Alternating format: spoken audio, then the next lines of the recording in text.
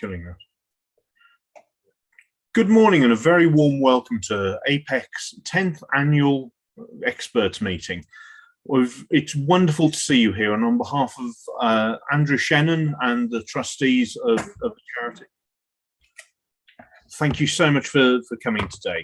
I'd like to say a few thank yous before we start, and I'd particularly like to thank Rowan and Charlie in the office who have done a lot of the work behind the scenes, and James Howie, who's been our technical volunteer today. I'd like to also thank Jenny, Lisa and Andy, who will be chairing sessions throughout the day, and we look forward to hearing some really interesting stuff. We couldn't have put this event on without our generous sponsorship, so to Cudell, Thermo Fisher, Roche and PerkinElmer, thank you also. You're hugely supportive of the work that we do, and we couldn't be more grateful. Just a few points of housekeeping for you. I can't account for any fire drills that might be taking place in your location. So if a fire drill goes off, it's not my doing. Get yourself some coffee. There are breaks during the day, but most importantly, use the question and answer facility to ask questions, and we will try and get to as many of them as possible. But once again, thank you very much for being here on behalf of APEC. And I'd now like to hand over to our joint chairs for the morning, who are Professor Andrew Shannon and Dr. Lisa Hinton. I'll hand over to them. Hi, Marcus. I trust you can hear me. I'm actually talking from Sierra Leone, and I'm not sure how the connection is here, but I'm sure one of you will take over if I have difficulties. And the reason I'm in Sierra Leone, of course, is this is one of the worst places in the world for maternal mortality, and particularly related to preeclampsia. So it's very appropriate to be having this meeting today. We're really delighted that there's some early career researchers who are going to feature strongly in this. We definitely want to build future research capacity, and it's really encouraging to see so many talented youngsters coming through and presenting their works, and that's something that APEC is hugely supportive of. You know, our need for APEC certainly hasn't gone away, and the pandemic and so on has highlighted the importance of issues related to management around preeclampsia. And our work continues, and we have to change the way we're working, but there's no doubt that the importance of what we're doing, if anything, is more so than ever before. Now I have a co-chair. I don't know if they want to say something.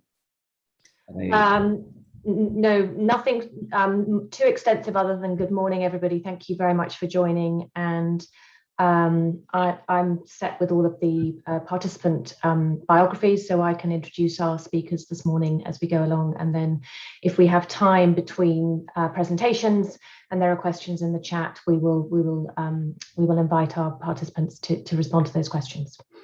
Those of them that are live. Some of them are pre-recorded, so they won't be able to answer questions, but we're hoping that many will be here to actually have a discussion after these exciting presentations.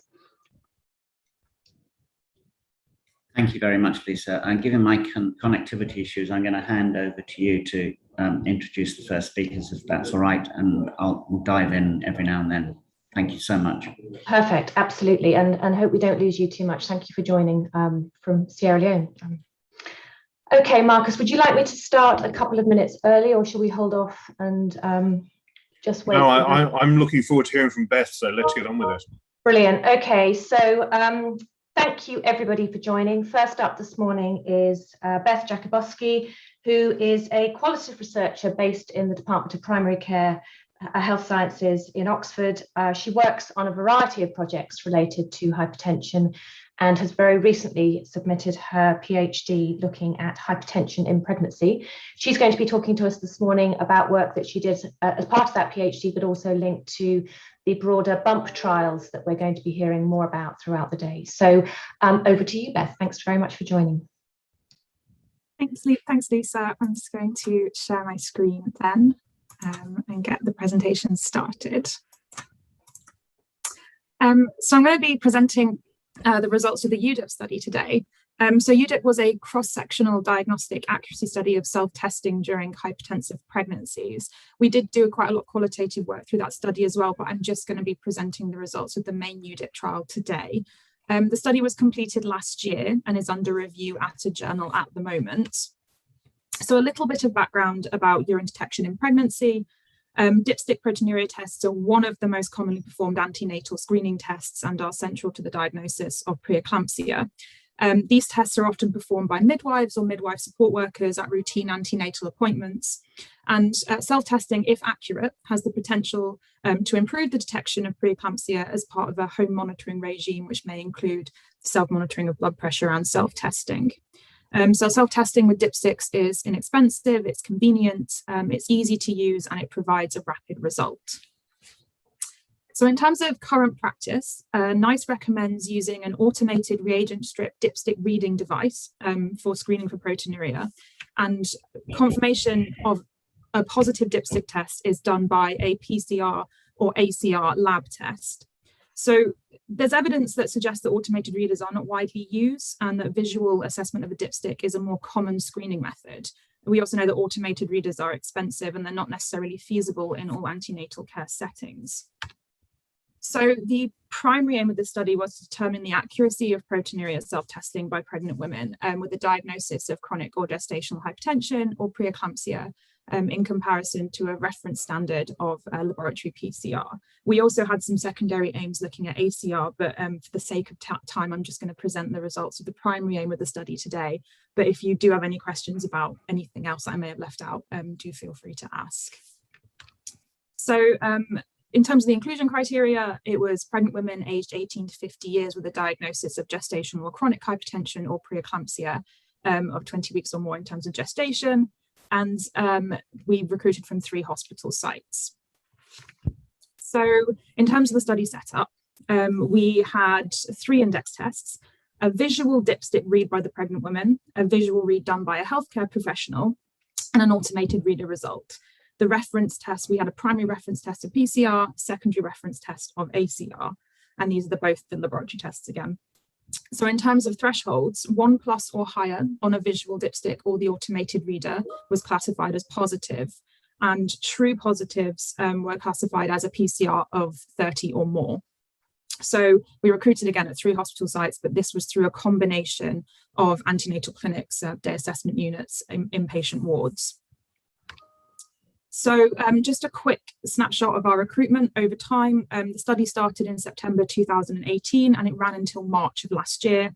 So the green line is our actual recruitment and the red line is our target recruitment. So we recruited 345 patients and 118 tested positive for proteinuria.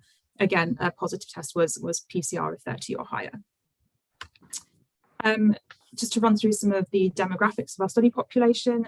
So we ended up using 335 patients in the final analysis, and we made 10 exclusions due to either a missing primary reference test or a missing index test. So the median age of our participants was 33. The median gestational age at the time of recruitment was 34 weeks. And the ethnicity of our study population was broadly reflective of the UK population. The majority were in their first pregnancy, and the prevalence of proteinuria in this study was 35%. So in terms of results, so pregnant women self-tested for proteinuria with a similar accuracy to healthcare professionals and an automated reader, and this held true whether a PCR or ACR was used as the reference standard. So as you can see in this table, participants and healthcare professionals had a comparably similar sensitivity and specificity. And again, when comparing these index tests to the automated reader, there was not a significant difference. So in terms of key findings, so the key finding in the study was that pregnant women self-tested with similar accuracy to both healthcare professionals and an automated reader. But it is really important to acknowledge that dipstick tests do have limitations, as shown in this study, that 1 in 5 offered a false negative result. But dipsticks are also easily repeatable, and that could improve the test performance. And urinalysis is also not done in isolation and is combined with other tests, like BP monitoring or assessment of other symptoms. So dipsticks are cheap and they're convenient, and a self-testing regime that incorporates either home tests or a combination of home and clinic testing could support the early detection of preeclampsia. So just a few discussion points to note. As I mentioned, there is a high false negative rate in this study, but actually the majority of those false negatives were within the 30 and 50 range. And NICE recommend repeat testing for any lab PCR result above 30 if diagnostic uncertainty remains. For example, there are no other clinical signs or symptoms of preeclampsia, so raised blood pressure, maternal organ dysfunction. And this is motivated by the variation in protein excretion during the day and from day to day, and intended to prevent a diagnosis of preeclampsia sort of on the basis of one raised PCR result. And we have previous evidence that suggests that the 30 to 50 range is the one in which repeat lab testing would be beneficial. So it's also worth mentioning, though, the low proportion of false positives in this study have fewer clinical implications. This is a screening test where positive results are quantified with a lab test. Interestingly as well, previous findings have reported a very low sensitivity often for healthcare professionals, using a visually assessed dipstick, and also a superior testability for the automated reader, which this study doesn't support. This may be potentially due to the fact that we used a more up-to-date reference test. A lot of these studies use 24-hour urine collection, which is no longer recommended. So as with all studies, there were strengths and limitations. A few of them briefly worth mentioning is that, to our knowledge, this is the first study to compare accuracy across pregnant women, healthcare professionals, and an automated reader with 2 reference tests. And it's also a very large study with 335 women included in the final analysis. So it's a fully powered diagnostic accuracy study. But one main limitation is that results may not perfectly reflect accuracy of carrying out repeat testing at home, particularly the pressure of deciding how to act on a result. So in conclusion, self-testing appears to be a feasible alternative to an in-clinic dipstick test performed by a healthcare professional. And it can also be easily repeated to reduce that false negative rate. And we think that the findings indicate that future work on repeat home testing is appropriate. So a final sort of massive thank you to the study team, to our funder, the NIHR, and all the people who took part in the research, and particularly the sites who took part in the research as well. So thank you very much. Great. Thank you. Thank you, Beth. Andy, go. Yeah, sorry. So just a quick question I have, Beth. I remember a couple of decades ago, James Penny did his higher degree on proteinuria dipstick testing. And one of the things I remember we found was amongst healthcare professionals, we compared students and HCAs and midwives. And actually, the more junior people were, the better they were at doing it. Did you look within the healthcare professionals themselves if there were differences? No, we didn't actually. Some of the qualitative work is with a variety of healthcare professionals. And one of the things that I found after talking to them is that they do say that they also struggle to interpret it, because how the dipstick works is obviously with just the color changes at the end. But yeah, it would probably be worth looking at whether there are sort of variations across healthcare professionals as well. Okay. Lisa, do you have a question? Yeah, no, thank you. Yeah, I was going to ask Beth what you would like to do next with this research. What do you think your research raises in terms of questions for next steps, both in terms of research and also implications for practice? It's a good question. I do think that we need to see how this works in a home-based setting. I think that's important. I think the decision process after you maybe receive a positive result and what you do going forward is very, very important, and it will change things. This diagnostic accuracy study took place in clinic, so it's a very different environment. I also think it's worth thinking about how we combine it with something like blood pressure monitoring. So the more information you have, the better kind of clinical decision that can be made as well. And sort of based on the qualitative work as well, I think there's an awful lot we need to do to convince, I think, particularly how maybe healthcare professionals, that this is something that pregnant women can do at home. As we've just shown in the study, they can do it just as accurately as healthcare professionals. Fantastic. And before we move on to Jamie's presentation, Richard McManus has got a final question for you. Hi, morning Beth, morning everyone. Beth, that was a really great presentation. Thank you. I'd just like to acknowledge that that's the best recruitment line I've ever seen in any study. But my question is, I'm going to be talking later about what happened during the pandemic, and nearly half of all the units that responded to a survey that our colleague Hannah Wilson was running, who I think is actually listening in, reported doing proteinuria testing. So if you were going to set this up and maybe do it in a trial with, you mentioned about women doing repeat testing, what kind of regime do you think that you might like to try? I think it depends on other clinical indicators as well. I think if potentially you're a pregnant woman who has fairly low risk, I would only, like a couple of times a week testing your urine would probably be enough. But then again, if you have raised blood pressure, if you have any other clinical indicators, it may be more beneficial to do the testing more frequently.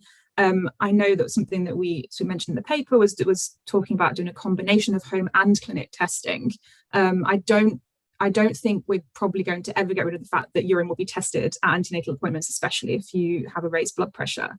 But incorporating additional testing at home just gives more information and will just increase the chances of things being caught earlier. So yeah, it's all a bit up in the air. Thanks a lot and well done. Thank you, Beth. That's a great way to start us off. Thank you very much indeed. Thank you. So just to remind everybody listening, thank you for joining. If you have questions during the presentation, please do pop them in the Q&A, and then Andy and I will do our best to put those to our presenters. But next up, I'm going to hand over to Jamie Kitt. Jamie is a cardiology specialist registrar in Thames Valley based in Oxford, and he's in his final year of a British Heart Foundation funded PhD. He's particularly interested in obstetric cardiology, and he's going to be talking to us about self-management of blood pressure after pregnancy and its long-term impacts on blood pressure trajectory. Over to you, Jamie. Thank you. Thank you very much, Lisa, and thank you for having me to talk today. I guess the to open up with is that, as you'll see on the right, the work that I'm doing is certainly not just mine. It's a huge body of work and collaboration between primary healthcare, OUH NHS Trust, King's and George's with Baskey and Lucy Chapel, and the BHF and the engineering department in Oxford. So it's been a real pleasure to be part of. And I'm presenting work that's been the majority of my DPhil, which is in my final year, and work that's been done by Paul Adam and Paul, which I've taken on further as part of the first year of my DPhil. I'm not going to spend too much time on the background because everyone here is very well versed, but I just wanted to reiterate how common preeclampsia is, and actually some of the latest data results of COVID seems that it's actually even more than 1 in 10 women are being affected by a hypertensive disorder of pregnancy, and we're all well aware of the significant impacts it has in the immediate postpartum period, as well as peripartum, and also the long-term consequences, with a third of women representing to hypertension clinic or primary care with hypertension within the next 10 years. And for the first time, both the European and American guidelines now recognize it as an independent cardiovascular risk factor, and that women should be advised. There's actually a very little consensus about what should be done in terms of following them up and treatment. Some lovely publications, one from NICE on the right with a table trying for the first time to quantify what these risks are, which are fairly scary risks, actually. Full increase in the risk of stroke, major adverse cardiovascular events, and a significant increase in the risk of hypertension and preeclampsia in future pregnancies. And also on the structure of the heart, there's a 5-fold increase in the risk of mitral regurgitation, which is presenting early in life in the 60s. Similarly, for aortic stenosis, systolic and diastolic heart failure, although more the latter, and coronary artery disease. And there are similar papers being published year after year in these journals like JACC, showing these huge risks, which we really need to start to be able to do something about. That's the reason that we have started to look into this as a research group. The original reason that I think Paul and Richard started was a predecessor from our group called Merck and Westham. We followed up women antenatally at the 13 years postpartum. The top bar here in the triangles is the sort of more aggressive form of early onset preeclampsia. The squares, the later onset, sort of milder phenotype. Here, the controls. And what you see, perhaps not unsurprising, is the early separation of the blood pressure, with early onset preeclampsia being more aggressive. This is also present at 6 weeks postpartum, suggesting an early separation. And what's interesting is that this separation remains out 6 to 13 years later. This group, this postulated, therefore, does this represent just the natural history of the disease? Is it called treatment in this period up to 6 weeks, or is there something happening in this initial puerperal period where there's adverse remodeling of the vascular and cardiovascular system that sets you on this trajectory for life towards blood pressure? Alex Keynes from our group, who was my predecessor, working with Richard, did a little bit of work to look and see, does intervention in the postpartum period have impact? And this was a pilot trial. This trial was initially looked at, powered on the primary outcome to look at safety and feasibility. And so Alex took just shy of 100 people with roughly half in each arm. The intervention consisted of self-management of blood pressure using an app the engineering department had co-designed, and SMS entry of their blood pressure readings by the women to titrate the medication, and standard care consisted of the usual NHS-led GP and midwife follow-up. It was found to be a very acceptable technique by women. It was very well tolerated, with more than 90% doing 6-month follow-up. There was no adverse safety signal. There was no increase in readmission rates between the arms, 5 in the self-management, 3 in the control. And it was feasible with greater than 90% compliance with the telemonitoring home blood pressure system. What captured my interest was the secondary outcome as a cardiologist. So the graph on the left here is systolic, the graph on the right is diastolic. Red is the standard care and blue is the self-management.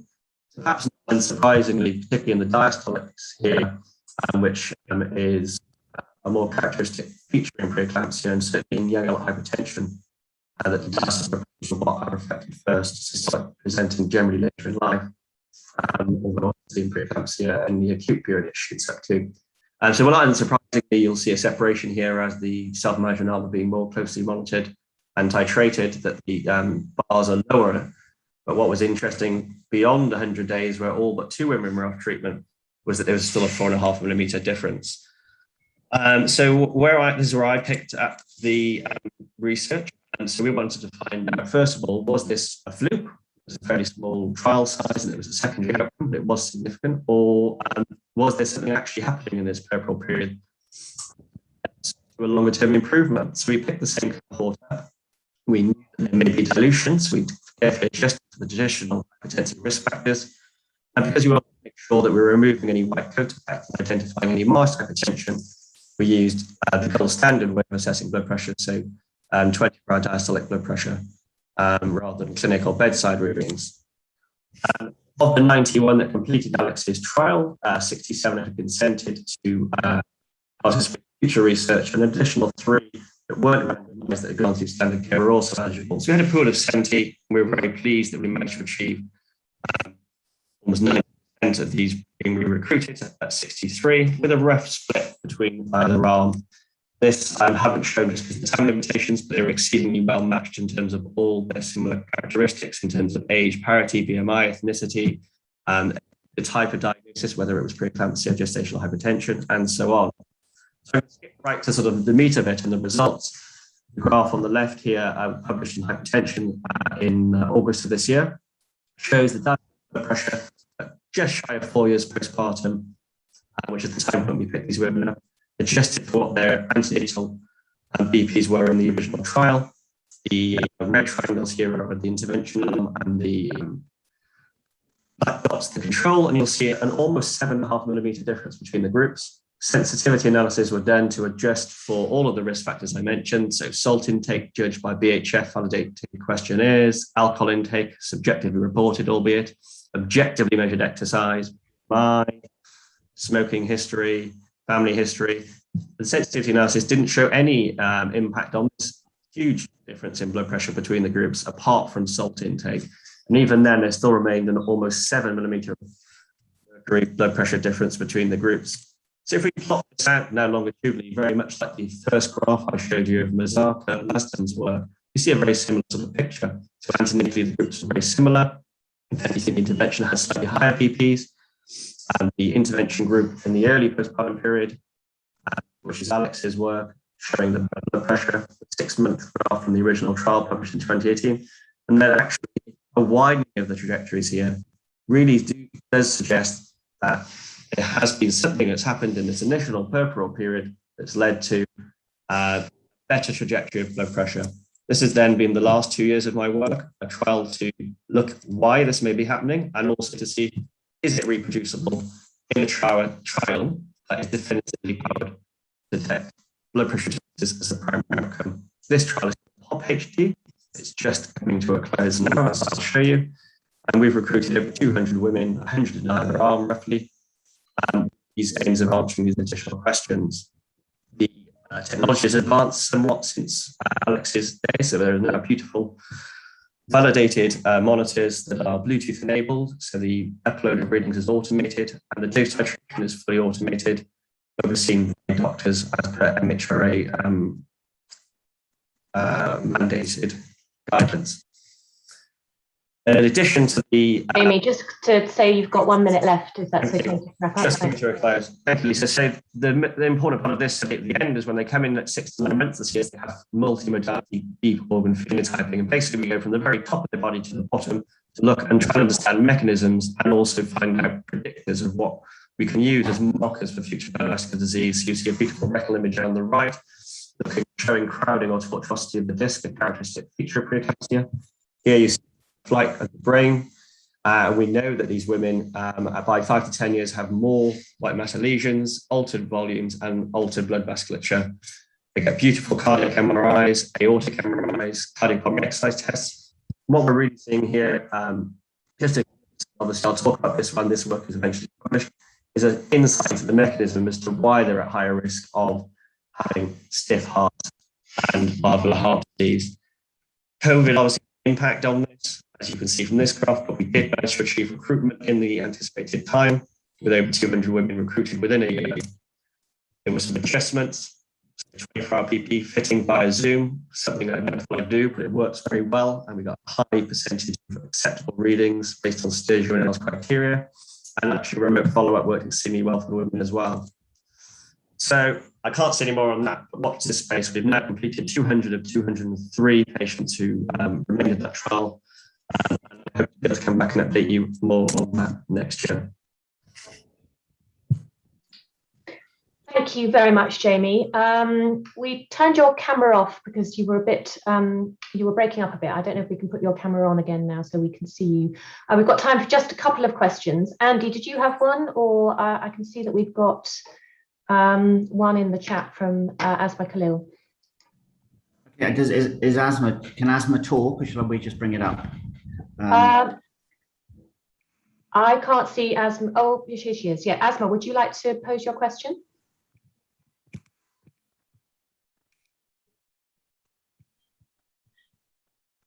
Anyway, doesn't look like she's able to get through. Would you like to pose it? Yes, of course. Asma points out, Jamie, that of course, you know, these women may have underlying disease, which is pre-pregnancy. I suppose on a pragmatic note, it doesn't matter because the pregnancy kind of reveals it, and then you still have your management issues. But what do you think in terms of this kind of age-old question? Does preeclampsia cause a problem, or does it reveal a problem, and does that influence your findings?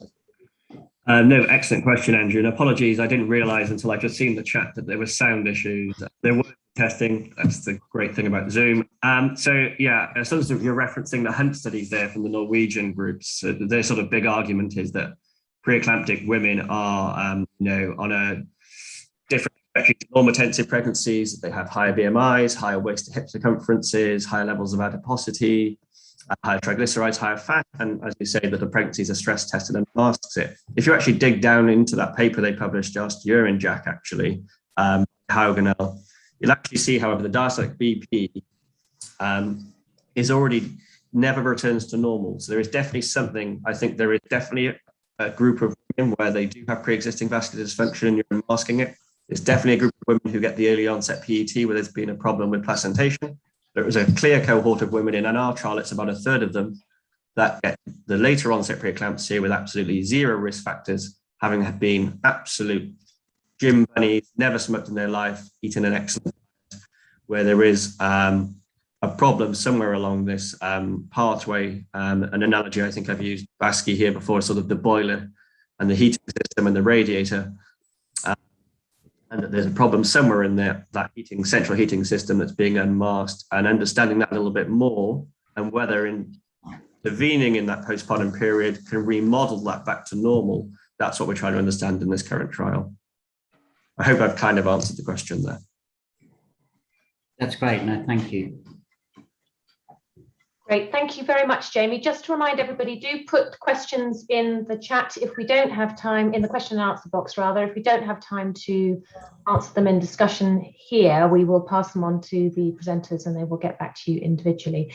So I'm now going to hand over to Marcus, who's going to introduce our next speaker. Thank you very much. Our next speaker is Alison Chisholm, who's a Research Associate at Department of Primary Care Science at the University of Oxford. Alison is a pre-record, so we will play her video now.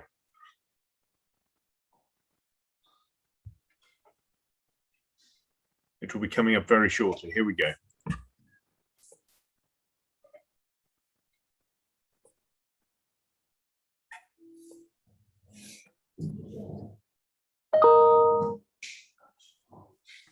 Showing on the screen.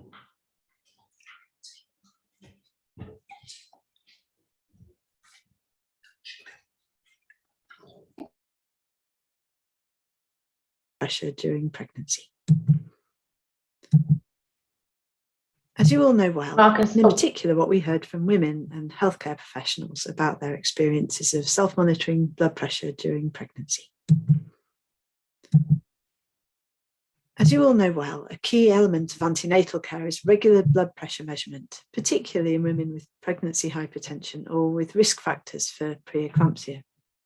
Self-monitoring blood pressure outside of a clinical setting enables more frequent measurements to be taken in non-clinical surroundings. We know that in the general non-pregnant population, self-monitoring of blood pressure is associated with better management of blood pressure. And we know self-monitoring blood pressure in pregnancy is common. About half of pregnant women with hypertension do it. So self-monitoring blood pressure has a range of potential benefits, including to engage and empower women in their care. The BUMP trials aim to evaluate a blood pressure self-monitoring intervention that used a validated monitor and a secure telemonitoring system. There were effectively two trials. BUMP 1 recruited normotensive women at higher risk of preeclampsia, and BUMP 2 recruited women with existing pregnancy hypertension. Alongside the trial, we carried out a process evaluation to explore women's experiences of self-monitoring blood pressure and healthcare professionals' experiences of incorporating women's home readings into their clinical care.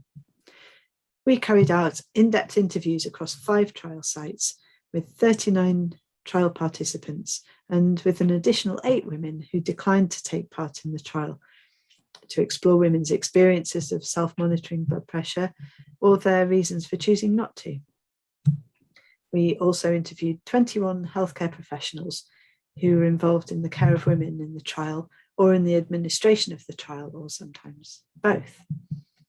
A brief online survey of healthcare professionals was carried out too. So in this presentation, I'm going to give a very brief overview of some of the findings from the interviews with healthcare professionals, then focus a little more on what we learned from the women's interviews. It is necessarily a potted and partial account of what we heard, but I hope some of it will be useful.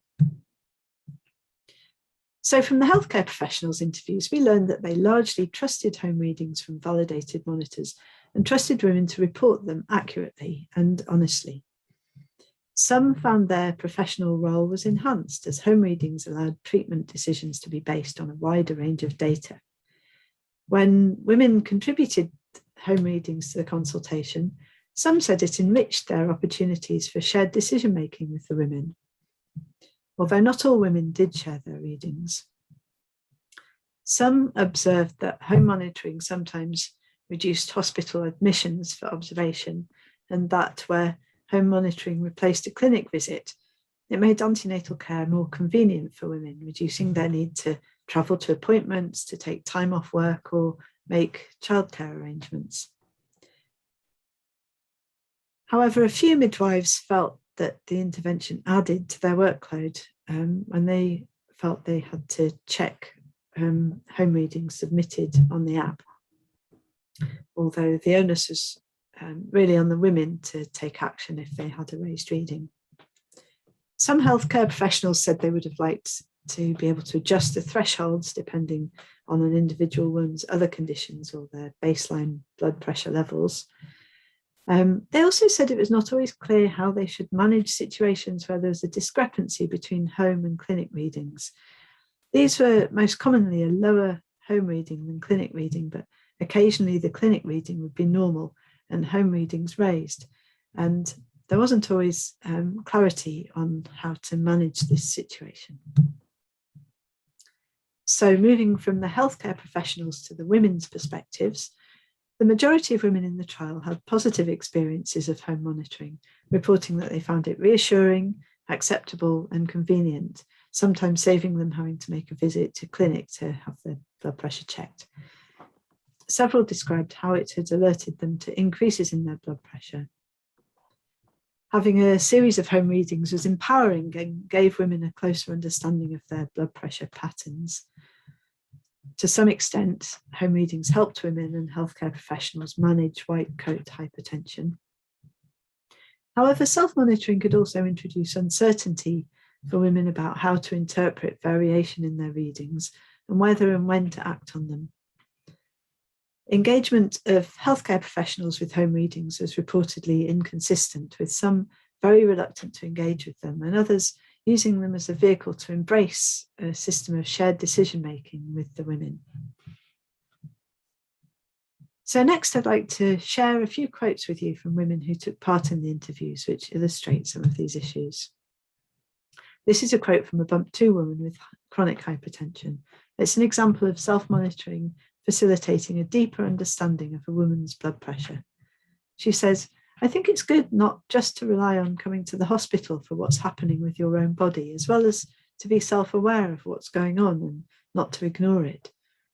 So this woman saw self-monitoring blood pressure as more than just a way of flagging up when she needs to get help, but as a way of getting to know her everyday patterns and what's normal for her, so she can be more self-reliant and interpret readings in the context of a richer picture of her normal blood pressure fluctuations. Self-monitoring for this Bump 2 woman meant she could understand gradually creeping up readings, which was still below the threshold for action, but signaled to her that something was changing with her blood pressure before she went on to develop preeclampsia. She said, "Yeah, maybe I was tired, but it was still high. It was like 134/78. So it wasn't past abnormal range, but I knew it was still high compared to my pre-pregnancy blood pressure. But because it hadn't gone past 140/90, the protocol is send the lady home. I knew that normal for me was much less. So that's why I kind of had an inkling early on that I might develop this."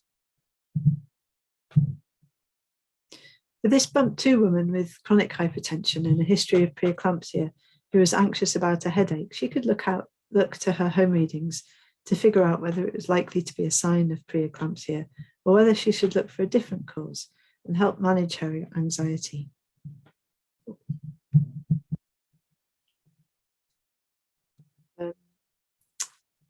She says, "At least you know that you're okay, even if sometimes I have a headache. When I check it, I know that I'm okay. My blood pressure is not high. So I'll ask myself, why am I having a headache? Maybe I haven't drunk enough water. I'm not just panicking that something might be wrong with my blood pressure." This Bump 2 woman described how having her own home readings and having a consultant who took an interest in them allowed her to feel less anxious about having her blood pressure measured in clinic. She said this actually reduced the extent of her white coat hypertension. She said, "It's quite interesting, the home readings starting to match up with when I'm coming in. So that makes you feel better when you come in and your blood pressure reading and that they're taking at the clinic is very similar to what's being taken at home. At the beginning, there was an imbalance, and now the last couple of appointments have been quite similar. I know in myself that I feel less stressed about when I come in because you can feel your heart going and stuff. So it definitely seems to help me to kind of sort them out. It used to be, oh, it's going to be high and what are they going to do? Whereas I just don't stress out about it too much, quite honestly. Yes, it definitely does make a difference." So to sum up, the interviews have shown that from the perspectives of women and healthcare professionals, self-monitoring blood pressure has brought a range of benefits as well as a few challenges. Home readings are generally trusted by healthcare professionals, and they allow women to feel empowered and reassured and add some convenience sometimes to their antenatal care. There are some signs it can facilitate shared decision-making between women and healthcare professionals.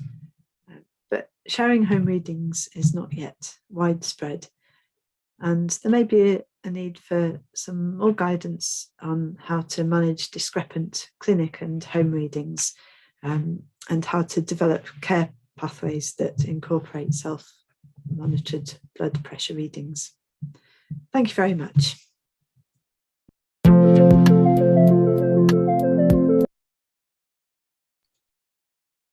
Thank you very much, Alison. I know that Alison is here with us now, and we've got a couple of minutes for questions. Andy, did you have any question following up from that, or does anyone else on the panel here have a question they'd like to raise?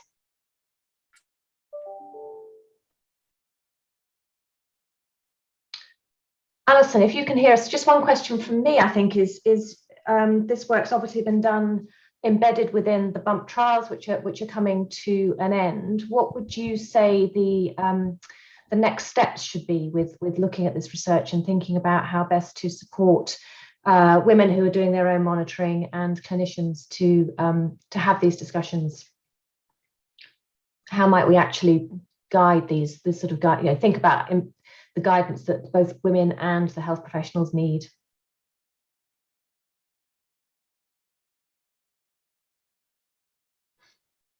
Alison, we can't hear you, so I'm wondering if there's a problem with your mic. Alison intimated there might be a problem with her mic, so she was hoping to answer, so she may well be typing away. She might well be. I can see also that Jamie Kitt has put a question in the chat here asking how many women disliked the monitoring or found it to stress them out. And I can answer that briefly, Jamie. We did both hear from some women who found it stressful and raising their anxiety levels, but not many. But as part of the overall work, we did speak to some women who declined to take part in the trial and declined to do the monitoring, and their insights are very interesting and important as we understand the impact and the experience of home blood pressure monitoring. Okay, thank you very much, Alison, for that presentation. I'm now going to hand over to Andy, who's going to introduce our next talk, which is a recorded talk from Dr. Alice Beardmore-Gray. Andy, over to you.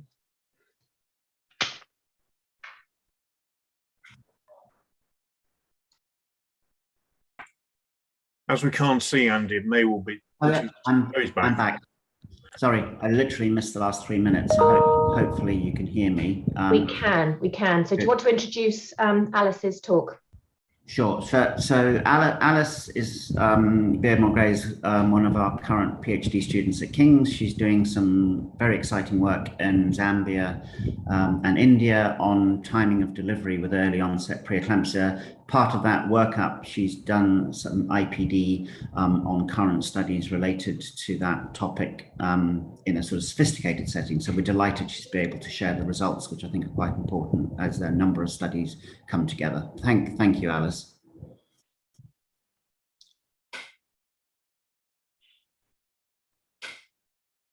Hello, my name is Alice. I'm a PhD student with King's College London, and I'm also the Cradle 4 trial coordinator, which I'll speak briefly about at the end of today's presentation. However, today I want to share with you the results from an individual participant data meta-analysis that we conducted alongside a team from the Netherlands, looking at the optimal timing of delivery in late preterm preeclampsia. So as we know, preeclampsia is progressive, it's unpredictable, and it affects multiple organ systems. It's responsible for at least 27,800 maternal deaths and 500,000 infant deaths every year. It's characterized by a syndrome of placental malperfusion, which sets in train a series of events leading ultimately to systemic maternal endothelial activation with vascular injury and hypertension. And this results in the clinical manifestations that we all recognize as being the end-stage complications associated with preeclampsia. We still don't have any curative treatments available to us, and although we can manage symptoms with antihypertensives and we can reduce the risk of eclamptic seizures with magnesium sulfate, no drugs have been shown to influence disease progression. So timely delivery remains the only definitive management. But we're still unsure as to the best time to offer delivery in order to optimize both maternal and infant outcomes. Of course, for women who have severe preeclampsia, we know that delivery would be indicated at any stage of pregnancy. But for women who have preeclampsia without severe features, there's a question about when we should be offering delivery. Clearly, prior to 34 weeks, it's preferable to wait unless there's evidence of severe maternal or fetal compromise because of the risk of preterm birth to the infant. And after 37 weeks, we know that there's no benefit in continuing pregnancy, so all women with preeclampsia would be offered delivery at this stage. But between 34 and 37 weeks, there's still a lack of robust evidence to help guide us as to the best course of action. We know that there's a significant amount of maternal and perinatal morbidity that occurs in this stage of pregnancy. However, at the same time, the full implications of late preterm delivery to the infant have not yet been fully evaluated. So a previous individual participant data meta-analysis tried to look at this question and compared immediate delivery versus expectant management in women with all hypertensive diseases in pregnancy.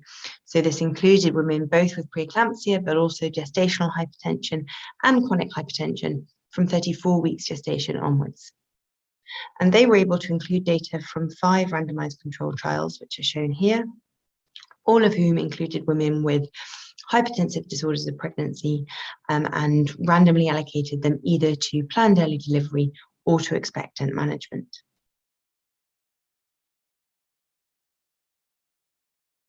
And they found, as you might expect, that immediate delivery reduced the risk of the composite maternal outcome, which in this case was HELLP syndrome and eclampsia, but increased the risk of the primary neonatal outcome, which was respiratory distress syndrome. Importantly, women with preeclampsia were identified as a particularly high-risk subgroup in whom planned delivery was likely to be more beneficial. Since that study was published, the results of the Phoenix trial were published, and this is the largest timing of delivery in preeclampsia trial to date, and it enrolled 901 women across England and Wales and randomly allocated them to either planned delivery within 48 hours of randomization or to expectant management, so usual care, watching and waiting until either a complication develops or they reach 37 weeks. So I should point out that these were women with preeclampsia between 34 and 37 weeks who had not yet developed severe features of the disease. And again, the results of this trial showed that planned delivery significantly reduced short-term adverse maternal outcomes, but this was accompanied by an increase in neonatal unit admissions. However, similar levels of short-term neonatal morbidity between the two groups. And the long-term impact on the infant, of course, has not yet been fully evaluated.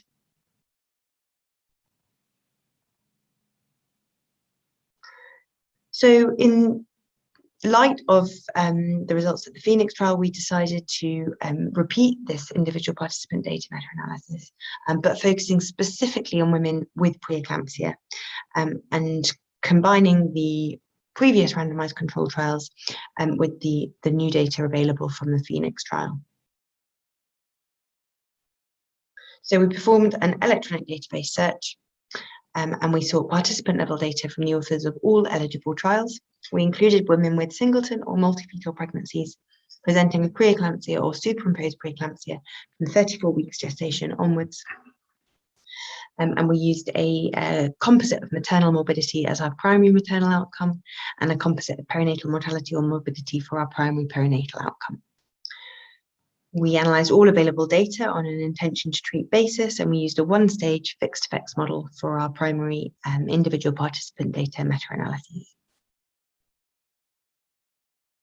So we were able to include 6 randomized controlled trials in our analysis, which gave us a total of 1,790 participants. So I'll share the results with you now, and these are the baseline characteristics, which, as you can see, were broadly similar between the two groups, and in particular, similar levels of suspected fetal growth restriction and severe hypertension at baseline. So we found that planned delivery, again, consistent with what previous studies have shown, significantly reduced our primary composite maternal outcome, and the individual components are shown there below. Secondary maternal outcomes showed a similar trend with a significant reduction in post-randomization severe hypertension. And now coming to the primary perinatal outcome, we found that planned delivery significantly increased our risk of a composite primary perinatal outcome. And again, the individual components are shown there. And you can see that this was primarily driven by an increase in respiratory disease. And this was particularly amongst infants from two trials, the HIPPOTAT-2 trial and the Deliver or Deliberate trial. However, looking at secondary perinatal outcomes, a different pattern was shown, and you can see that planned delivery significantly reduced the risk of infants being born small for gestational age. So to summarise, in preeclampsia from 34 weeks onwards, planned delivery significantly reduced the risk of adverse maternal outcomes. For the baby, planned delivery increased the risk of short-term neonatal morbidity, driven primarily by respiratory complications. However, planned delivery reduced the risk of being born small for gestational age. And I think it's really important at this point to mention antenatal corticosteroid use. There was quite a wide variation in how these were used across the trials, which was likely due to the time period that they spanned. But you can see that, for example, a very low proportion of women in the HIPPOTAT-2 trial received antenatal corticosteroids compared to the Phoenix trial, in which the majority did. And this likely explains our difference in the perinatal findings between the two trials, and the fact that in Phoenix we didn't see any significant differences in respiratory morbidity. So thinking about implications for practice and trying to weigh up the risks and benefits of late preterm delivery for the infant. On the one hand, we have shown that late preterm birth may lead to an increased risk of neonatal unit admission and respiratory distress syndrome. But this is a short-term risk which could potentially be mitigated against with appropriate use of antenatal corticosteroids and may not potentially have any significant long-term impacts. This needs to be balanced against the risk of continuing a pregnancy with preeclampsia, with the risk that we've demonstrated of increased growth restriction and, of course, disease progression in the mother. To my knowledge, there's nothing, as we've discussed at the beginning, that can mitigate against these risks. And again, we need to bear in mind what the long-term consequences of this may be on infant development.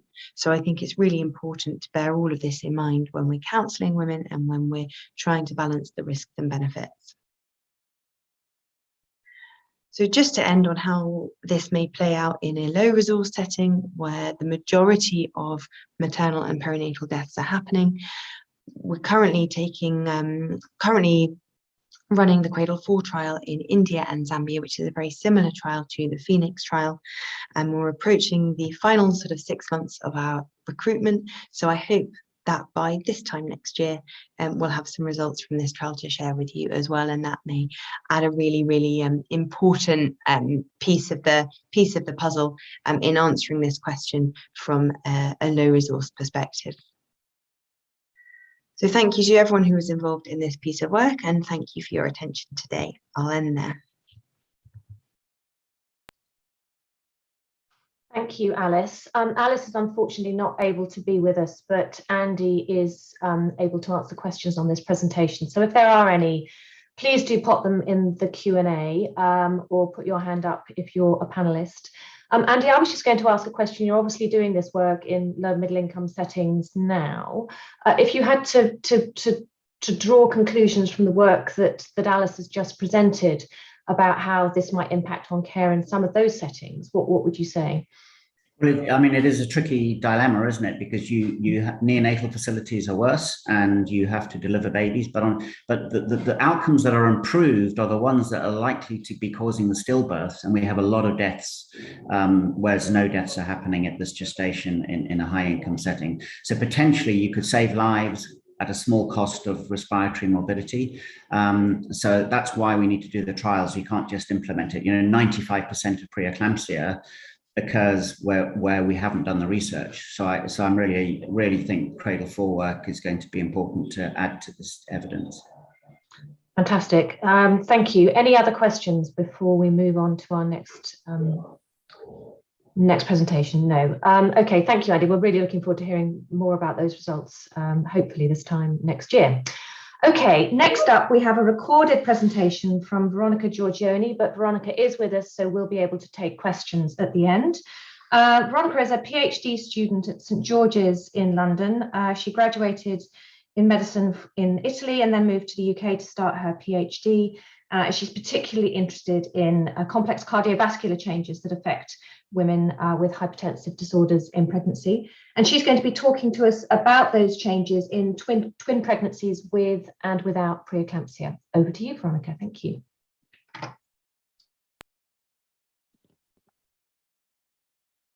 Good morning, I'm Veronica and I'm a PhD student at St. George's University of London. Thank you for giving me the opportunity to present a study that is about the maternal cardiovascular changes in twin pregnancy with and without preeclampsia. Placental dysfunction is necessary to trigger the biochemical cascade that is crucial to the development of preeclampsia, which is a multi-organ disorder. However, the cause of placental hypoperfusion and dysfunction is still unknown, and there is growing evidence showing that the maternal cardiovascular maladaptation to pregnancy may play a key role in this process. Indeed, the placenta may be affected by maternal cardiovascular dysfunction as it requires significant maternal blood flow perfusion during pregnancy. One theory is that the mismatch between maternal cardiovascular supply and demand will lead to placental hypoperfusion and then to the development of preeclampsia. In other words, the maternal cardiovascular dysfunction that leads to a poor placental perfusion can occur in two cases. First, when there are pre-pregnancy cardiovascular risk factors such as chronic hypertension, diabetes, obesity, congenital heart disease, and other comorbidities that are usually associated with the poor maternal cardiovascular function. The other scenario is when there are pregnancy risk factors that can cause an increased cardiovascular load and an exaggerated demand, putting strain on the maternal cardiovascular system. These risk factors include multiple pregnancy, large for gestational age babies, prolonged pregnancy, and excessive weight gain in pregnancy. In this study, we focus on twin pregnancies. There has been a substantial increase in the twin pregnancy rate in the last 40 years. This has led to a significant clinical impact since twin pregnancy are associated with higher perinatal mortality and morbidity and maternal complications. The relative risk of hypertensive disorders of pregnancy, HDP, in twins is 9-10 times higher than singleton at any given gestational age. And it is likely that this risk has been underestimated considering the lower gestational age at delivery of multiple pregnancy compared to singletons. Several studies on maternal echocardiography gave us information regarding the impact of pregnancy-related changes on the maternal cardiovascular system in singleton complicated by HDP. Conversely, only few studies have been published on the effect of twinning on maternal cardiovascular adaptation to pregnancy. And despite the clinical burden of twinning on maternal morbidity, research on pregnancy in twin is still lacking. The aim of the current study is to compare maternal cardiac changes among twin pregnancy with and without HDP and singletons complicated by HDP in a large cohort of women who underwent maternal echocardiography during pregnancy. This was a prospective cross-sectional study performed at St. George's Hospital between 2008 and 2013, and the three groups of patients were included: normotensive twins, singletons complicated by HDP, and twins complicated by HDP. Moreover, almost 400 singleton pregnancies without hypertension or fetal growth restriction were recruited in the same period, and they were used as a reference group to calculate the multiple of median for the cardiac indices. Patients with persisting chronic hypertension or with any cardiac condition were excluded in the analysis. The study assessment included the measurement of anthropometric indices, a blood pressure profile, and the transthoracic echocardiography. Left ventricle geometry was evaluating by the relative wall thickness, left ventricle mass, and also the end diastolic volume and then the systolic volume of left ventricle. Then the diastolic function was studied by using 3 different indices, and the maternal hemodynamics has been evaluated by heart rate, stroke volume, and total vascular resistance. These cardiac indices were normalized for the body surface area. And because the cardiac parameters were variable during gestation, in order to adjust them for the gestational age, multiple of median values were calculated using the reference group. The proportion of white ethnicity, maternal age, and BMI were significantly different among the 3 groups. Gestational age at delivery showed a significantly different median among groups, and this difference remained significant in pairwise comparison between HDP singletons and HDP twins, and between HDP singletons and normotensive twins. There was no difference in the relative wall thickness MOM among the 3 groups. Left ventricle mass index volume in normotensive twins did not differ from singletons complicated by HDP, but it was significantly higher in HDP twins compared to HDP singletons. In terms of left chamber dimension, left atrium volume index MOM of HDP twins was higher than their normotensive counterparts. Moreover, end systolic volume index MOM and end diastolic volume index MOM in HDP twin pregnancy were significantly higher when compared to HDP singletons, but not to normotensive twins, as we can see in this graph for the end diastolic volume index in each trimester. Therefore, twins with and without HDP showed higher left ventricle volumes. Diastolic indices did not differ between normotensive twins and HDP singleton pregnancy. When comparing HDP twins and normotensive twins, E prime ratio MOM was significantly higher in the former group, indicating a worse diastolic function in the group affected by hypertension.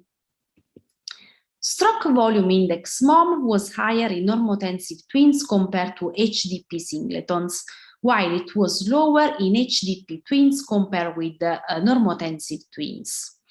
And finally, total vascular resistance index MOM was lower in normotensive and HDP twins compared to HDP singletons, but higher in HDP twins compared to normotensive twins. This is the first study with the comparison between normotensive twins and singletons affected by hypertension.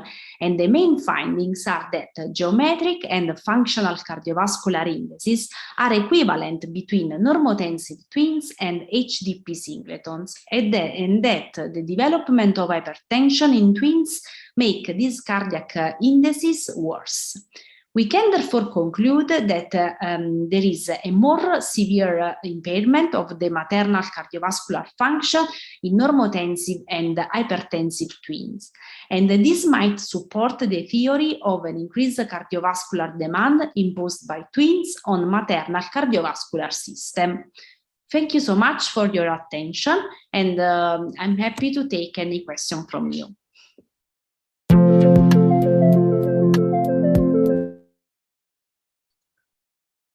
Thank you, Veronica. I think you are here with us. Andy, I'm going to come to you in a minute, but my first question I'd like to pose is what are the implications for practice from this study?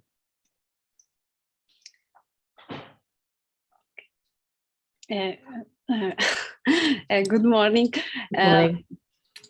Yes, this is a study, of course, we have been focused on the mechanism that maybe can explain the increased risk of preeclampsia in twins. But we also believe that the prevention of preeclampsia in twins is not supported by strong evidence as in singletons. Aspirin, we know that most international guidelines recommend aspirin in all twins, but the evidence behind this is very low. So actually we should start thinking about a new way to see the disease in this pregnancy, also because this cardiovascular theory is supported by histological evidence on the placenta in twins compared to singletons. In these studies, authors show that there are less signs of placental insufficiency in twins compared to singletons. So this is another evidence showing that maybe there are some important differences. And also in terms of cardiovascular risk after preeclampsia, because we know that women with the history of preeclampsia, they have an increased cardiovascular risk later in life. But actually the epidemiological study, there was a study in Sweden that showed that women with the previous twin pregnancy and preeclampsia, they don't have an increased significant increased cardiovascular risk afterwards compared to singletons, where the risk is still we know is significantly higher. So thank you. Thank you. Andy, did you have a question? I can see there's one in the chat, but well, just a brief one, because in the interest of time, just to kind of point out, Jamie was asking in the chat about the whether you controlled for ethnicity, given the differences in LV mass and so on in different ethnic groups. Would that influence your results? This is a good question. I think we didn't adjust for ethnicity. We only adjust for gestational age, because we could see that there was a linear relationship between the left ventricle mass and gestational age. So we adjusted only for gestational age, but this is a very good idea. So maybe we could try to do also that. Okay, thank you very much. Over to you, Liz. Yeah, thank you, Veronica. Really, really interesting, and I'm delighted you were able to join us for questions. Okay, one more presentation before a short break. I'm delighted to introduce Dr. Gavin Guy, who's a consultant in feto-maternal medicine at Medway NHS Foundation Trust and St George's University, and he's going to be talking to us about the NICE guidelines for preeclampsia and can we do better. Over to you, Gavin. Thank you for the introduction. Can you all hear me well? Perfect. Yes, we can. Just going to share my screen. Just give me 1 second. And can you all see that? Lovely. Thank you so much for the invite. And I'm going to talk today about the results of a clinical effectiveness study, which we did at St George's when I was there as a subspecialty trainee, and I've grown up a little bit since then. And what we did, we did a routine first trimester combined screening program for preeclampsia prevention. And what I want to demonstrate is the evidence of why this strategy is superior to the current NICE screening and prevention strategy. I'm going to discuss the background to the research, how we went about implementing the screening program, and the effects on pregnancy outcomes at St George's. So if we think about the current screening program, the recommendations are based on a risk factor-based approach for the majority of institutions such as ACOG, RAMSOG, and NICE.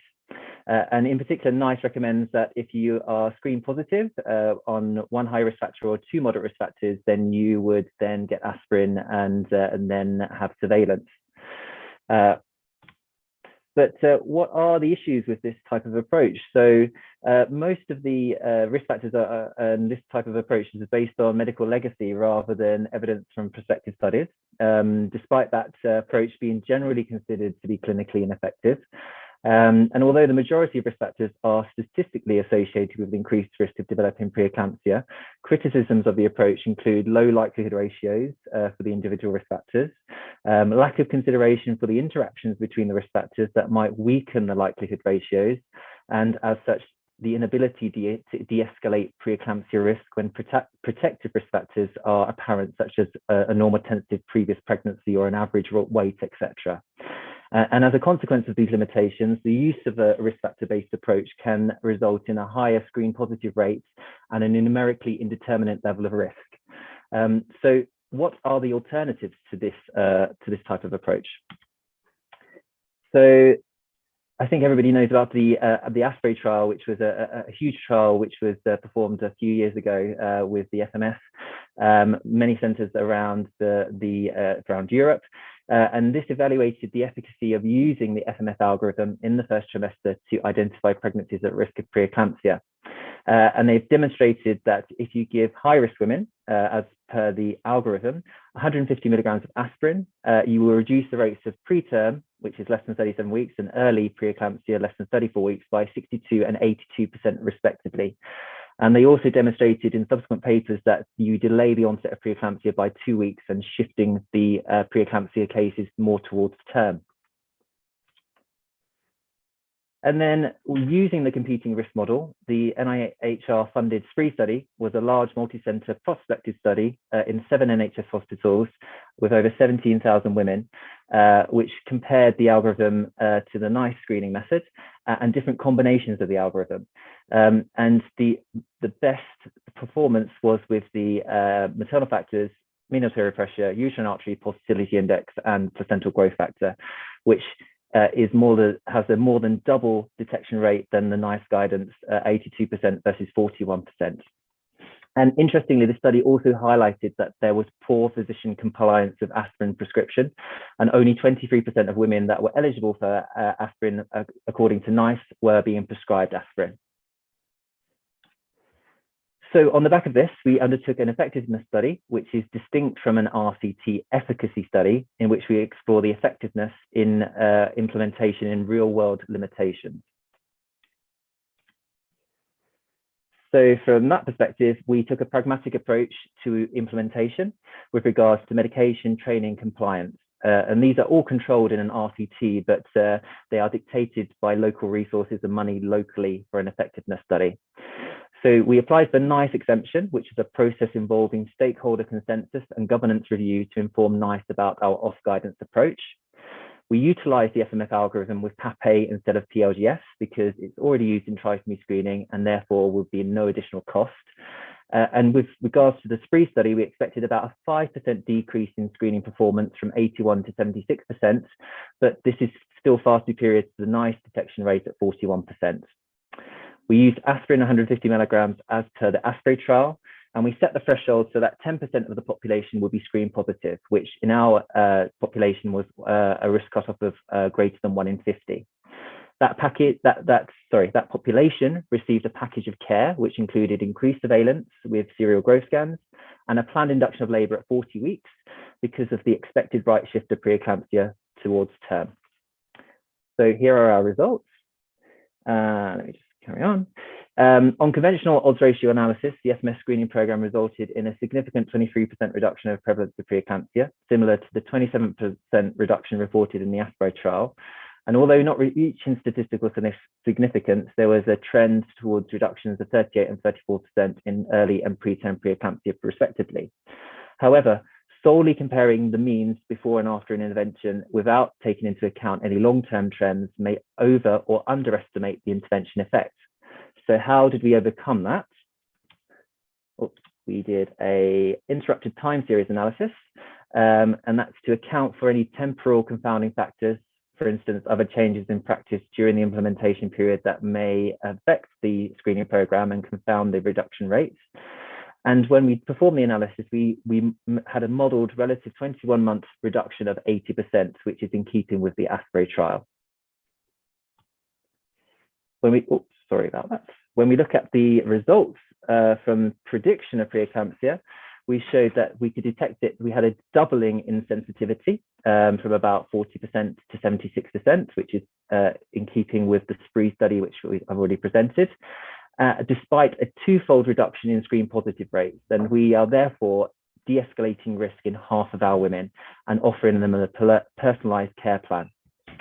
The manageable screen positive rate of 8% likely contributed to the six-fold improvement in physician compliance, such that 99% of high-risk women were prescribed aspirin.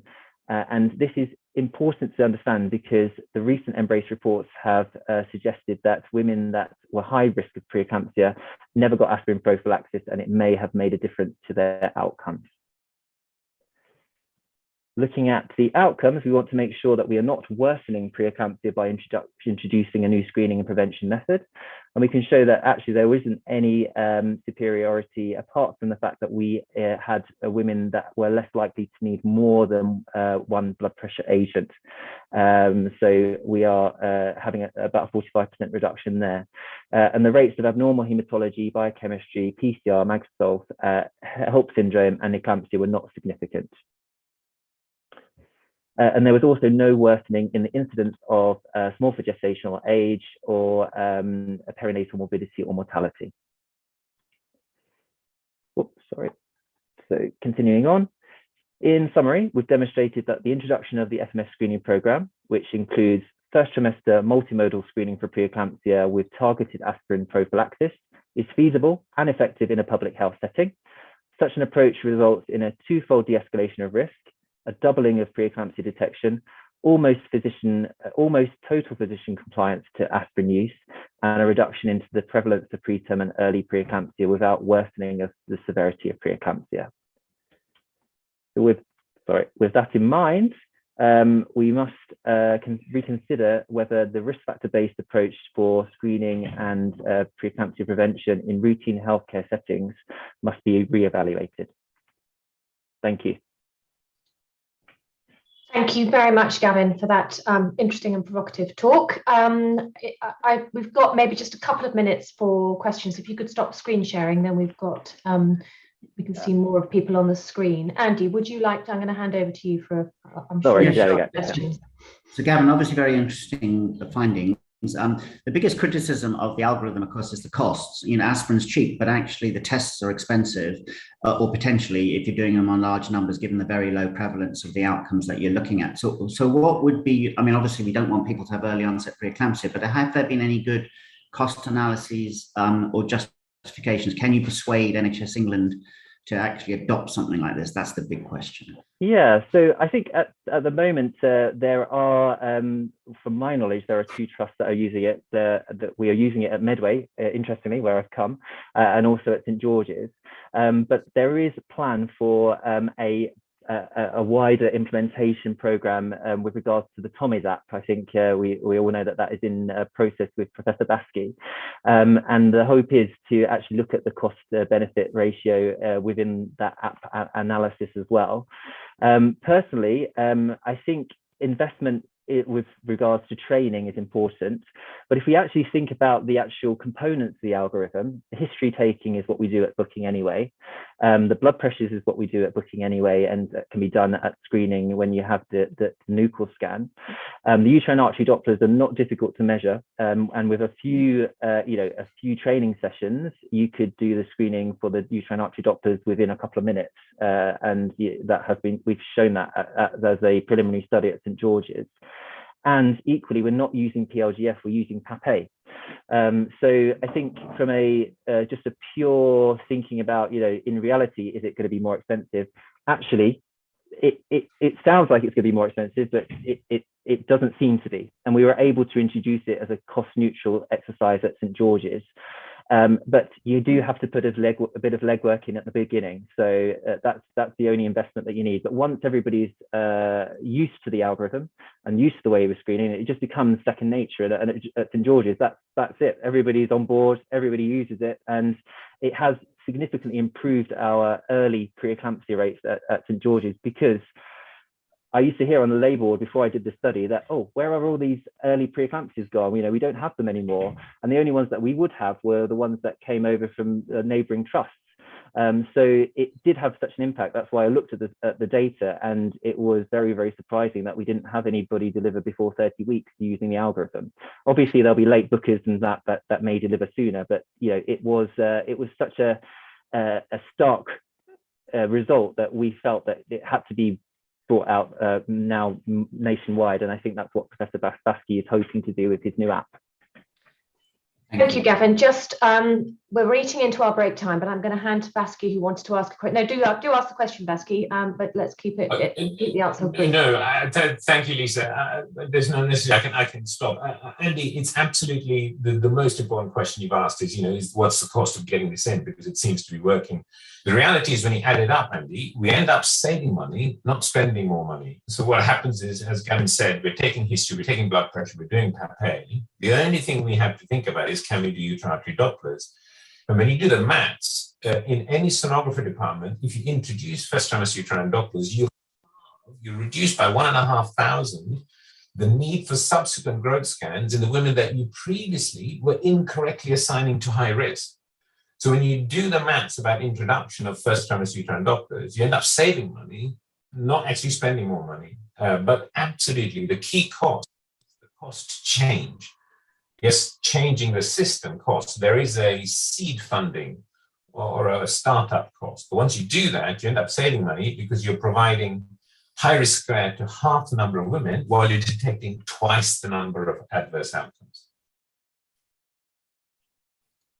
Thank you. I'm going to close this morning session now and send everybody off for a quick 10-minute break. If we could come back, I might make it 8 minutes actually. If we could come back at 11:25, then we won't be running too late. So quick minute break, comfort break, and grab a cup of tea, and we'll see you back here at 25 past. Thank you to everyone who's presented so far. It's been a great morning.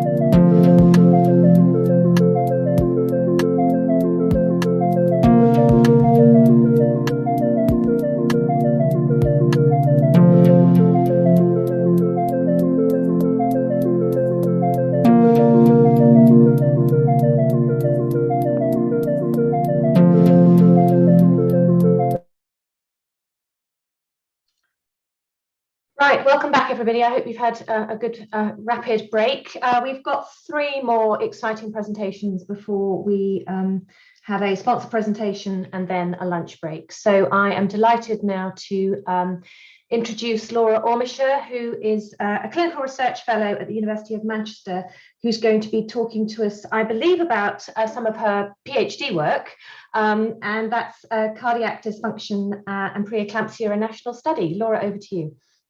Thank you. I'll just share my screen. Okay, can everybody see my presentation, hopefully? You just need to flip the presentation. You're on, we can see your preview slide. No. Let's just end show, sorry. Don't worry. So thanks firstly for giving me the opportunity to talk today. As soon as my computer's decided to wake up again, we should, let's just say play start. Sorry, the computer's gone blank. Can somebody hear me? We can hear you, and you just need to change, that's it, spot on, away you go. Fabulous. Okay, so sorry about that. Good morning. Yeah, so I'm going to talk about a multi-centre retrospective cohort study that I did as part of my PhD, and this is looking at placental dysfunction, in particular preeclampsia, in women with pre-existing cardiac impairment. So just to give you a bit of background, I'm sure this is, everybody at this conference is aware of this, but preeclampsia is associated with postnatal cardiovascular dysfunction and future cardiovascular disease. We know that the long-term cardiovascular risk persists despite accounting for mutual risk factors. So that includes things like age, obesity, and pre-pregnancy hypertension. We also know that women with postnatal cardiovascular dysfunction are then at an increased risk of preeclampsia recurrence. So this begs the question, is this aberrant cardiovascular remodeling, is it a cause and/or is it a consequence of preeclampsia? And if it is a cause, one would anticipate that preeclampsia should be far more prevalent in those with pre-existing cardiac dysfunction, and that's really the rationale for this study. So the aim of the study was to determine the prevalence of preeclampsia and fetal growth restriction in women with pre-existing cardiac dysfunction, really aiming to improve our understanding of the relationship between cardiac and placental function in terms of the chicken and the egg, what comes first. And secondly, to improve our ability to counsel women with cardiac disease and their families before and during pregnancy. The primary outcome was to compare the prevalence of preeclampsia in this cohort compared with the general population, as well as a secondary outcome looking at comparing the prevalence of FGR and small for gestational age with the general population. I then wanted to look at the prevalence depending on the cardiac diagnosis, and also to look at the relationship between pregnancy outcome and the severity and etiology of cardiac disease. So this was a multi-centre retrospective cohort study. In total, we actually included 13 UK sites and 1 Australian site. Unfortunately, I've not been able to include the 13th site in this data, so this is preliminary data. Eligible women were women with pre-existing cardiac impairment. This was defined as left ventricular ejection fraction of less than 55%, ideally before pregnancy or before 12 weeks gestation. And depending on the site, these women were identified a number of different ways. So in those that were lucky enough to have cardiac obstetric databases, they were identified through that. Otherwise, through cardiac obstetric clinic lists or ICD-10 coding. A number of statistical analyses were used, including a quality of proportions test to compare with quoted population prevalence, chi-squared test looking between groups, univariate analysis, and then some multivariable regressions to adjust for particular confounding factors. So as I said, we included women with ejection fraction of less than 55%. They had to be 16 or over, and data was collected from 2008 to 2020. We excluded women if they delivered before 22 weeks gestation, and if we had insufficient data available, in particular, if we weren't able to say whether they developed preeclampsia or not, and if we didn't have that baseline ejection fraction. So there are a number of different classifications, and just to touch on a few, ejection fraction impairment was defined using the British Society of Echocardiography definitions as borderline, impaired, and severely impaired. Cardiac diagnoses were broken down into dilated cardiomyopathy, congenital, ischemic, valvular heart disease, hypertensive heart disease, genetic, and other required heart disease, including previous peripartum cardiomyopathy. We used the ISSHP criteria to define preeclampsia. FGR was used using non-customized birth weight centile less than the 3rd, and SGA was less than the 10th. So we collected data from 260 pregnancies, and included in the final analysis were 247. We had to exclude a few because either they delivered too early, we didn't have ejection fraction data, or they were, in fact, when we looked into things, they actually had a normal ejection fraction pre-pregnancy. In terms of the baseline characteristics, as you can see, the average age was 30. The majority of the women in this cohort were white, just 3/4 of the women. Booking BMI average was 25, but quite variable, ranging from 17 to 50. There was quite a high prevalence of risk factors for preeclampsia. So using the NICE definition as high risk for preeclampsia, more than 1/4 of women were defined as high risk. Of those who were multiparous, nearly 12% had previous preeclampsia. Now looking at the type of cardiac disease, as you can see, the majority, so nearly 2/3 of the cohort had dilated cardiomyopathy. And in terms of the severity, the majority of the women had either impaired or borderline impairment. So now on to pregnancy outcome. As you can see, the average gestation at delivery was 38 weeks. So the majority of women were delivered early. But iatrogenic delivery before 34 weeks was less common. It's nearly 1 in 10 pregnancies, though. Cesarean section rate was very high at 50%. And perinatal death, there were 2 perinatal deaths, but there was a high prevalence of neonatal admission. In terms of preeclampsia prevalence compared with the general population, so this was our primary outcome, there was no difference. So in this cohort, the prevalence of preeclampsia was 3.2% compared with a background prevalence of 4.6%. There was a non-significant trend towards an increase in preterm preeclampsia in this cohort, so 1.6% in this cohort compared to 0.4%. But there really was quite a high rate of SGA and FGR, so with 1/3 of pregnancies having SGA and 17% of pregnancies having FGR under the 3rd centile. So to look into a bit more of this, I hope you can see this properly, but this is comparing the relationship between cardiac parameters and pregnancy outcome. And you can see here that the severity of ejection fraction impairment had no impact on any of the pregnancy outcomes. When we looked at the type of heart disease, rather unsurprisingly, hypertensive cardiomyopathy was associated with increased preeclampsia prevalence, which isn't surprising because we know hypertension is a risk factor for preeclampsia or superimposed preeclampsia. Although ischemic heart disease wasn't associated with preeclampsia, it was associated with an earlier gestation at delivery and a lower birth weight. Then looking into a little bit more, we thought we'd look at whether any of the concurrent medication had any impact on pregnancy outcome. And what we noticed was that SGA and FGR were a lot more prevalent in women taking beta blockers antenatally. So SGA occurred in 43% of those taking beta blockers compared to 29% of those not, and 25 versus 30 versus 11% FGR rates in those taking beta blockers versus those who weren't. And we wondered if this was due to, well, maybe these were just the women that had worse heart disease, but actually if we adjusted for pre-existing hypertension, underlying cardiac diagnosis and severity of ejection fraction impairment, this relationship persisted. The majority of the women taking beta blockers in this cohort were taking bisoprolol. In terms of cardiac outcome, major adverse cardiac events were actually not that common, 1.2%. And this was, the majority of these took place in women with valvular heart disease. So what can we conclude? I mean, this is a retrospective cohort study, so it does have a number of limitations. So we've got to interpret the data with caution, but the data suggest that there is no increased preeclampsia prevalence in women with pre-existing cardiac disease of this kind. So does that mean that pre-existing impaired cardiac function confers no significant additional risk for preeclampsia? Or is it just that we're masking it? Is it because term preeclampsia was avoided due to iatrogenic early delivery? Because the majority of iatrogenic earlier deliveries were due to maternal disease alone, in particular their cardiac disease. There was a high prevalence of fetal growth restriction and small for gestational age. So was this because the underlying cardiac disease or the medication, in particular beta blockers, was leading to a reduction in uteroplacental perfusion? there was no association between the pre-pregnancy ejection fraction in terms of severity of impairment and outcome.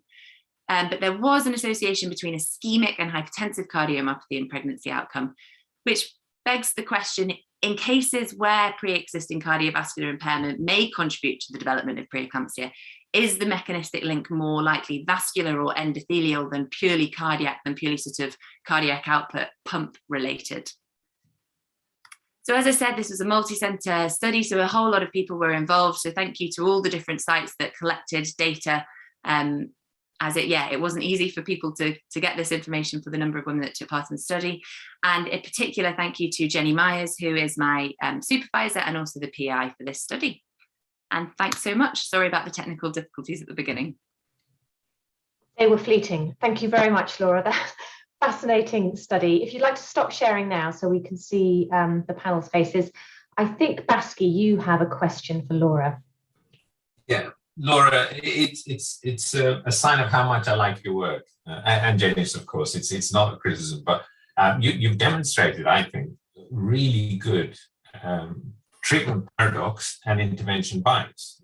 A lot of these women are on antihypertensive medications. If you treat the blood pressure, it doesn't, and if you treat it well, because they're looked after very well, you're not going to get hypertension, and therefore you can't make a diagnosis of preeclampsia. And the second possibility is, as you quite rightly said, intervention bias. You've delivered 30% of them for fetal growth restriction. I would argue the very ones that are going to get preeclampsia a couple of weeks later. And you delivered many of them, 8% of them before 34 weeks. Again, a group that were likely to decompensate or develop preeclampsia, which is a temporal diagnosis. So by virtue of intervening early in the women who are most likely to have preeclampsia, you get rid of the possibility of preeclampsia, just like the ARRIVE study showed that if you delivered all women at 39 weeks, you reduce term preeclampsia by 60%. Would you agree? Do you think there's some truth in that? I think, I think you definitely have a good point there. And the reality is the majority of these women were delivered around the sort of 38-week mark, therefore kind of preventing them from getting any term preeclampsia. And these women were under close follow-up. But interestingly, the majority of the women that were delivered early were actually, the indications weren't for fetal growth restriction or suspected fetal compromise. The majority were for a pre-existing plan due to their cardiac disease. But yes, that still doesn't change the fact that if we deliver them early, we're therefore negating the chance to get any term preeclampsia. But hypertension wasn't that common in this cohort in terms of known pre-existing hypertension. The beta blockers that the women were on, the majority of which were from a cardioprotective point of view rather than from a hypertension point of view. But agreed, that could also be masking any potential hypertension. Thank you, Laura. Thank you, Baski. Really interesting discussion. Right, I'm going to move us on now to Stephanie Wharton's presentation. Stephanie is a NIHR clinical lecturer based at the University of Manchester, and she's going to be talking to us about the search for new treatments for vascular dysfunction. Good morning. Are you all seeing my slides okay? We can see them and we can hear you. Where you go. That's great. So good morning. Thank you for inviting me to speak today about ongoing work investigating new treatments for vascular dysfunction in preeclampsia. While preeclampsia often begins with a stressed placenta, maternal features of the disease are largely attributable to dysfunction of the small arteries, in particular dysfunction of the endothelial lining of the arteries, which is the key regulator of vascular tone. And this results in vessels that constrict too much in response to vasoconstrictors and cannot relax adequately in response to normal stimuli, resulting in vascular constriction, which causes high blood pressure and poor perfusion of the maternal arteries. And these are key indicators for delivery, often resulting in a large amount of prematurity. The focus of my research is to identify new treatments that can encourage relaxation of small arteries in preeclampsia. And vasorelaxants can either work through the endothelium, which is damaged in preeclampsia, or act directly on the smooth muscle. I'm interested in a few novel potential therapeutics that might be able to repair the endothelium or bypass it to act directly on the smooth muscle. And because we're limited to just a few minutes today, I'm going to focus on the area of the work that's most developed, which is that with kynurenine.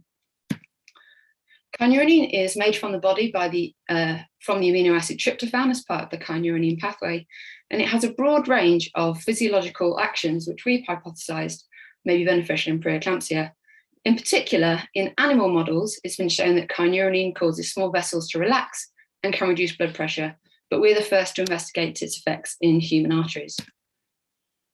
I used biopsies obtained from the intra-abdominal fat, the omentum, and the uterine muscle, the myometrium. These are obtained at the time of cesarean section from women with uncomplicated pregnancy. I dissect out resistance arteries. These are the small arteries which control flow into the capillary beds, and mount them on wires in a configuration that allows us to measure how they squeeze and relax in response to different drugs. Vessels treated with kynurenine for an hour in red constrict less in response to potent vasoconstrictor, and this occurs in arteries from the omentum and in the myometrium.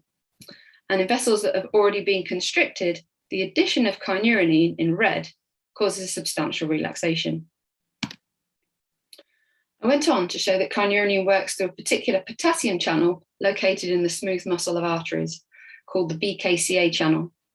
BKCA activity causes potassium to leave the cell, causing hyperpolarization and relaxation. Channels can either be activated directly or via intermediary pathways, but at baseline, activity is determined by the frequency of calcium sparks released from the sarcoplasmic reticulum. Inhibiting the BKCA channel with either paxilline or abiriotoxin, shown in black, prevents the relaxation occurring in response to kynurenine in red. In collaboration with colleagues from cardiovascular sciences, in individual smooth muscle cells using a technique called patch clamping, we demonstrated a direct effect of kynurenine on the BKCA channels to increase potassium currents after kynurenine treatment.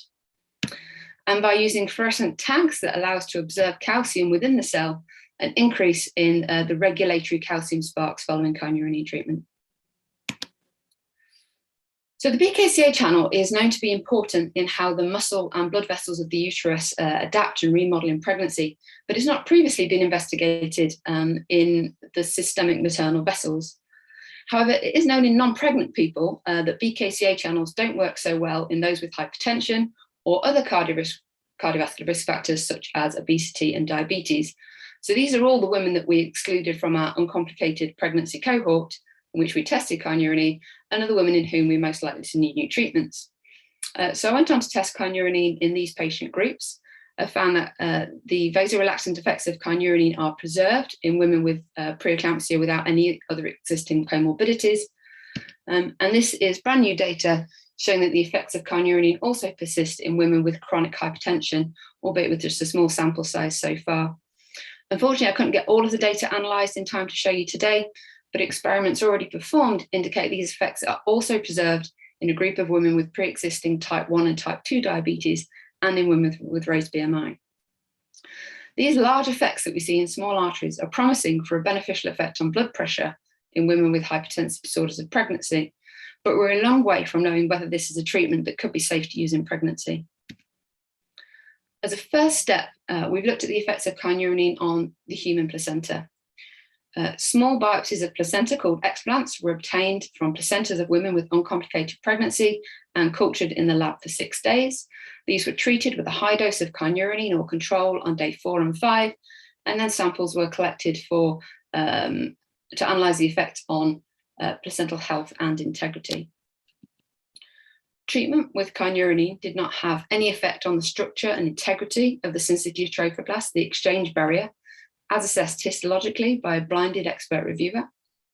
However, kynurenine did cause a reduction in HCG release from villus explants. We don't have an explanation for this yet. It's going to require more work looking at where on the pathway this occurs, looking at other doses of kynurenine and other placental endocrine effects. But reassuringly, there was no change in the number of cells undergoing apoptosis as assessed by M30 staining, and there was no increase in the release of S-flip from kynurenine-treated explants. In a pilot study using healthy pregnant normotensive rats, animals were treated for the final third of pregnancy, that's the final 7 days, with kynurenine 3 millimolar or vehicle in the drinking water, and we assessed some basic measures of maternal and fetal safety. Treatment with kynurenine had no effect on the litter size. We can see that one of the kynurenine-treated rats had a very small litter size, and that's shown throughout this slide as a hollow data point. but this was a number of early pup resorptions that occurred prior to the treatment window. There was no suggestion of increased fetal loss in the kynurenine treated animals, and the weight of the fetuses, the weight of their placentas, and the ratio of the fetal and placental weights, which is a marker of placental efficiency, were not affected by treatment. In the mothers, kynurenine had no effect on maternal dietary intake or on weight gain throughout the pregnancy. There was no effect on maternal organ weights, including heart, liver, brain, and kidney. And when we looked at blood pressure, whilst all animals showed a small reduction in blood pressure across the last week of pregnancy, there was no effect of treatment with kynurenine on maternal blood pressure. This isn't particularly surprising because these animals were normotensive to begin with, and we've just obtained funding to establish a STOX1 mouse model of preeclampsia in Manchester in collaboration with Daniel Weiman. And the next step I intend to do is to test the effects of kynurenine on maternal blood pressure in the hypertensive animals. So in summary, kynurenine acts on the smooth muscle of blood vessels to cause relaxation in 2 vascular beds, which is encouraging for a systemic blood pressure effect. And the effects are relatively selective for the maternal circulation. I didn't have time to show that data today, but the vasorelaxant effects are absent in the placental arteries. For the first time, our work has shown how kynurenine causes relaxation through the calcium spark BKCA axis. Crucially, the effects of kynurenine are preserved in women with hypertension and with preeclampsia, and seemingly other cardiovascular risk factors too. So kynurenine warrants further investigation as a novel antihypertensive, either for use within or out with pregnancy. I'll be focusing on the use of kynurenine in pregnancy. First, we must demonstrate treatment efficacy in improving vascular function in vivo using an animal model of preeclampsia, and further in vitro work is required to determine the safety for the fetus and the placenta. We also intend to explore whether other naturally occurring BKC activators could potentially be used to treat maternal vascular dysfunction in preeclampsia, and we've just had a new PhD student start last month who will be addressing this. I'd like to acknowledge my supervisors and collaborators in maternal fetal health and cardiovascular sciences at the University of Manchester, and the postdoc students who've contributed to the work. These are the funders who've contributed to the work so far, and at the centre of all this is the patients and the midwives at St Mary's who contribute so much to all the research that we do. Thank you very much. Thank you. That was absolutely fascinating, and it feels as though you're kind of at the beginning of a really exciting suite of research studies. Are there any questions from the clinicians on the panel?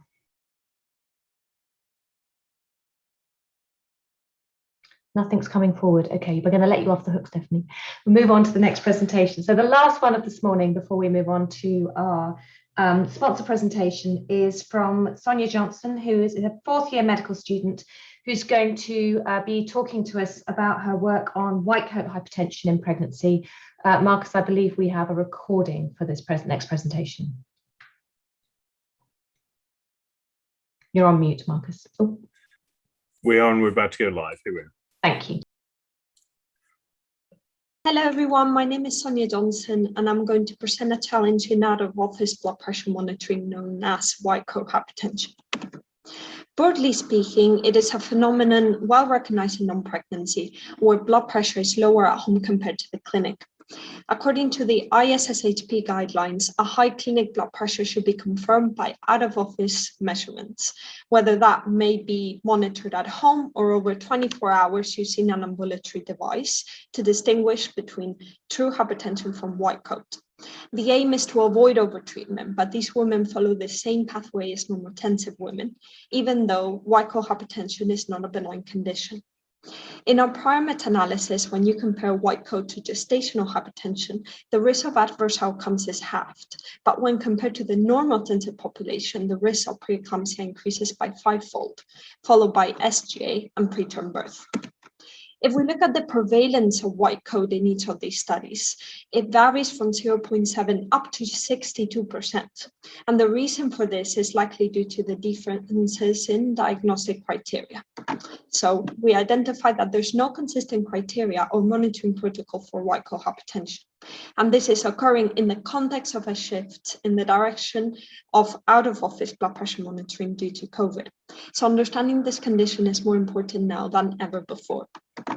To tackle this problem, we carried out a modified Delphi study, which aimed to reach consensus on the diagnosis and monitoring strategies for white coat hypertension, as well as out-of-office blood pressure protocols. It consisted of the formation of an expert panel, followed by a number of multiple choice survey rounds, where group responses were presented and options were found until consensus had been reached. Eligibility criteria consisted of either expertise in white coat hypertension or whole blood pressure monitoring based on publication record, membership in the ISSHP or affiliated organizations, and suggestions from participants. We had an outstanding number of responses with 137 experts joining our first round, and 83% out of this completing all 3 rounds. In terms of experience, around half of the respondents were maternal medicine experts, and the majority were either consultants or professors working in a tertiary obstetric center, with just over half having published papers in white coat, home blood pressure monitoring, or hypertension in pregnancy. There was also a wide geographical distribution, with Europe and the UK in particular being the most frequent responders. Interestingly, out of the 117 who use out-of-office blood pressure monitoring in their institution, 80% use home monitoring, but only 50% were known to be validated in pregnancy. And the most frequent method of transmission of blood pressure values was a pen and paper, as opposed to a mobile app. Finally, confidence in the management of hypertension in pregnancy was highest, while knowledge of white coat was a lot lower, especially in terms of its management. Experts almost unanimously agree that home blood pressure monitoring should be used as first line, followed by ambulatory blood pressure monitoring and other modalities. If AVPM was chosen instead, there was consensus on the use of 24-hour mean modality, with the threshold for hypertension being over 135/85, and experts also agreed that women should use a diary to distinguish daytime from nighttime. From a home blood pressure perspective, there was consensus on logistical aspects such as recording a pair of readings, reducing the proportion of blood pressure values above a diagnostic threshold to diagnose hypertension, as well as patient factors such as allowing women to comment when they feel that their self-measured values were misrepresented. The frequency and timing of monitoring was agreed to be at least 2 to 3 times per week and once a day in the morning, with a number of factors influencing both. Finally, symptoms were considered important to be recorded alongside blood pressure, with headaches and visual disturbances being the most important, followed by right upper quadrant or epigastric pain. With regards to white coat hypertension diagnosis, at the end of the second round, there was a lack of consensus regarding a threshold for out-of-office blood pressure. So in the third round, we asked whether home blood pressure should be lower at home versus the clinic. Despite no consensus, over 2/3 agreed with this statement. And within those, there was agreement for a threshold of less than 135/85. So this constituted our white coat hypertension definition. If white coat persisted throughout pregnancy, there was consensus that it should be monitored at least 1 day per week below 20 weeks, followed by an increase to 2 to 3 days above 20 weeks. Home symptom monitoring was felt to be essential as a monitoring strategy, and an increased number of appointments and fetal assessment considered significant, but not sufficiently high to reach consensus. A protocol was also established if white coat developed into persistent hypertension. In summary, our study established that home blood pressure monitoring should be used as first line, and a consistent monitoring protocol was also established. This was found to be similar to the BUMP trials, which evaluated home blood pressure monitoring hypertension, especially regarding frequency of monitoring, instructions, and viewing a threshold of less than 135/85 as normal. It was agreed that out of the majority who agreed that home blood pressure should be lower at home, there was consensus for less than 135/85 as normal, which constitutes our white coat hypertension definition. The reason why consensus may have not been reached is reflected in a recent systematic review by Tucker, showing that there's insufficient evidence that a difference exists although this difference was apparent in the hypertension population. Moreover, this threshold is represented in the ISSHP guidelines as well. However, this is not the case for mean 24-hour ABPM, which is also reflected in studies that have employed their own thresholds. And it also reflects the need of maternity care providers to adhere to one consistent threshold. We also established for the first time a monitoring strategy for white coats. However, these should be carefully implemented, as some symptoms regarded as less important, such as dyspnea, are considered independent predictors of adverse outcome, and strategies such as an increased number of routine appointments, which we expected would be included, were not. Various studies will be able to inform us of the cost effectiveness of home blood pressure strategies in the future. Lastly, we identify some confusion on the differences between white coat hypertension and white coat effect, where the latter refers to a blood pressure difference between the clinic and home that can occur in both normotensive and hypertensive individuals, and is not associated with adverse outcomes, unlike its counterpart. It's important to contextualize our Delphi consensus study. Although it is a useful guide for clinicians to have a clear protocol to increase confidence in white coat hypertension, the research should be interpreted alongside guidelines and research employing higher levels of evidence, such as RCTs. However, our study leaves some interesting questions to be answered, such as management of white coat hypertension postpartum, or perhaps the use of interventions such as aspirin in the future. In conclusion, our criteria and monitoring strategies should inform clinical care and research to evaluate the full impact of out-of-office blood pressure monitoring on pregnancy. And this should be contextualized alongside other forms of evidence. Our study has hopefully illustrated the importance of building an awareness of white coat hypertension in pregnancy due to its association with adverse outcomes. I would now like to finish with this quote by Henry Ford, as we would not have been able to carry out such a successful procedure without our experts and participant institution collaboration. I would also like to give a special thank you to the ISSHP, our research group, and to my mentor Asma for her endless support. Thank you very much for your time, and I'm very happy to address any questions. Thank you very much, Sonia. I know that you have said that you'll take any questions and answer those in email, and there's one or two in the chat, but I'm just going to hand over to Richard on the panel here, who's got a quick question for you. Sonia, thank you very much. Really enjoyed that. Extremely impressive, and extremely impressive given that you're still a student. So fantastic.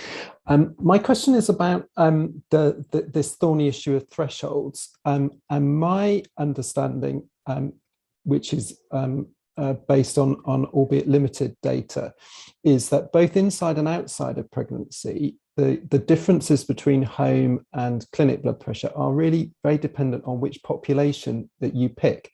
So if you pick a whole population of women who are just picked randomly, regardless of whether or not they got hypertension, you tend to get very similar blood pressures at home and in the clinic. Whereas if you select for people who are diagnosed with hypertension on the basis of clinic readings, you tend to get this difference, this 5 millimeter difference that you've seen.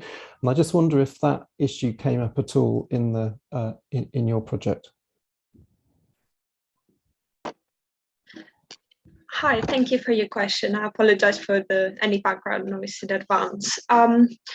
We certainly did find that we focus mainly on women who are diagnosed in the clinic with above 140/90. Essentially, that's what the whole sort of protocol and everything after that came. In terms of sort of finding differences at home, the one thing we did identify is that confusion between white coat hypertension and white coat effect, where you could say that white coat effect is more of that one-off reading where women perhaps come in and are a little bit anxious in the clinic, and then at home there's that sort of a few millimeters of difference, but actually white coat hypertension being more of something that is carried into pregnancy and that is actually associated with those adverse outcomes, which should be seen perhaps separately to more of a one-off white coat effect. I'm not sure if that addresses your question, but I'm happy to rephrase if not. No, that's fine. Thanks a lot, Sonia, and a great presentation. Thank you, Sonia. I'm now going to hand over to Andy, who's going to introduce our sponsor presentation from Dawn Henner. Yeah, thanks, Lisa. So we've actually got a presentation from Quidel, from I think Dawn Henner. Basically, just as a way of introduction, all my life I think we've been waiting for the holy grail of a cool test to tell us about whether you genuinely have preeclampsia, given these challenges over definitions and diagnosis of hypertension and the disease itself. And of course, like typical, of course, we now have 3 come along at once, like buses. In fact, 4 come along. So it's really interesting now because these buses aren't quite the same. And I think we need to start considering the differences and the different opportunities of clinical utility of the different tests. They're very good tests. So we're delighted that Dawn can tell us a little bit about the Quidel version of the angiogenic markers. And thank you, Dawn. Thanks, Andy. Let me just... So I should introduce myself. My name is Dawn Henner. I am the clinical educator for Quidel. I'm a nurse and midwife by background, and my special area of interest has always been maternal high dependency care.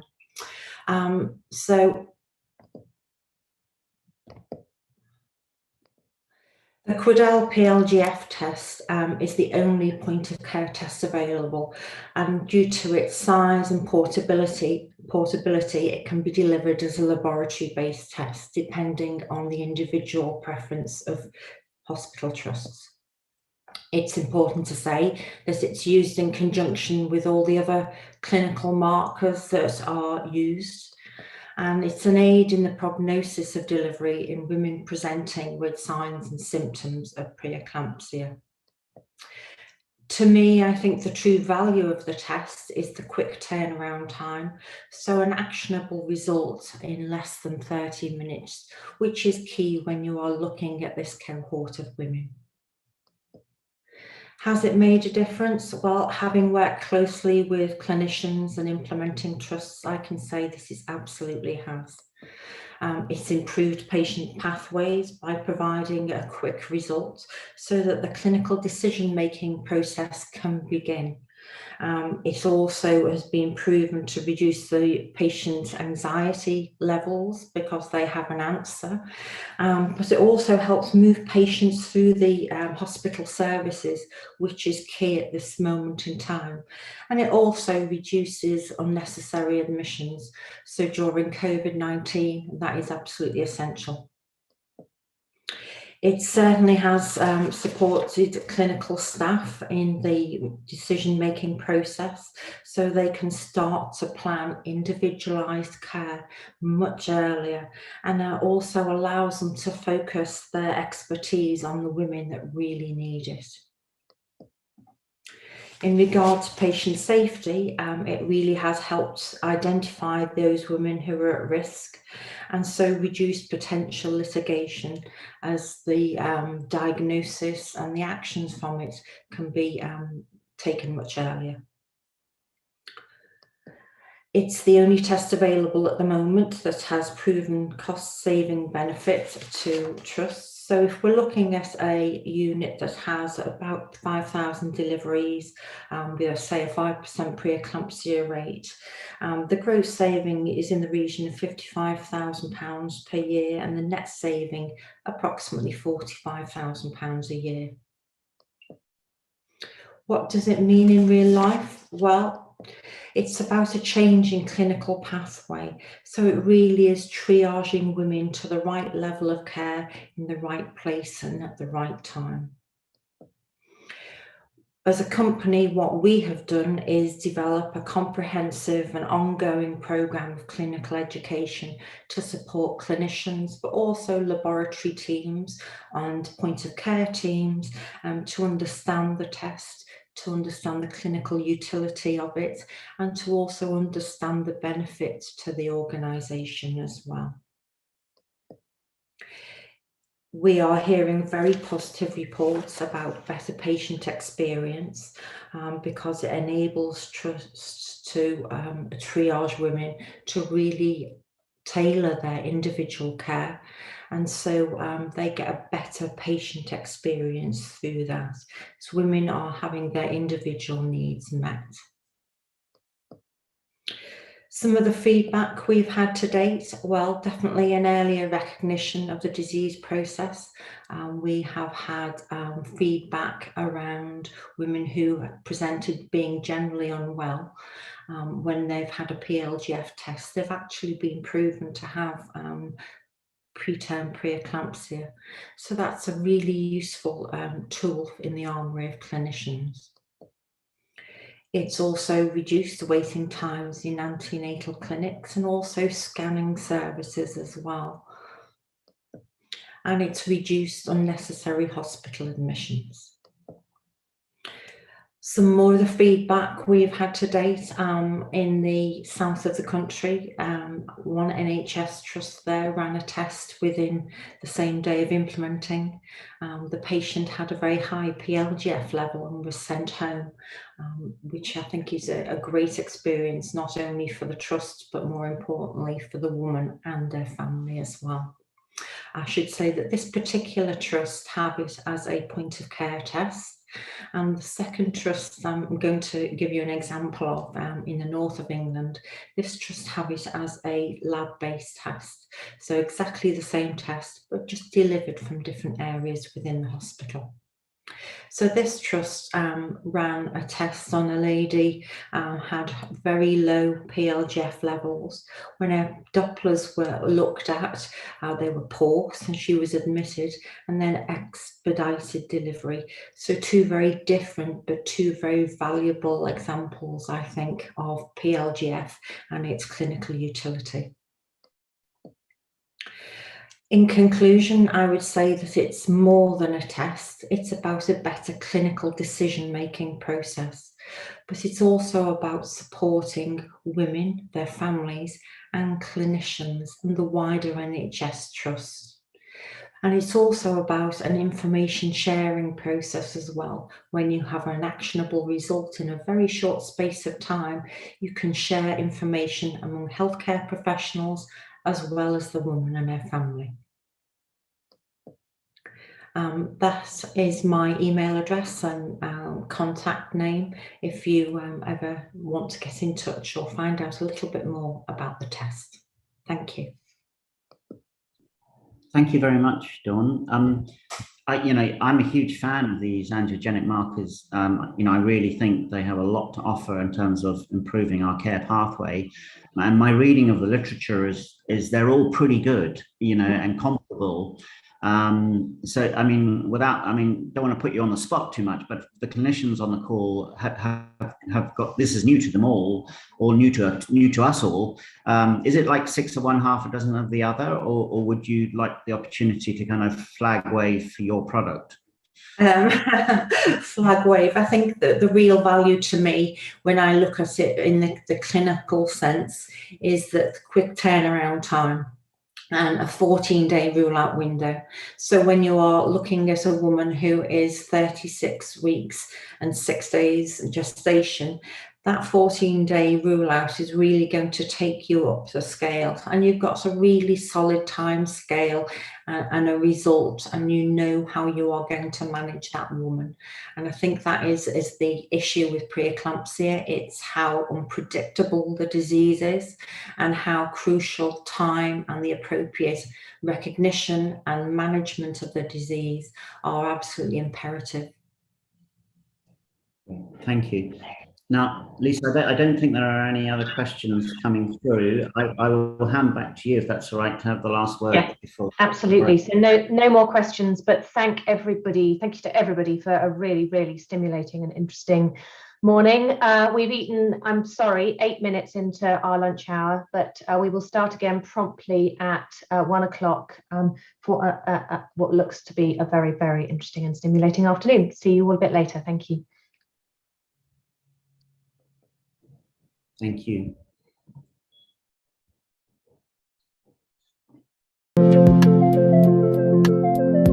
Just unmuting. I can see Andy's still there. Are you still there, Andy? Yeah, I'm here. Can you hear me? Oh, there's some terrible music spoiling our chat.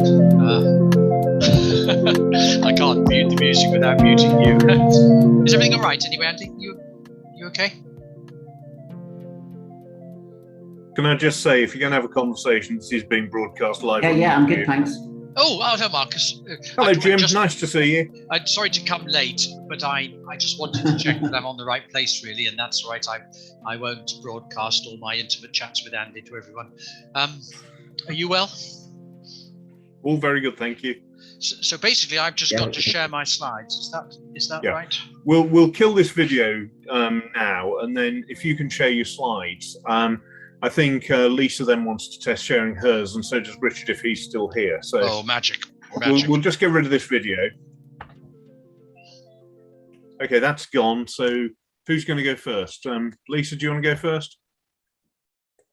And we're still live to everyone and broadcasting. We're still live to everybody. Sorry. Yeah. I'm ready to try if that suits everyone Lisa, else. if you go first. Okay. I expect everyone's gone for their lunch. I'm going to nip out to another meeting. You don't need me for anything, Marcus. Yeah? No. I'll see you back at 1. Fantastic. Well done, everyone. Thanks, Lisa. Great job. Pleasure. Well done. See you in a bit.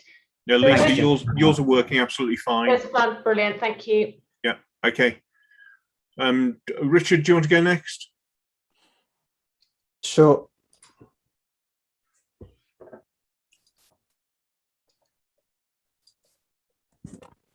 How's that looking? Yeah, perfect. That's all good. Thanks, Richard. Sorry.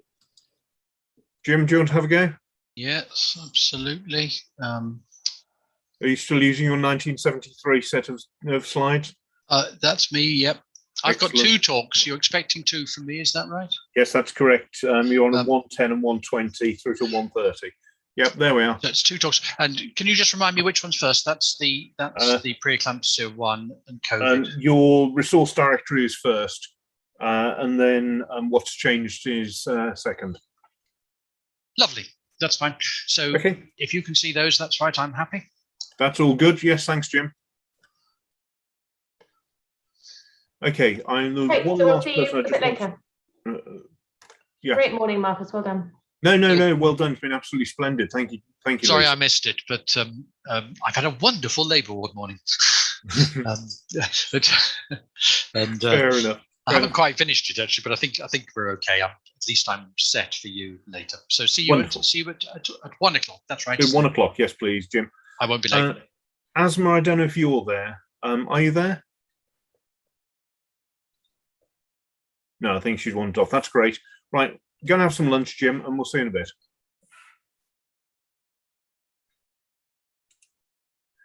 Right, we'll leave that.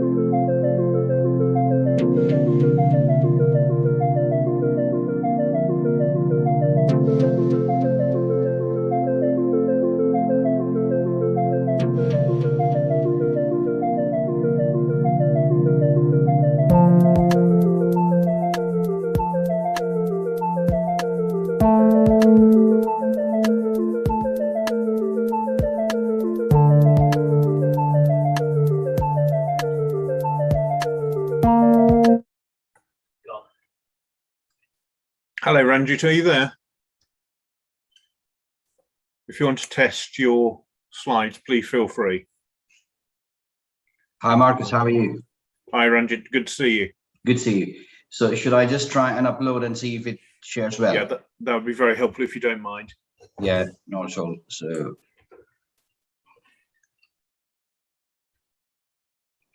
give me 1 second to open that up.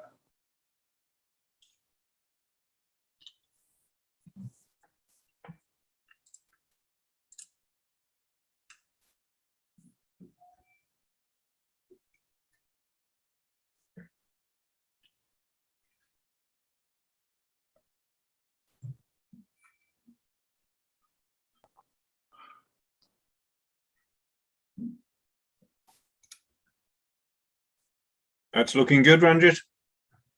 Yeah, so yeah, I'm just going to scroll through the slides just to see. Of course. Yeah.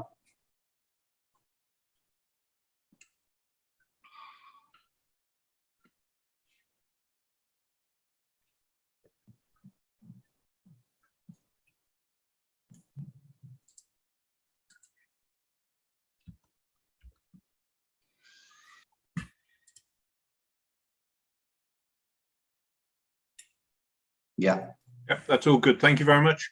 Wonderful. Thank you. So I'll kick off at 1 o'clock. Yeah. And obviously, yes. I'll wait for your cue. Thank you very much. We'll look forward to speaking to you a bit later. Fantastic. Thank you. Would you mind stopping screen sharing just for the time being? Yeah, sure. Thank you very much. Thank you indeed. Thank you, Professor. I'll catch you in a moment. Catch you in a moment. Thanks.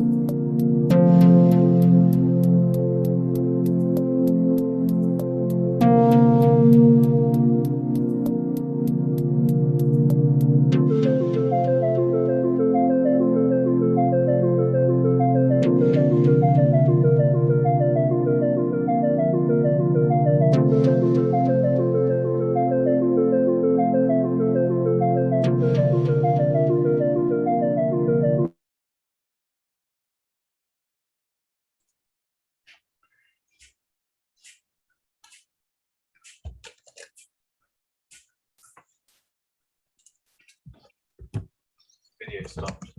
Okay, thank you.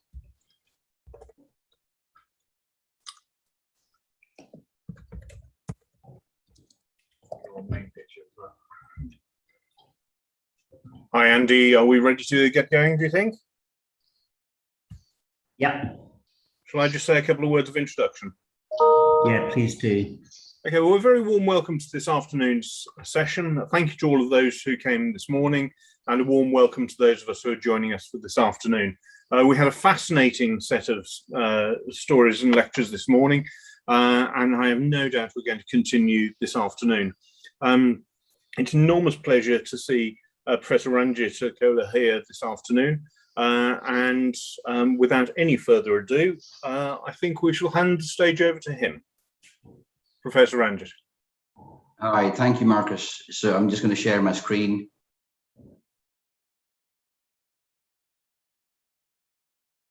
So, yeah, I hope you can see the slides now.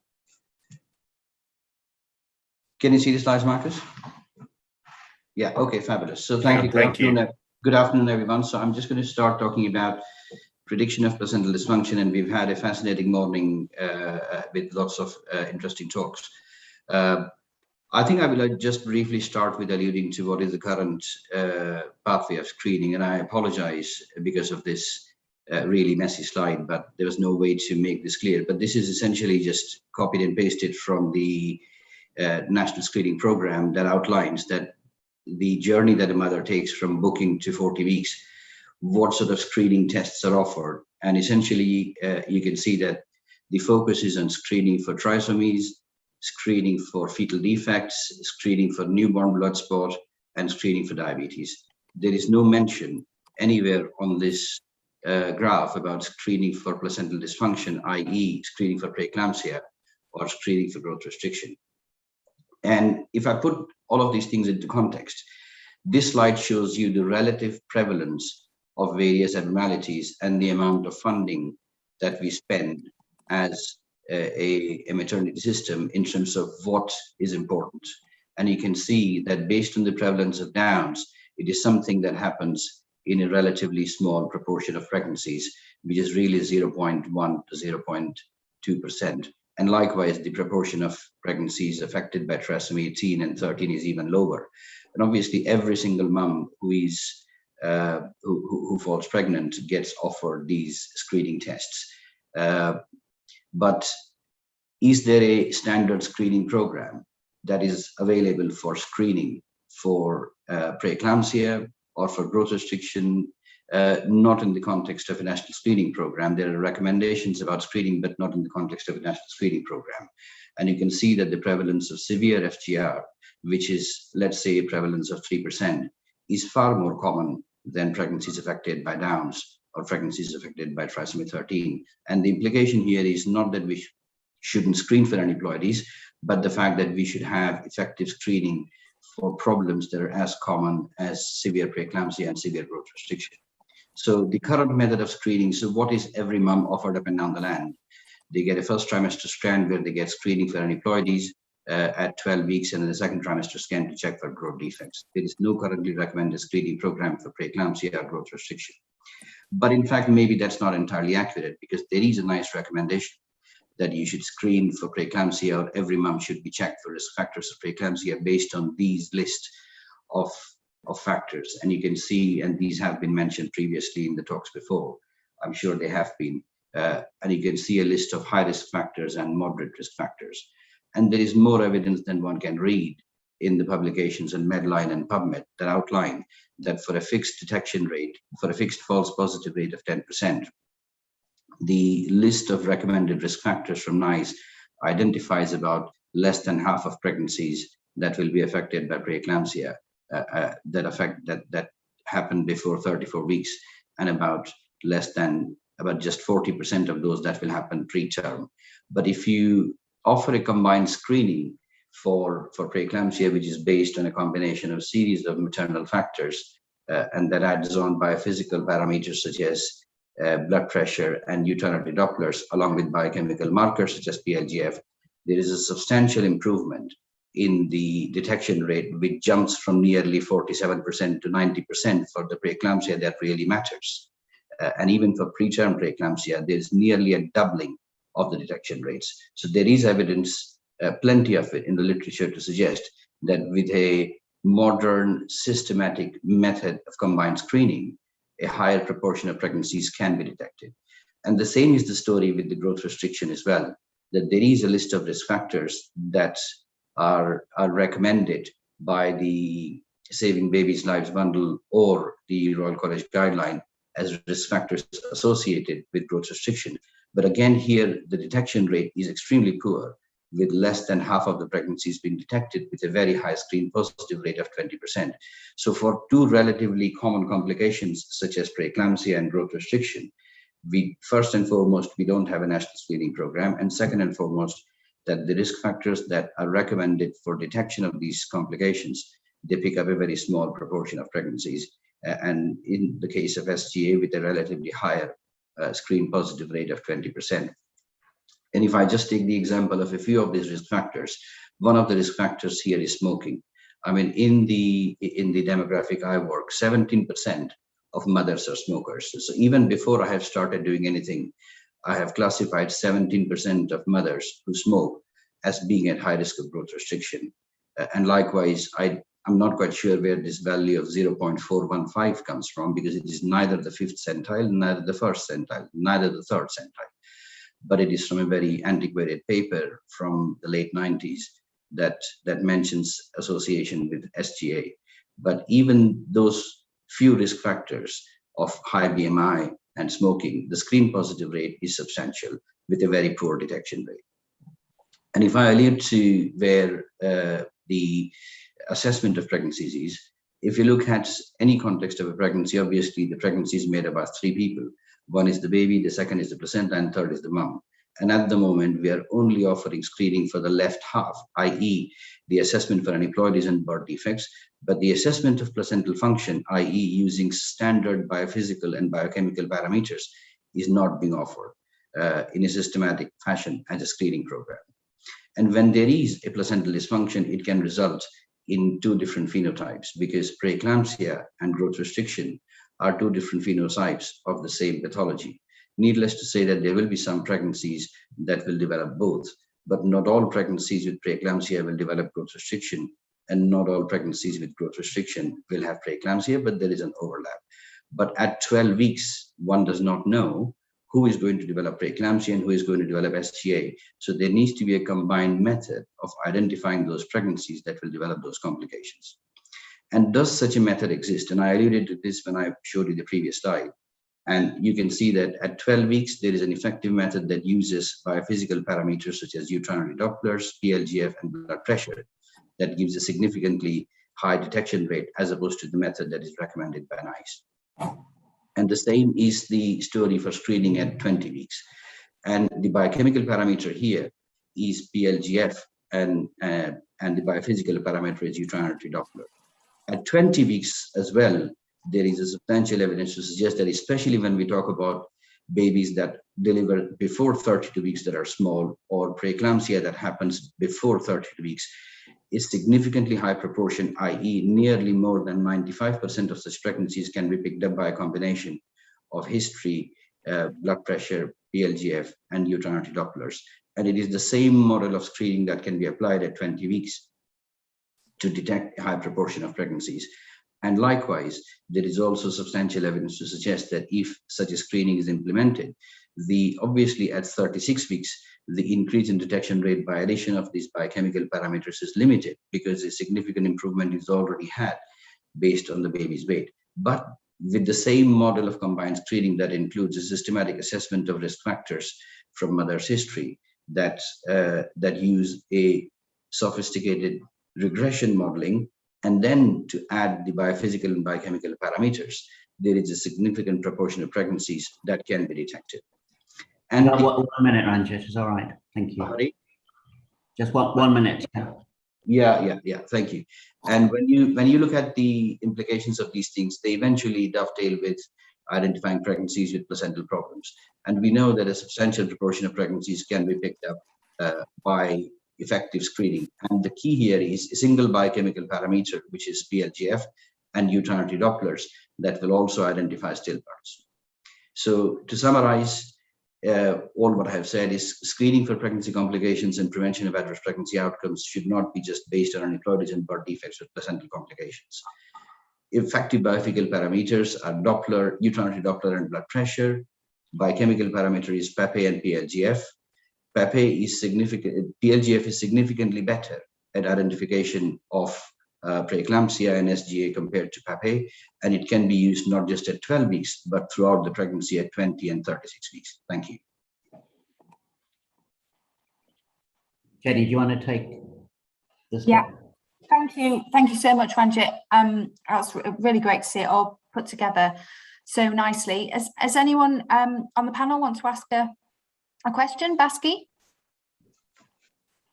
Thank you. I think Ranjit finished with PAPE being significantly better than PLGF just to get me to ask a question. So he deserves this query.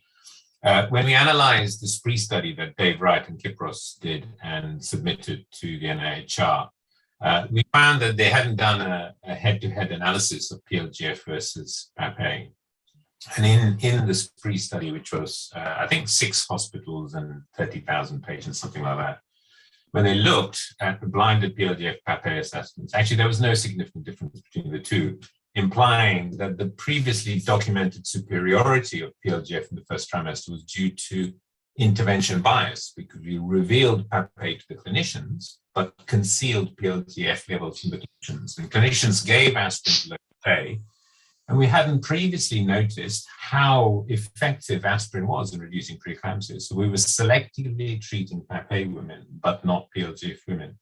Is it possible, given that a secondary analysis of the SPREE data and also a very large study from China of 10,000 patients and a much small study, case cohort study that we did, showing equal effectiveness in the first trimester, is possible, Ranjit? Yeah. Baski, I'll try and be as brief as I can, but I'm glad you mentioned this and I'm glad you bring it up. The points that I would highlight is, first and foremost, PAPE is only useful for identifying pregnancies at risk at 12 weeks. It is not helpful at 20 and it is not helpful thereafter. That is first. Second is, although there is a secondary analysis from the SPREE data, but the SPREE data was concentrating primarily on demonstrating that using a combined screening with all the biophysical and biochemical parameters, effective screening is possible. There is a paper in the White Journal that was published in March of 21 that actually gives you a head-to-head comparison of PAPE versus PLGF in detection rates for preeclampsia with IUGR, so SGA with preeclampsia and SGA without preeclampsia, and the difference in detection rate is almost 10%. So it is not similar. PLGF by far is superior to PAPE in identifying pregnancies with preeclampsia, and especially those that are affected by SGA. And if you look at that head-to-head comparison, and there is a very detailed comparison in the tables and the graphs, the difference is 10%. It is not similar. So PLGF is by far superior to PAPE in screening for placental dysfunction, and it can be used at 20 and it can be used at 36 weeks as well. So it is sensible to have PLGF as a marker of placental dysfunction rather than PAPE. And it actually, there is also some evidence to suggest that if you use PAPE and PLGF together, it actually improves the detection rate. Thanks both. We are almost out of time, but there's an important question in the chat that Ranjit, perhaps you could just comment on. Has the National Screening Committee looked at the potential of screening for placental dysfunction? That comes from Kate Harding. I'm not aware, but I think that it is high time that one should look at screening for preeclampsia and placental dysfunction, because these things happen far more commonly than aneuploidies. I think Baski is going to tell us that the National Screening Committee are looking at it. Is that right, Baski? Sadly, they're looking at disease specific, so they don't consider placental function a disease. They consider preeclampsia the symptoms of placental dysfunction disease and growth restriction of the disease. So they're kind of trying to evaluate tests for headache and visual disturbance and dizziness when they should be focusing on brain cancer as the fundamental disease. So as long as they do that, they're not going to come up with effective screening. I think there's an argument to be made by APEC together. I think there really is an argument to say we should be considering all of these as symptoms when we're trying to develop a test to look for the fundamental underlying disorder, which is placental dysfunction. But Can I suggest, can we use the chat function? One of the great things about these Zooms is you can use a chat function to chat and ask questions. I know we kept it tight, but I think it works well, quick, short, sharp talks. And let's use the chat function, which would be great. So in the interest of time, can we move on? Jim Thornton's going to talk next. I've really enjoyed reading the COVID resource directory and found it incredibly useful. And Jim, of course, is one of the few people here actually older than me and can probably give us a really good perspective on how preeclampsia has evolved from an academic perspective. So Jim, if you don't mind giving us your 2 talks. Thank you, Andrew. Old Jim, I hope you can hear me. Somebody will signal if they can't, and I hope you can see my screen. I'm actually giving 2 talks, so I'm going to have to rattle through. The first is on this COVID in pregnancy registry that I and my colleagues have been running since not the start of the pandemic, but March of 2020 when we got going. I run it on my blog. Here's the URL. And I need to acknowledge Kate Walker and Keelan O'Donoghue, who are my my colleagues who've helped me. I started off thinking that I would just publish the primary data on COVID in pregnancy. It'll be a small job. And 2 years down the line, it's turned into a massive job. Where the original features of what we publish are primary sources only. We try not to give any opinion. We just bang it up every primary source. If we're missing something, drop us a line. People do that all the time and we catch up. There are other primary sources. Cochrane has one, and the WHO has them, and the Living Systematic Review and Harvard, but they're all much, much, much bigger than ours in the sense they include reviews and all sorts of other topics, and they have 10,000 papers in them, and they're actually quite difficult to focus on what interests me, which is COVID in pregnancy. So I think there is some use in ours, and the other good feature of ours is we give you a link to the original source, and don't ask me how I do it, but we almost always give you a link to a PDF if you've got access issues. And we talk about pregnancy in COVID vaccination in pregnancy, all the academic papers, and the original thing, which I will come to in a moment, newspaper reports, which is an interesting source of data. A tremendous amount of human interest in there. So do, if you're interested, take a look. Every time I speak, my hit count goes up, and let's hope it'll go up today. We're not an authority for opinions and how to manage, and actually we're not systematic reviewers. If you want a systematic review of COVID in preeclampsia, Shakila and the WHO Living Systematic Review Group are the place to go, and they're updating all the time. And if you want authoritative data on what's going on in the UK, I wouldn't come to us. UCOS is providing the most fantastic data. They've updated their series 4 times now. This is the latest one where they're giving you the information on the first, second, and third waves. Marion Knight is in charge. It's a most impressive thing. There are better sources for that. We're just a source for researchers to find the primary sources. Here's Marion's latest data on what's happening with COVID in pregnancy in the 3 waves. And the message, I think probably everyone knows this, but if not, you should know, we are treating the patients better. Evidence-based treatment from the recovery trials is coming in. We're not yet 100%. Some people who are quite sick are still missing evidence-based treatment. But I saw a patient with COVID today who was quite sick, and I asked if she was getting the new monoclonal, and she wasn't, because she didn't quite fulfill the criteria. So I think we're getting better at that. But so we're treating them better, but the disease is becoming more severe.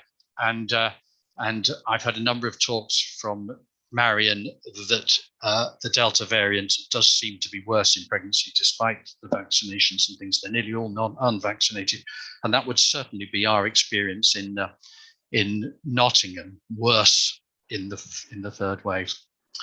It's not UCOS, it's the BPSU, closely related group, have also provided data on neonatal COVID, and their main paper is this one in the Lancet. And it is a very impressive, oopsie daisy, sorry. It's a very impressive paper, and it shows what I think is true, that yes, there are individual case reports of newborn babies infected with COVID, but the vast majority are infected, nothing to do with the pregnancy. They've got it after the pregnancy. And even those very small number that here in the whole of the UK, 2 possibly vertically acquired, 1 did die, but it was nothing to do with the COVID. COVID is a nasty disease for the mother, and the baby suffers from the mother having this nasty disease. But with very few exceptions, I don't think the baby suffers directly from the COVID. But I'm here to talk to APEC, so let's talk about COVID and preeclampsia. And I thought I'll go and review all the data. And oh dear, I was too busy and there wasn't time, and so many papers, I just couldn't do it. So instead, I thought I would just talk you through a few of the best papers. I think they're the best papers on COVID in pregnancy and preeclampsia. I think the thing started broadly with this paper. This is from Spain. Spain was severely affected in the first wave, and this came out in June 2020, so pretty early on in the pandemic. I don't think they were the first to describe this, but what sounds like sort of preeclampsia syndrome. There's only 8 cases, there were no controls, but they certainly looked like preeclampsia. It was a wonderful paper. It's worth reading in detail, because although they had some features of preeclampsia, some features were quite different. And these authors suggested that actually COVID was mimicking preeclampsia rather than actually causing the disease. And I'll come back to that in a minute. UCOS published its second wave data in, or it's, no, actually I think it was probably the first wave data, but published early this year. And there was indeed an increased risk, a doubling roughly, in the rate of preeclampsia, not statistically significant. But not everyone's seen this, and I thought, especially for the APEC and all the preeclampsia experts in this audience, you'd love to hear about what Parkland in Texas says. You'll remember Parkland, which is where John F. Kennedy was taken to die, or he probably was already dead before he got there. I think he was dead when the bullet hit his brain, but he was taken to Parkland and certified dead. But it's all in Dallas, but it's also the famous place where Jack Pritchard ran the show for many, many years. And he was the fellow that introduced magnesium sulfate as a treatment for eclampsia. When I was young, we thought they were bonkers in America to give such a ridiculous treatment, but blow me down, turned out it was right. So Parkland, and this is a high-powered group. Kathy Spong is the senior author, and you will see that they did not see an association with preeclampsia. In fact, the numbers were large series, slightly fewer, but not statistically significant. But others have. Here's the Karolinska in Sweden, just significant increased risk. And I could show you loads of papers, some saying it's increased, some saying no effect. I don't think anyone said it's decreased, but there's a lot of papers, and I haven't had time, and I'm not qualified to do a systematic review of the whole thing. But there is one group that I think have tackled it rather nicely, and I want to present their data, and that's the Intercovid group. Now, the Intercovid group are the same people who did the Intergrowth 21 fetal growth charts, and so you'll see their big names, Jose Villar and Stephen Kennedy and that lot, and they did a case control study of COVID in preeclampsia, a very important study because they took controls, and what they did, they collected the adjacent before and after patient on the labour ward from these many, many different countries around the world, and they had a very well organized team. They were very careful not to collect them in a biased way, and their data is published and well worth reading. There is, you can see the increased risk of preterm birth and bad outcomes and bad mothers. But the topic for today is, and in the Intercovid main paper, this is the JAMA paper, there was an increased risk of preeclampsia, and they carefully divided into pregnancy-induced hypertension, which was 50% increased, and what you might call preeclampsia total. But the issue is that the whole story? Are we just, is it due to confounding factors. There's 1,000 complexities, and we need to look at it a bit more closely. And so quite recently in AJOG, the same group looked at their data specifically looking at preeclampsia. And they came up with this is the main table. And I only want you to look at the top line. In all women, there's an increased risk of COVID in women with preeclampsia, and that's the same, in fact, if anything, slightly stronger in nulliparous women than in parous women. But let's get into the detail. So I'm going to focus now on the bottom bit of this table, and this is after they'd adjusted for many other risks, BMI and other obvious preeclampsia risk factors, and looking again at the nulliparous and the parous groups. So look at the bottom two lines. So you can see that overall there's an increased risk of preeclampsia. And I think this is quite important. The increased risk is there for the asymptomatic COVID patients as well as those who are sick. And the increased risk is most common, is most marked in first pregnancies, which of course are the pregnancies we think are most likely to have the true preeclampsia. And I think that's more or less one more thing that they have is the data on why this matters. Here's the Intercovid series. Look at the left-hand graph. So this is the risk of you being delivered. The blue line on the right is if you don't have COVID and you don't have preeclampsia. The red line is COVID, but no, sorry, the red, let me put my marker on. The blue is no COVID, no preeclampsia. This is COVID, but no preeclampsia. This is preeclampsia, but no COVID. So preeclampsia gets you more preterm births than being COVID, but if you have both, even more. And this is the same graph for spontaneous preterm labor. And you see the difference tends to disappear. The evidence that either COVID or that preeclampsia cause preterm birth is they cause iatrogenic preterm birth. They don't very much cause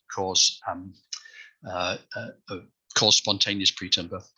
And you wanted to know, I'm sure you wanted to know, and you wouldn't have invited me if you didn't want to know about the newspaper reports. So here they are. There's about 1,000 of them, roughly. They are, they are tragic and heartwarming and amazing stories, individual stories of individual women who had COVID in pregnancy all over the world. And it tells us something about this disease. A lot of women have died, but that's nowhere near an accurate measure of the maternal mortality, because of course that's reporting bias, a perfect example. But if you look at celebrities with preeclampsia, there's something like 200 of them in the series. 2 of them, I think, have died. So that's interesting. The celebrities get reported because they're a celebrity, not because they died. And they indeed do have a high maternal mortality. And here's 2 of the celebrities, Carrie and Boris's wife and Princess Sophia. And talk about the tough stuff that goes on. 41 women, and this is a little bit out of date, have had ECMO and been in the newspaper having had ECMO. Some of them being triumphantly wheeled out of the hospital with their tracheostomies going. 2 women have had a lung transplant after COVID in pregnancy. The ECMOs failed, and one in the United States and one in South Africa. And there has been, you'll be interested, a pregnant man with COVID. And at least 10 pregnant doctors. And this is just the bare minimum. This is just the ones that are in the newspapers. We know a lot of morbidity outside. Preeclampsia in the newspapers, not very much, only 2. The one from Chicago, an anonymous woman, but she was reported as having preeclampsia, but all turned out well. That was in the Chicago Tribune. And in the Basildon Astonisher, there was a woman who had a positive baby test, and she had preeclampsia, although interestingly, she did not have COVID. She had preeclampsia, her baby had COVID, but the baby was infected probably elsewhere. It was infected very early, 2 days, but I suspect a staff member infected that baby, not her. And that is the end of my talk on COVID and preeclampsia. Jim, we have that's really great. Can I had any meaningful questions yet. Do you want to go straight on to your next one? And I'll encourage people to put stuff in the chat. I think I probably should go on to my next one because I can see, I think we're falling behind time. I'm probably my fault, but I'll just rattle through my next one, which is a bit of historical amusement for people. So, not your fault at all, Jim. You bang not my on. fault at all, Jenny. You are lovely. Thank you. So here, let's get myself to the starting slide. So this is what happens when you get old. People invite you to give a talk about sort of historical stuff. And Marcus gave me a terrible title. I don't know what it was. It was something like a Festschrift for Jim or something awful. And I said, I can't bear that, but I'm happy to witter on about what's changed in preeclampsia over my career. So I'm going to just do a little bit of chatting. And I'm going to talk about a story that I know rather well, the sort of history of looking for a gene for preeclampsia. And I hope that this will, the old people will know this story very well. The young people in the audience may not. And if so, that will be lovely for you to hear. I'm going to name some of the grandees that were involved.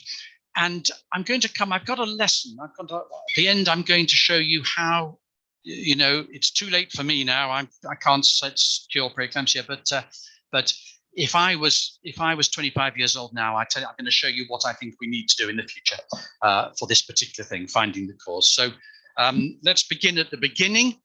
This is Southmead Hospital, 1954, and I was born there.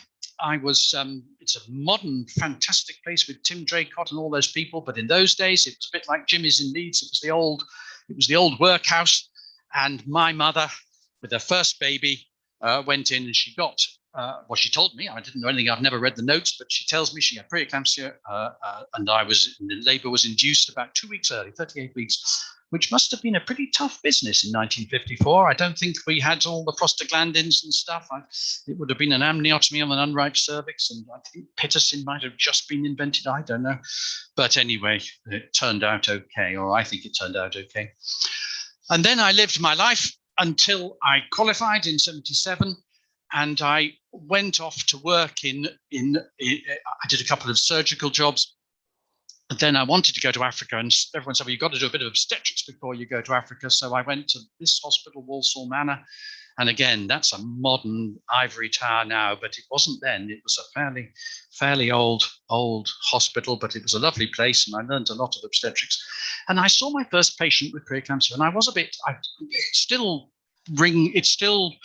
resonates with me. She was 28 weeks. And I didn't think that she was terribly ill. I was only the SHO. I didn't really know. I'd heard about preeclampsia. I knew it was a thing, and I read books. I was very keen. And but she had pretty heavy protein. She had pretty high blood pressure. We gave her a bit of methyl-dopa or something, and I wasn't too worried about her. But the registrar came in and said, "Oh, I'm not very happy about her." And after an interval, the consultant pitched up, and he said, "She's pretty ill, guys. We're going to have to deliver this baby." And, okay. So we all saluted, and the patient said, yes, if that's got to be done. He said, you have to have it by cesarean section. The very high risk was 28 weeks was the limit of viability in those days. 28 weeks, there's quite a high chance the baby will die. And we did a cesarean section, and the baby did die. And I remember sort of thinking, are we right? Is this what goes on? Is this whatever in it? And I've spent the rest of my life sort of pondering that question. I haven't got any bright answers, but it's worth remembering that in living memory, babies it wasn't that long ago. And then I went off and I worked in Africa for a few years, and I came back to Leeds, and I worked with this fellow on the left, James Scott, and he was a very intimidating boss. Some of you will remember him. He's dead now, and he scared the wits out of me. But one day he invited me to dinner. He said, Jim, you're a good chap. You can come to dinner with him and his even more intimidating wife, Olive Scott. And he invited Chris Redman to come to dinner with us. And I still remember that dinner party. I I have a little bit of a stammer. I used to have a much worse stammer, and I couldn't get a word out. But they chatted away about preeclampsia and things, and I remember being incredibly impressed. Chris Redmond was there in his prime. He was a young trainee, and they were talking about everything and a lot about preeclampsia. And I thought, well, wow, I want to be like these two guys one day. And they talked about Leon Chesley, and they talked about Leon Chesley's book, which had just been published. And I, in my enthusiasm, went off and bought a first edition of Leon Chesley's book, which is a fantastic book. If anyone can get hold of a copy, somebody stole mine. It's now got to the 4th edition. It's no good at all now. It's just another multi-author book, and I wouldn't recommend. I don't mean to be rude to the authors. I hope they're not on the call, but yeah, I don't think I'd buy the 4th edition or the 5th edition. But the first edition is one of these marvelous things. And Chesley, I read it, and he went on about many things. He worked in Chicago, lying in hospital, and he looked at family trees, and he said, eclampsia. This is eclampsia. This is not preeclampsia. This is eclampsia.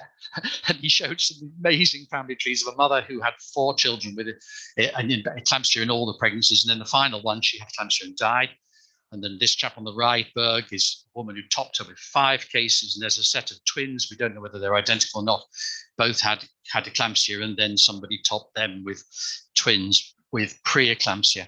Sorry, with eclampsia, who died. And Chesley was talking about, is this familial thing? Is there a gene? Could it be something fairly simple? And he drew my and your and everyone's attention to this very important paper from Sutherland, Scotland, where they looked at the rate of preeclampsia in the mothers and the mothers-in-law of women who had preeclampsia. Chesley, by the way, was very keen on accurate phenotyping. He only dealt with first pregnancy, proteinuria, blood pressure problems. And blow me down, there's a much higher rate in the mothers than the mother-in-law. And of course, the mother-in-law is equally closely related to the baby, but she's totally unrelated to the mother. So that suggests that if it's a genetic factor, and if it is happening, it's active in the mother. Now then, Chesley wrote this paper. This was after our dinner, and it was in the BJOG. Could it be due to a single recessive gene? Well, that was quite an exciting paper, and the data was this. Here's the table, and he had collected 2 really big series. And look at the bottom line. What he's looking for is the number of pregnancies that are affected in the daughters-in-law, 8, and the number that would be predicted to be affected if it was a single recessive gene according to the model that he was working on. And it fits pretty closely, doesn't it? And there were 2 separate series that had shown this, and blow me down, people got quite excited. I mean, most of you weren't alive then, but to my generation of obstetricians, we thought, wow, this is something. And here's my predecessor at Nottingham. Sorry, I couldn't find a picture of him, but Malcolm Simons. And look at this one. It is not often one has the privilege to read and witness a study as unique, a model to all investigators, single-minded pursuit of excellence. And so here was Jim, very excited. This is can I find this gene? So off I go, and I carry on my training, and eventually I pitch up in this place, Heath Hospital in Cardiff, and I was working. I was lecturer, so senior registrar in Old Money, working with Brian Hibbard, and I was interested in this. I think the paper, actually, the Chesley paper, came out while I was there, and we talked about it at a journal club, and I think we may have discussed it in the coffee room. And while we were talking about it, one of the secretaries in the department said, "Oh, I had preeclampsia." And I said, "Oh, that's interesting." And she said, "Do you think it was a gene?" I said, "Well, we don't know, but there's a fellow called Chesley thinks you've got a gene." Yeah. She said, "Well, do you know I'm an identical twin? I've got a twin sister." I said, "Well, that's interesting. Did she have preeclampsia?" She said, "No, she didn't have preeclampsia, but she's pregnant now." Can you imagine what a state I was in? I thought, this is it. Jim, is going to find that identical twins with preeclampsia, I'm going to get my name on the plaque in Chicago. This is it. And as she said, where's she having the baby? Oh, she's having the baby Heath. She's booked in with Jim Pearson. And I said, well, I'm going to watch her closely. And I was very keen. I was a terrible chap in those days, but I thought, I didn't want to tell anybody. Someone might deliver her before she gets preeclampsia. So I know we have the screening, but we didn't screen then. So I went down to the clinic every day. And you know what the story, you know what the answer is going to be. She didn't have preeclampsia. In fact, I've never seen a woman who had less preeclampsia. She went overdue. We looked at her blood pressure in labor. She never got even anywhere near anything over 120/80, let alone 140/90, not a trickle, not a thing. And I was disappointed. But I shouldn't have been disappointed, should I? Because I had instantly, or she had in one, I mean, oh, by the way, we did go ahead and check, do all the polymorphisms on them, both blood groups, HLA, everything we could think of, and they were identical twins. There was to a probability of 1,000,000 to 1. I shouldn't have been disappointed. I had disproved Chesley's theory, end of. I had one case, that was the end of the matter. And once I collected my wits, we sent it to the Lancet, and they published it. And then I got the first grant I ever got out of Wellbeing to look at more identical twins, because we can look at the penetrance. And that was the paper, and the BMJ published that. And we found no concordant identical twins for proteinuric preeclampsia, 0 out of, I think there were about a dozen. And then the MRC gave us a bigger grant, and we went down to the Institute of Psychiatry, Alison McDonald, and really went to town on their cases. Same issue, no concordant identical twins. And the number, the last time I looked at the world literature, it's 20, nearly 30, I think, 0 concordant. 1 or 2 with proteinuria and essential hypertension in the co-twin, but not for proper proteinuric preeclampsia. With one exception, and I'll come to this in a minute, 2 patients have been published with HELP syndrome, concordant for twins. So 4. So HELP is interesting. There's something special about HELP, and that might be a single gene. I'm near the end.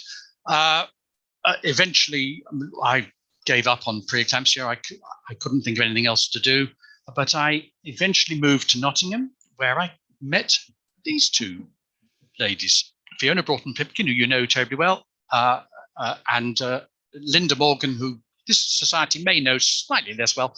She's a geneticist in Nottingham. And they were pursuing this matter. I'd lost interest in it, but they were pursuing this matter. Lots of people had been finding putative gene associations. I spent most of my time trying to stop their grants getting funded because I said they're too simple. But there were a whole lot of people finding putative associations, never confirmed. And these 2 said, well, we're going to really go to town on this and collect the data. So they collected the GOPEC data, where genetics of preeclampsia, a huge series of mothers, fathers, and babies, accurately phenotyped and DNA sampled. And they wrote a number of papers, and they were unable to confirm any of the gene association studies which had been previously reported. So that's quite useful, I think, to get rid of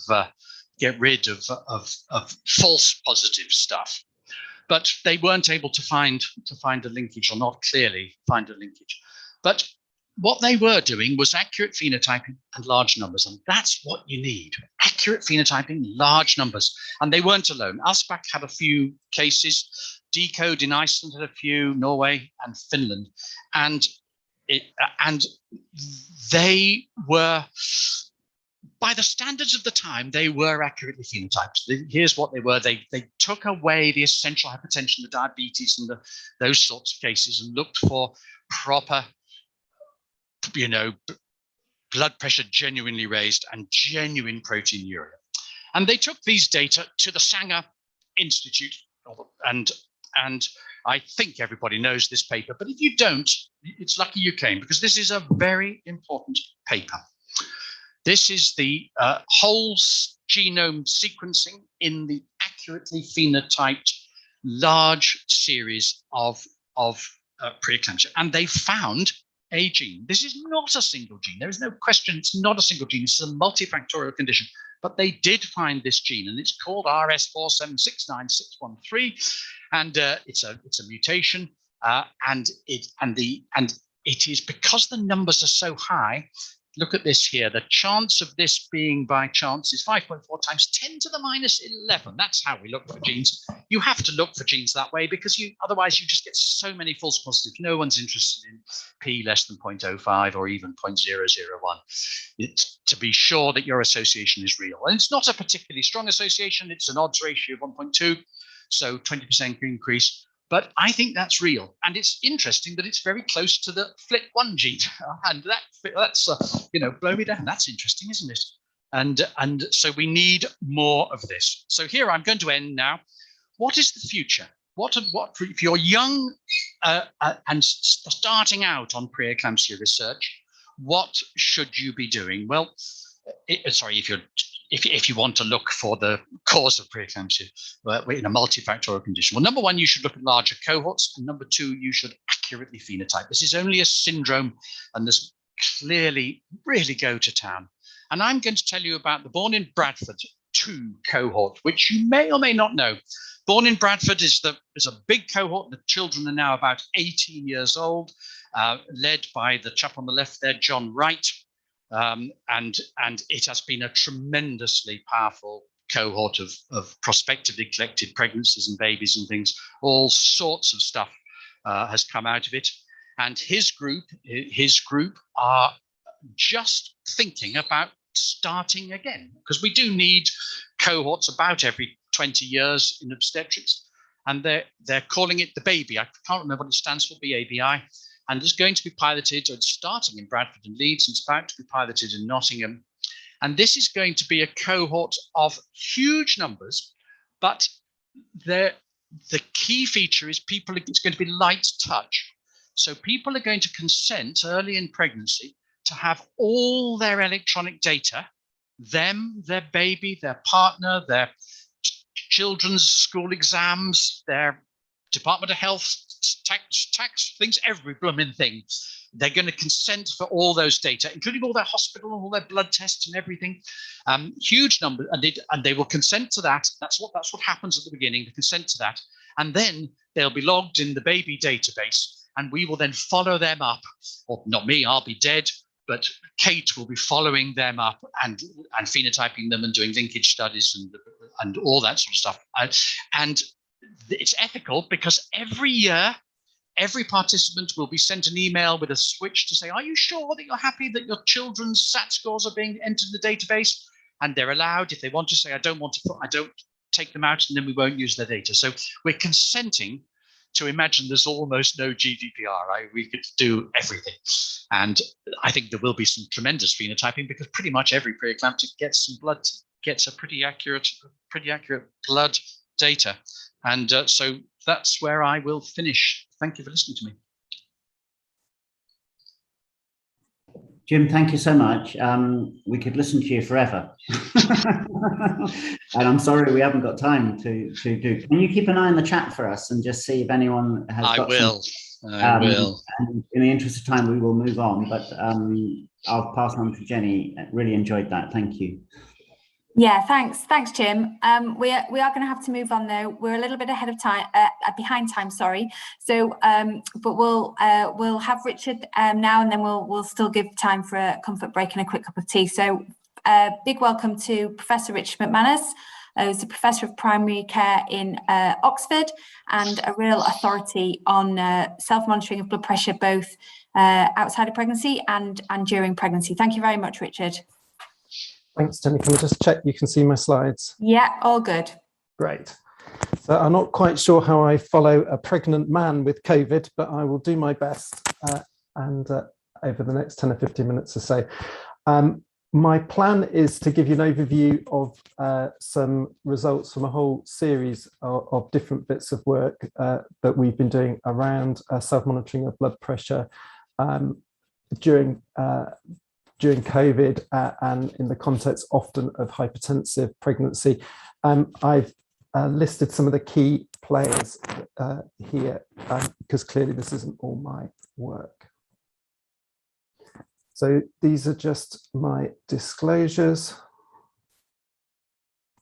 And obviously everyone on the call understands probably a lot more than me about hypertensive disorders in pregnancy. Around 10% of women are affected, and particularly in primary care, blood pressure and checking urinary protein are absolutely key to the detection of further problems, particularly preeclampsia. But we were left last March in a situation where our normal practice went completely out of the window, and what could be done.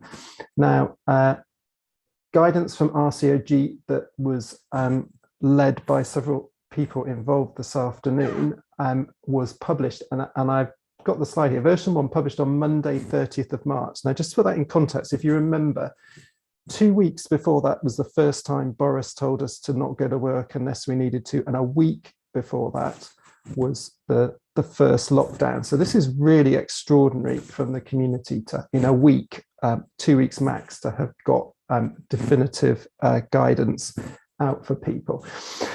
But that was really impressive, and almost simultaneously there were provision of 16,000 validated monitors from NHS England, some of them like the one shown here.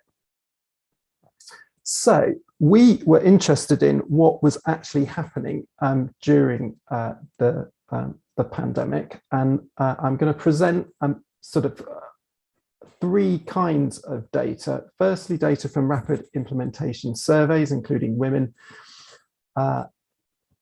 45 maternity units, a bit of data from an obstetrician survey that we managed to do just before and just after or in the middle of the pandemic.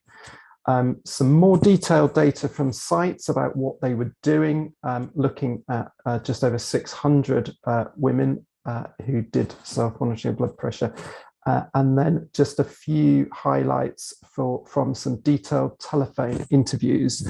I should acknowledge in particular Hannah Wilson, who was very instrumental in terms of the rapid surveys, and Alison Chisholm, who you heard from earlier, who did the telephone interviews and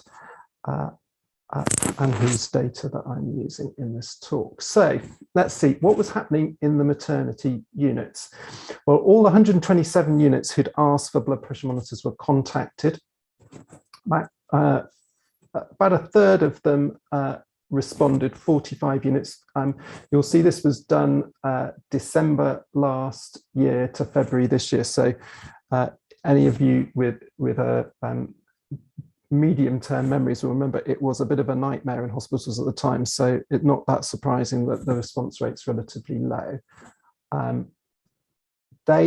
They were all using self-monitoring to a certain extent, but pre-pandemic, most of them had not, 80% had not routinely provided blood pressure monitors in pregnancy.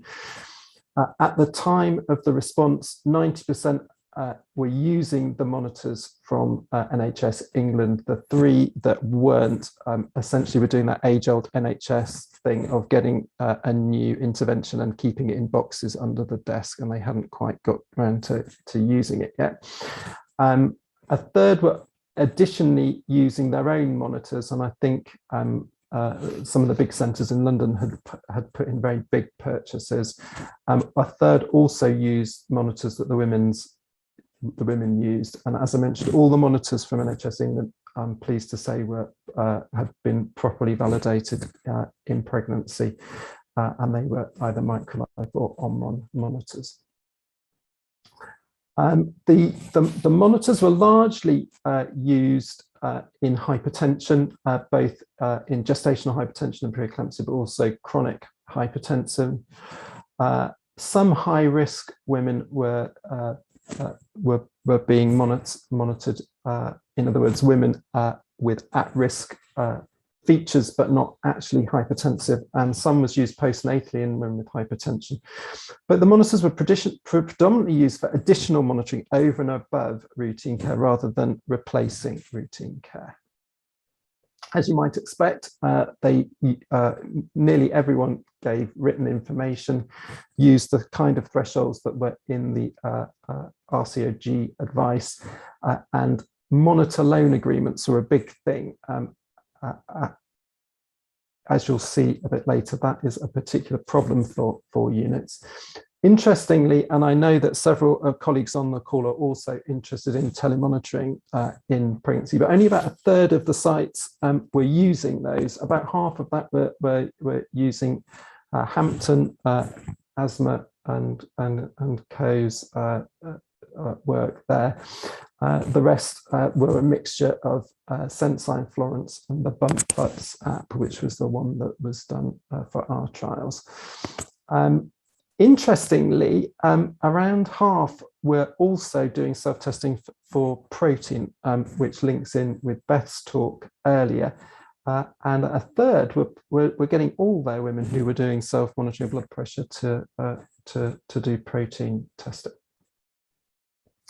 Professionals reported that the main rationale for them for self-monitoring, unsurprisingly, was to reduce face-to-face contacts, footfall in the hospital.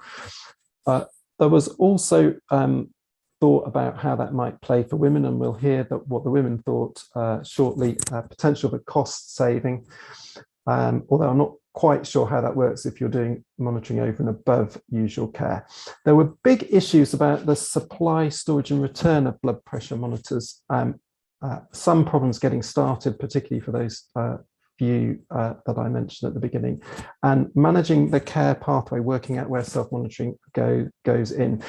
In terms of supply and storage, and particularly return of monitors, as I said, most of the units had loan agreements. Personally, I am, you may not be surprised to hear, a great proponent that blood pressure monitors should be available on prescription for people who need it, both outside and inside of pregnancy. And I think that you hardly have to spend any time at all chasing up a monitor to make it not cost effective to get them back. You should, if you're giving them to a woman who's hypertensive in pregnancy in particular, she's likely to have an ongoing risk. Why not just give her a monitor and ask her to hang on to it and use it? So we had some more detailed data from 13 services around about 600 women.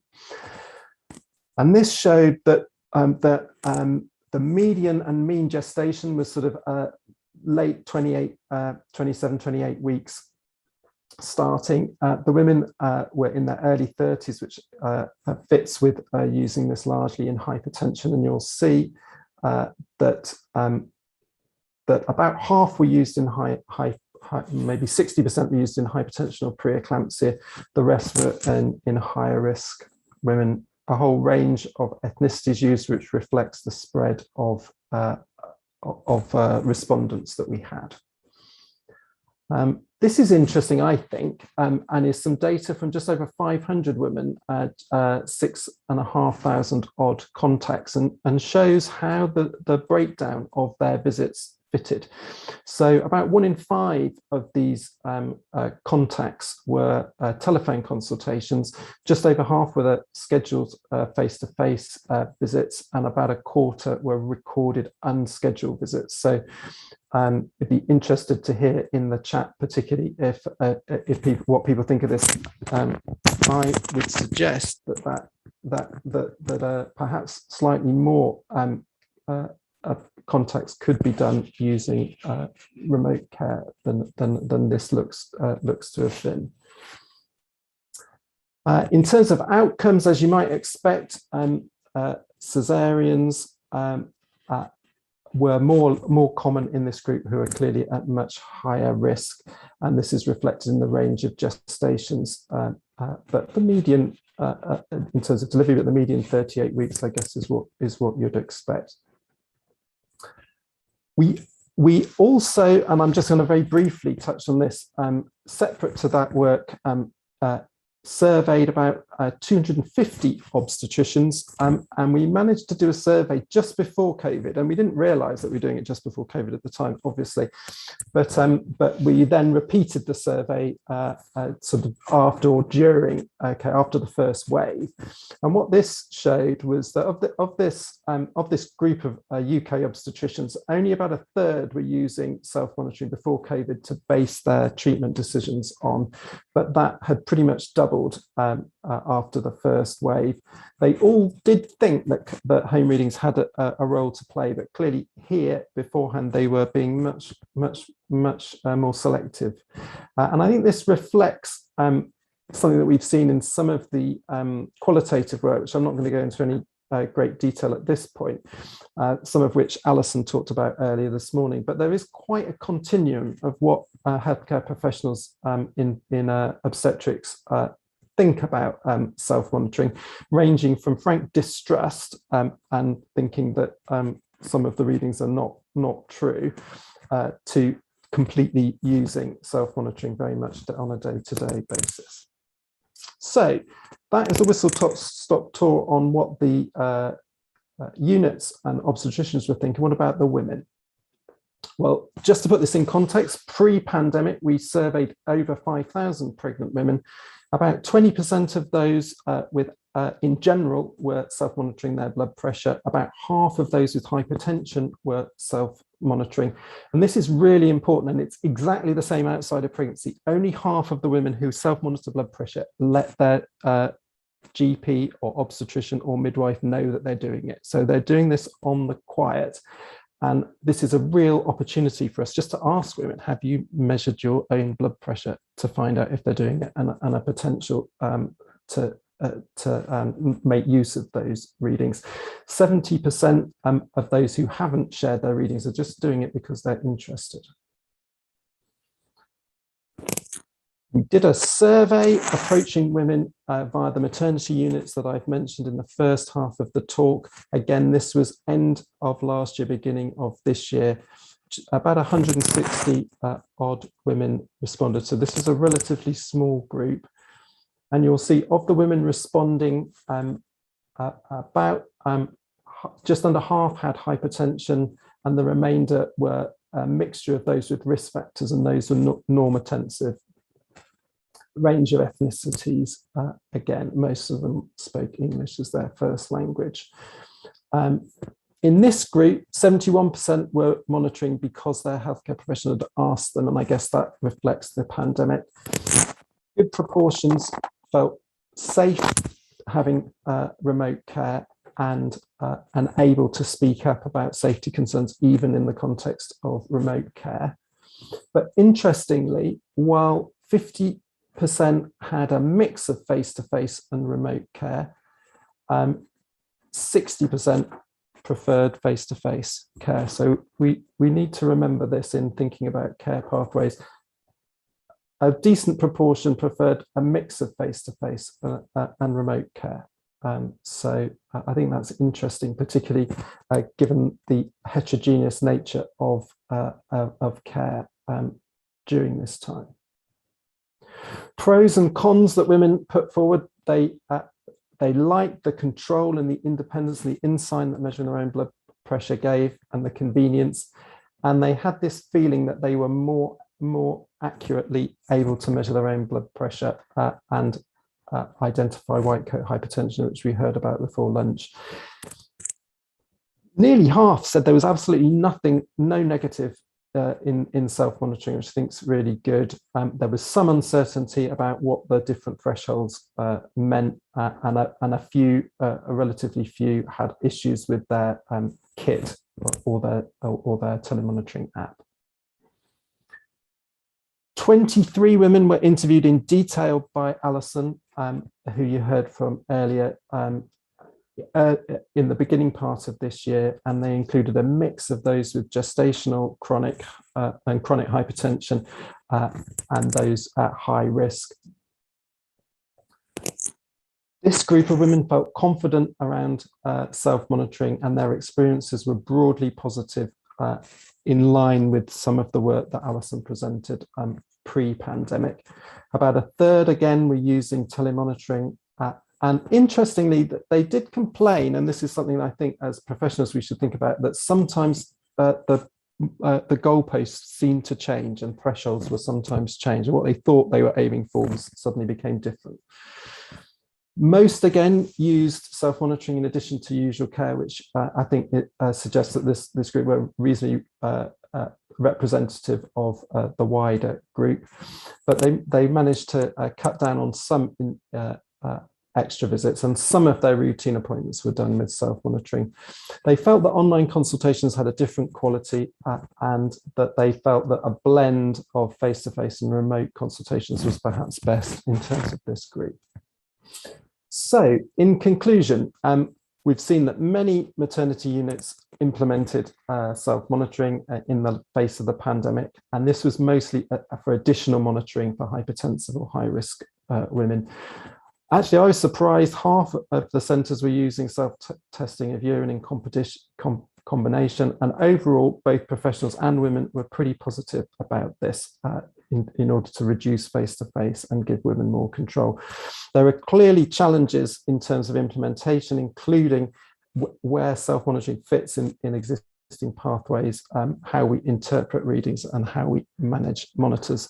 That was all, just to acknowledge colleagues who have worked really, really hard to produce this data, and our funders. There were several different studies here, but they were all funded by NIHR.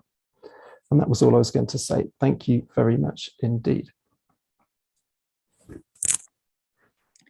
Thanks, Richard. I think, are there any burning questions anyone wants to ask? I think we'll probably have to move on, but please, if you've got questions from Richard's talk about self-monitoring, then please put them in the Q&A and we can consider them going forward. Loads of interesting things we could talk about, Richard, if we had more time, but I guess we're going to have a little move on.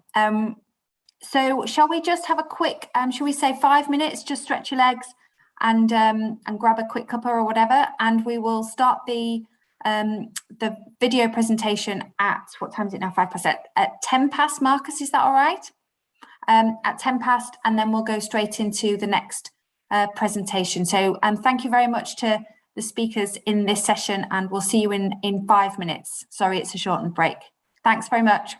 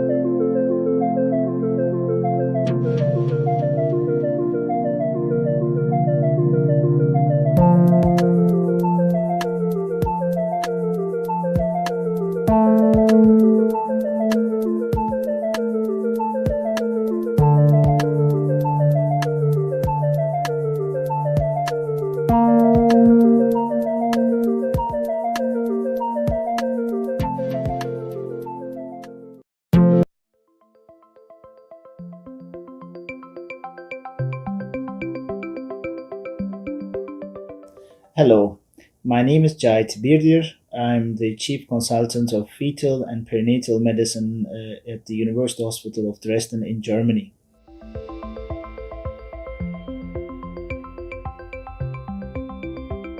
The screening for preeclampsia is very important if it's done at the first trimester, because that's the time frame we have to detect the high-risk group of patients. And if we do have a high-risk pregnant woman, we can offer her a prophylactic therapy with aspirin. If a high-risk group is detected after 16 weeks of pregnancy, it would be too late to offer this prophylactic therapy.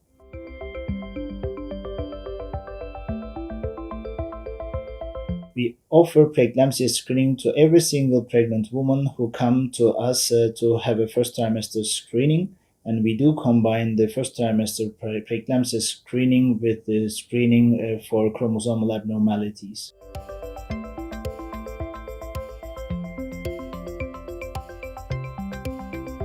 We perform preeclampsia screening with a combined screening method in which we combine the history of the woman with biochemical and biophysical markers. Our biophysical markers are the Doppler measurements of arteria uterina and the blood pressure measurement of the woman, and which we do with automated machines from both arms at least 4 times. And our biochemical markers are PLGF and PAPE.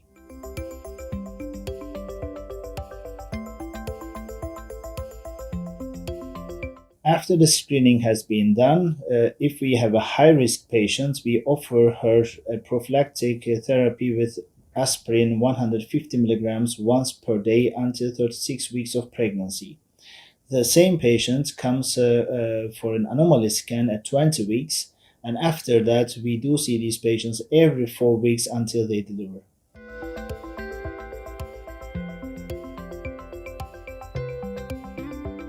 The quality of the lab results are very important because we need accurate results, and the results are very important for the final result to put that lady in high-risk group and for our decision.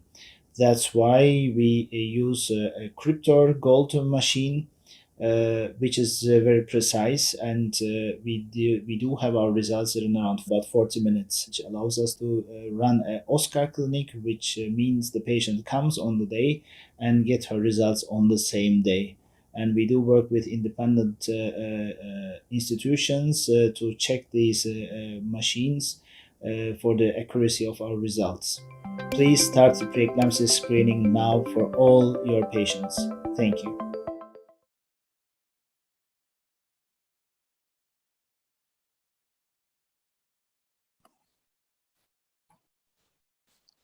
Great. Right, I think we're, thanks for coming back. I think we're ready to move on to our next presentation, which is from Professor Laura McGee, who I think probably very well known to all of us. Are you ready to go, Laura? Thank you very much for coming.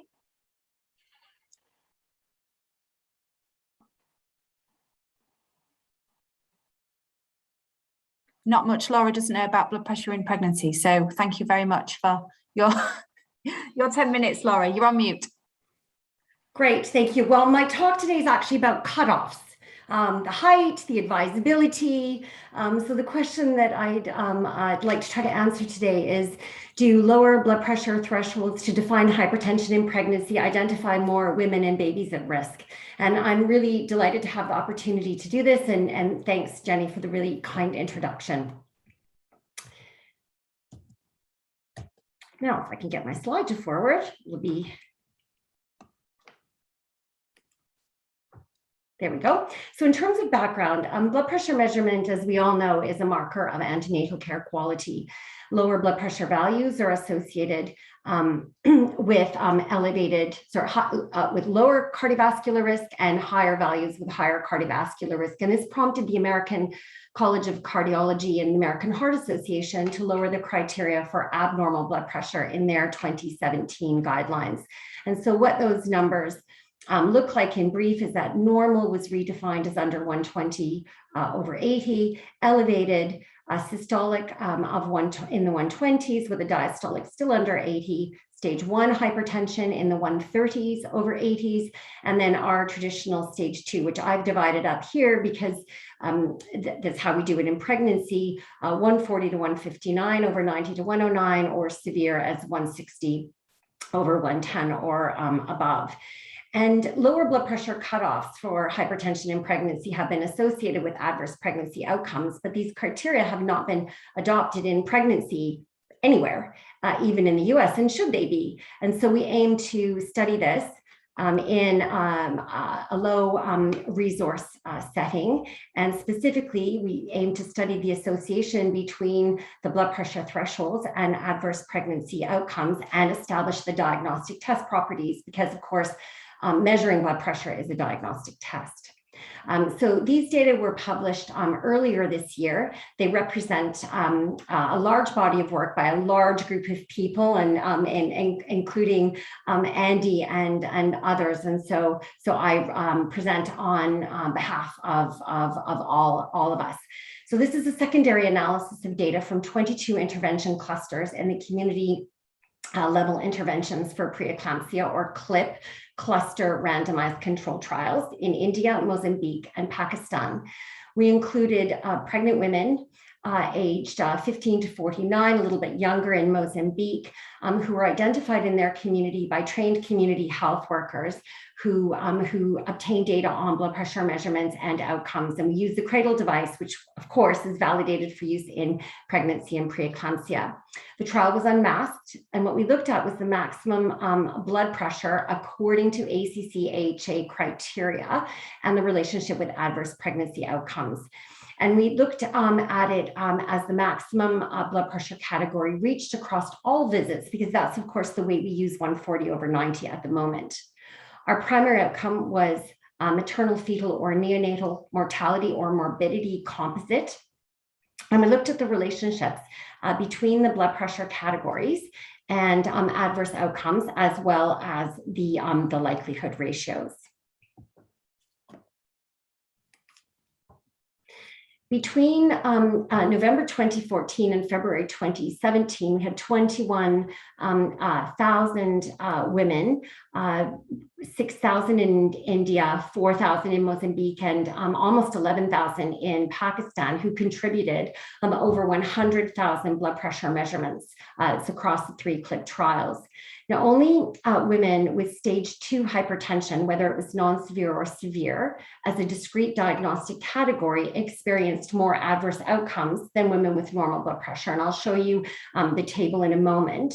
But when we use blood pressure categories as diagnostic thresholds, so for example, in stage 1 hypertension, if you took 130 over 80 or above versus below 130 over 80, there were dose response relationships observed between increasing thresholds and adverse outcomes. This is reminiscent of other papers. So if we look here, these are adjusted relative risks in the table. We have the CLIP outcomes here. This is the maternal fetal newborn composite, as well as maternal composite, maternal central nervous system composite, so eclampsia, stroke. For example, fetal or neonatal death, and then stillbirth specifically. And here are the ACC-AHA criteria: normal, so under 120 over 80, elevated stage 1, which is the 130s over 80s, and then non-severe and severe stage 2. And I've highlighted in yellow the significant adjusted relative risk. So you see here, it's all about stage 2 hypertension having an increased risk of adverse outcomes versus normal, with one exception here in stage 1. This bottom section of the table set up the same way, except this is where we used the blood pressure categories as discrete cutoffs.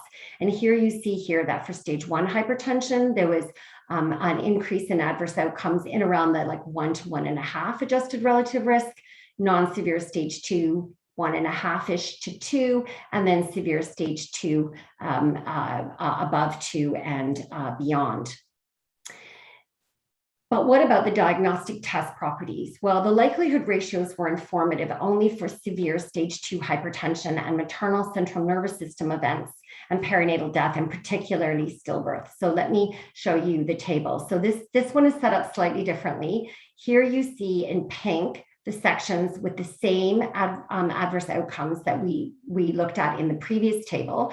And then the blood pressure categories are now rows, and then the columns are the diagnostic test characteristics. So sensitivity, specificity, positive and negative likelihood ratios. So we see there's very little yellow on this table, and it's only for positive likelihood ratio. So as I mentioned, severe stage 2 hypertension showed a good likelihood ratio of 5 or more for maternal CNS composite, fetal or neonatal death, and then of stillbirth specifically. And the other thing I want to point out is that the sensitivities, even for elevated blood pressure, so the if we dropped it all the way down, it shows a sensitivity still quite poor, so under 50% for any of the adverse outcomes. So in low risk, low resource settings, neither elevated BP nor stage 1 hypertension were associated with maternal, fetal, or neonatal mortality or morbidity adverse composites.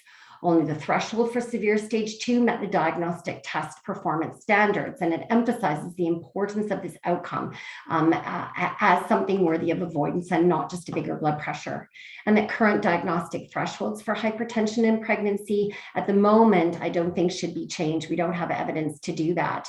And I should mention that in an optimal cut point analysis, so to look for where we could optimize the trade-off between sensitivity and specificity, we still had a blood pressure in the 130s over 80s within less than 30% sensitivity for all of the outcomes.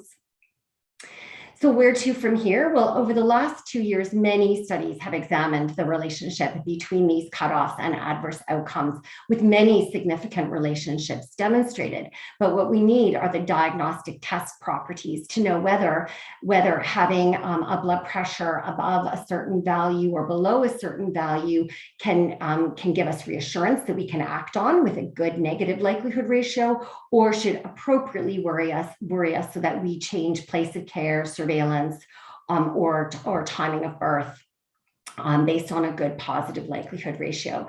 So we're undertaking this systematic review with 2 students here from London, one from Australia, and then the UBC and KCL CLIP teams. And we've identified 27 studies from beginning of 2017 up to September of this year, with over 760,000 pregnancies. Now, they're usually from high-income countries, and unfortunately, they're usually retrospective and observational, single center, and at high risk of bias. There is a real focus, so 23 of the 27 reporting on blood pressures at under 20 weeks and the ability to identify women at risk of adverse outcomes or preeclampsia specifically in the second half of pregnancy, with a much smaller number looking at the relationship between maximum blood pressure at greater than 20 weeks and adverse outcomes. And I just wanted to say that most of the interest is focused on stage 1 hypertension and comparing it with a combination of the normal and the elevated. So in other words, under 130 over 80. So looking at whether that we should move from 140 over 90 to 130 over 80.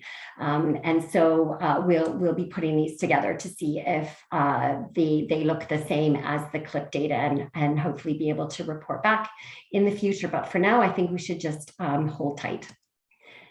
So with that, I'd like to thank you very much for your attention, and a fantastic day. And it's really great to get together to talk about what for many of us is a favorite topic. Thank you.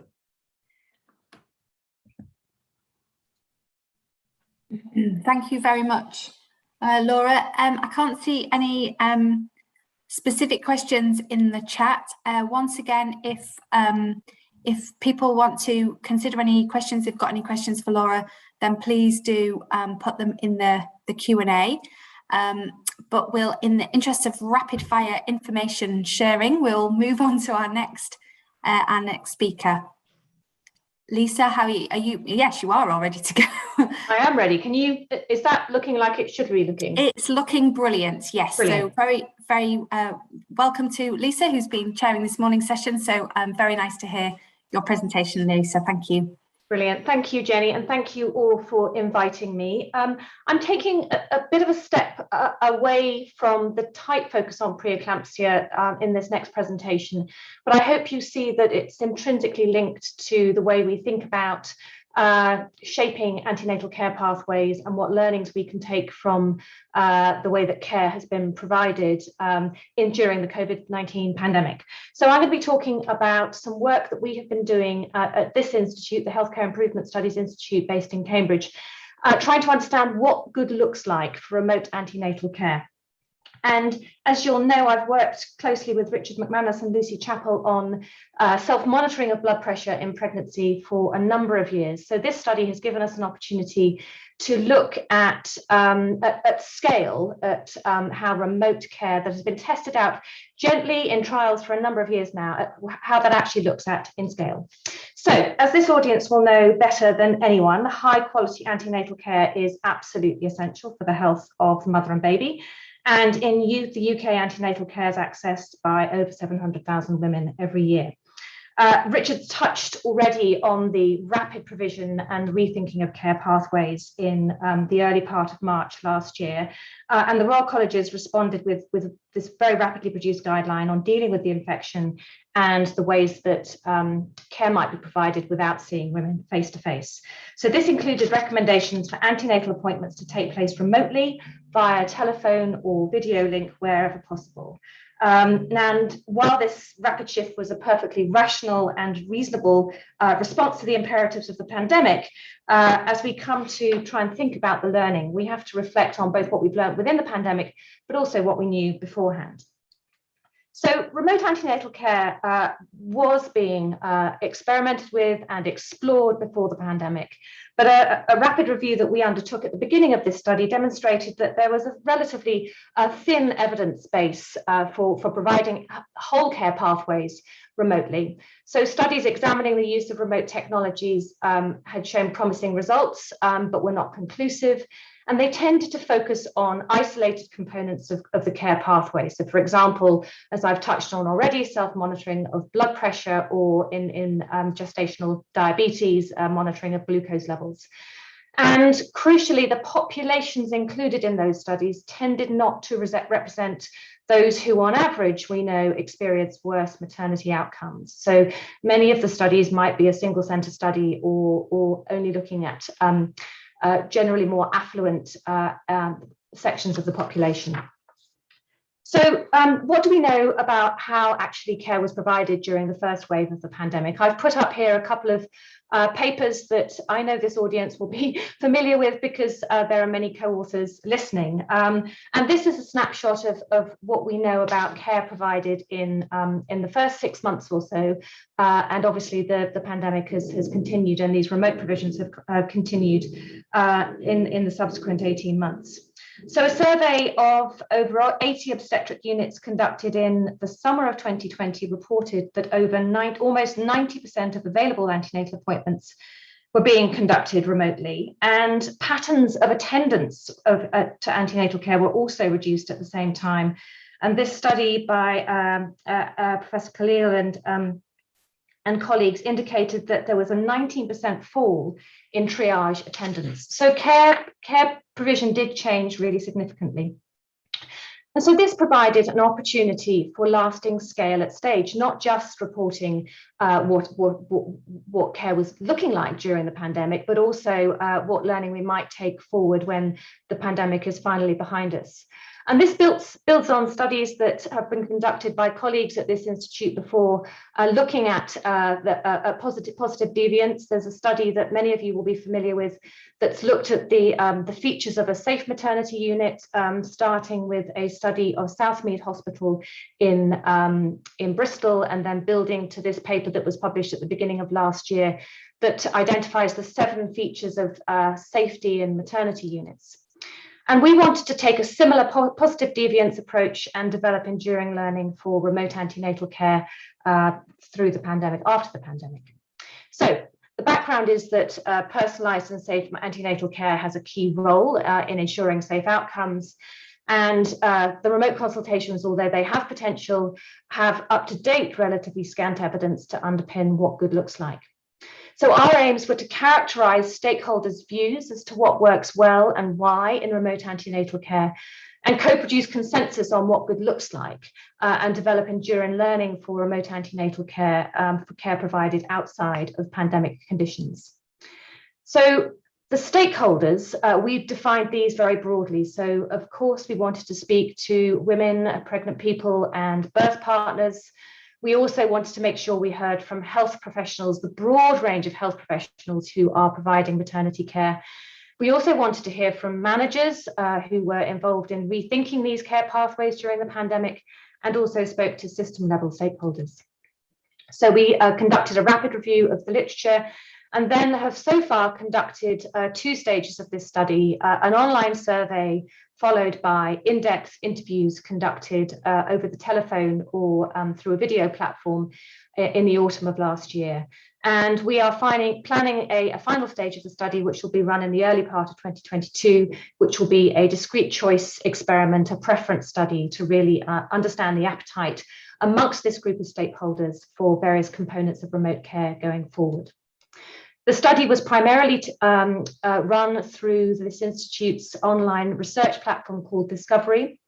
And we made sure that we were also thinking about equality and equity and inclusion in our recruitment. We were very mindful that while an online platform can be very easy for many people to access, particularly during a pandemic, it actually risks digital exclusion. So we had telephone only options, and we were guided by a 13-member expert collaborative group throughout. We worked closely with community groups and health advocates to help us in our recruitment, and also conducted direct recruitment through 8 carefully selected NHS hospitals around the country. So the survey was open for 6 weeks in September to October last year.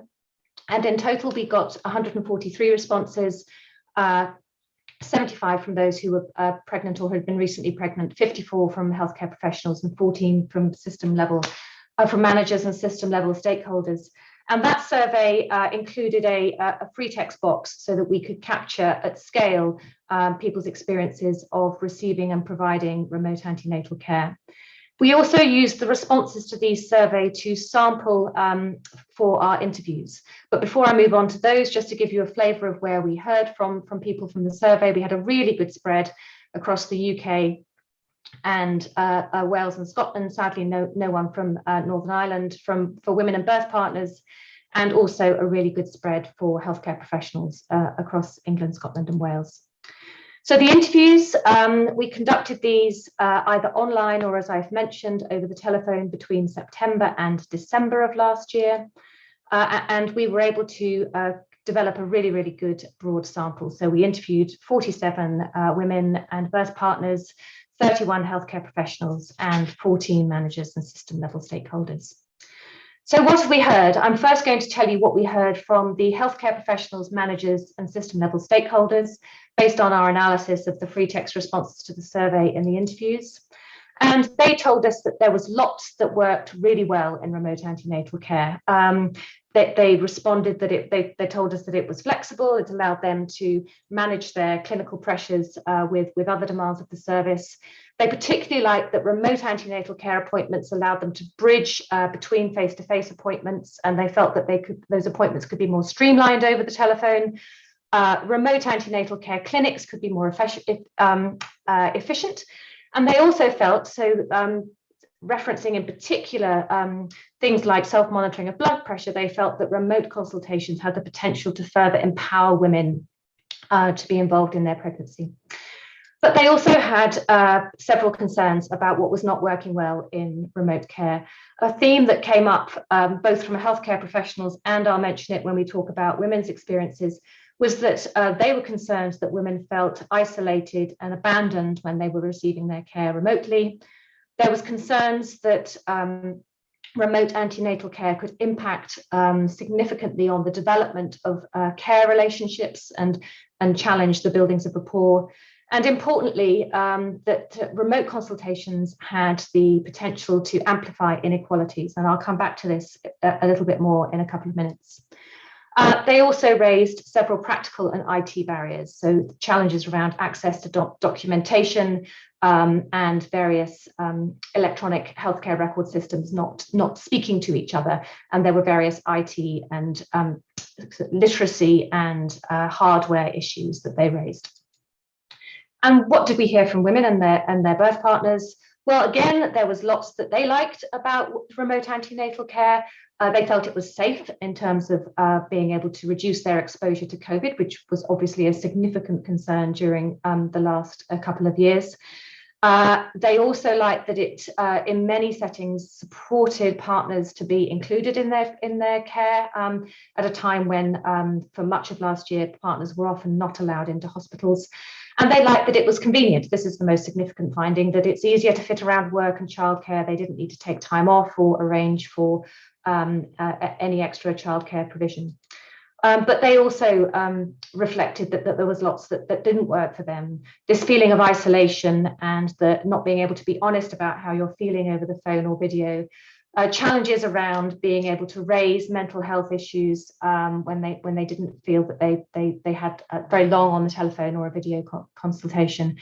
And they also felt that it was harder to develop a rapport and that meaningful relationship with their healthcare providers when they were only meeting them over the phone or a video, and that those remote consultations often felt rushed and it was harder to get any extra questions in. So I just want to come back to the issue that I've touched on already in terms of the potential for remote consultations to further amplify inequalities. It was clear that remote consultations had the potential to impact negatively on the development of women's relationships with their healthcare professionals. And the women raised concerns about being uncertain where to seek advice or care, and they felt often brushed off or unheard. Healthcare professionals, for their part, were concerned about the impact on vulnerable groups and how remote consultations might impact on their access to care, and were worried that remote consultations might compound feelings of anxiety or invisibility and feelings of abandonment. And I just want to give you a flavour of the broad range of groups that health professionals were concerned might be further disadvantaged. So this isn't just one or two portions of our society that we can easily then target to try and make sure they are accessing care. It was a really broad range of women who professionals felt could potentially be further disadvantaged by remote provision. So how do we bring all this together when we start to think about what learnings we might take in maternity care going forward? So there's clearly a social and a policy appetite to lock in the digital transformations of the last 18 months and to try and keep hold of the good things from the radical changes that have had to be brought upon us. The authors of this editorial, which was published in JAMA at the end of last year, however, do caution against a future in which a substantial proportion of patient care is delivered and received virtually, aided and abetted by the increasing number of and variety of wearables, remote medical devices and mobile apps that do, to a greater or lesser extent, integrate with electronic health records. And they argue that in the short term, any virtual remote care will require trade-offs in the domains of quality. You might well increase timeliness, for example, at the expense of effectiveness. And we wanted to think about the remote antenatal care findings from this study within a framework of quality of care. And as you'll be familiar with, there is no universally agreed definition of quality in health systems, but it's generally recognized as a multidimensional construct. So what we've done with our analysis is develop a quality framework for remote antenatal care to try and support and structure our thinking about what antenatal care might look like in a post-pandemic world, and what we might draw from this experience in terms of any redesign of antenatal care to include remote provision more in a more permanent way. So I just want to thank and acknowledge my co-investigators who I've been working closely with over the last 18 months, and also the members of our collaborative group who have guided us and continue to guide us, and the many groups that supported us in recruitment. Thank you very much for listening. Wow, thank you, Lisa. That was fantastic. Brilliant insight into what's been happening, and lots of food for thought going forward for how we need to shape things going forward. As ever, we're going to move straight on to the next presentation. Please put any comments or questions in the Q&A. Please do put things in there, and we will try and bring things together at the end of this session. So I think Asma, are you ready? No, it's Leona first. Leona, I'm so sorry. It's Leona. Sorry, Leona, are you ready? We'll play the video. Well, okay, even better. Thanks, Marcus. Cheers. Good day to all of you. A big thanks to APEC for inviting me to give this talk on new insights for the prediction and prevention of preeclampsia. Here are my disclosures. First of all, it is early preeclampsia that is associated with high risk of maternal and perinatal morbid mortality, so screening should focus on early preeclampsia. And for the screening of preeclampsia, we advocate the use of the competing risk approach, which has the advantage of allowing assessment of individual patient-specific risks of preeclampsia. In addition, the use of Bayes' theorem to combine maternal factors and a series of biomarkers provides a natural framework for dynamic prediction in which risk assessment is updated as new information becomes available during pregnancy. Incorporation of biomarker information using likelihoods means that new markers can be added by extending an existing model rather than developing a completely new model. This approach also takes into account the increasing effect of biomarkers with severity of preeclampsia. The first trimester combined test of maternal factors, mean arterial pressure, uterine artery Doppler, and serum placental growth factor achieves excellent prediction for early onset preeclampsia with detection rate of 90% at a false positive rate of 10%. The detection rates for preterm and term preeclampsia are 75% and 45% respectively. Although the model achieves a lower detection rate for preterm preeclampsia as compared to early onset preeclampsia, it already provides sufficient prediction for us to prevent the disorder effectively with the use of aspirin prophylaxis. Many of you have asked if the Fetal Medicine Foundation algorithm works elsewhere. I can confidently tell you yes. Here are the results on screening performance in a total screened population of more than 10,000 Asian women, fixing the false positive rate of 10%. The detection rate was 62%. At a fixed false positive rate of 20%, the detection rate was 75%.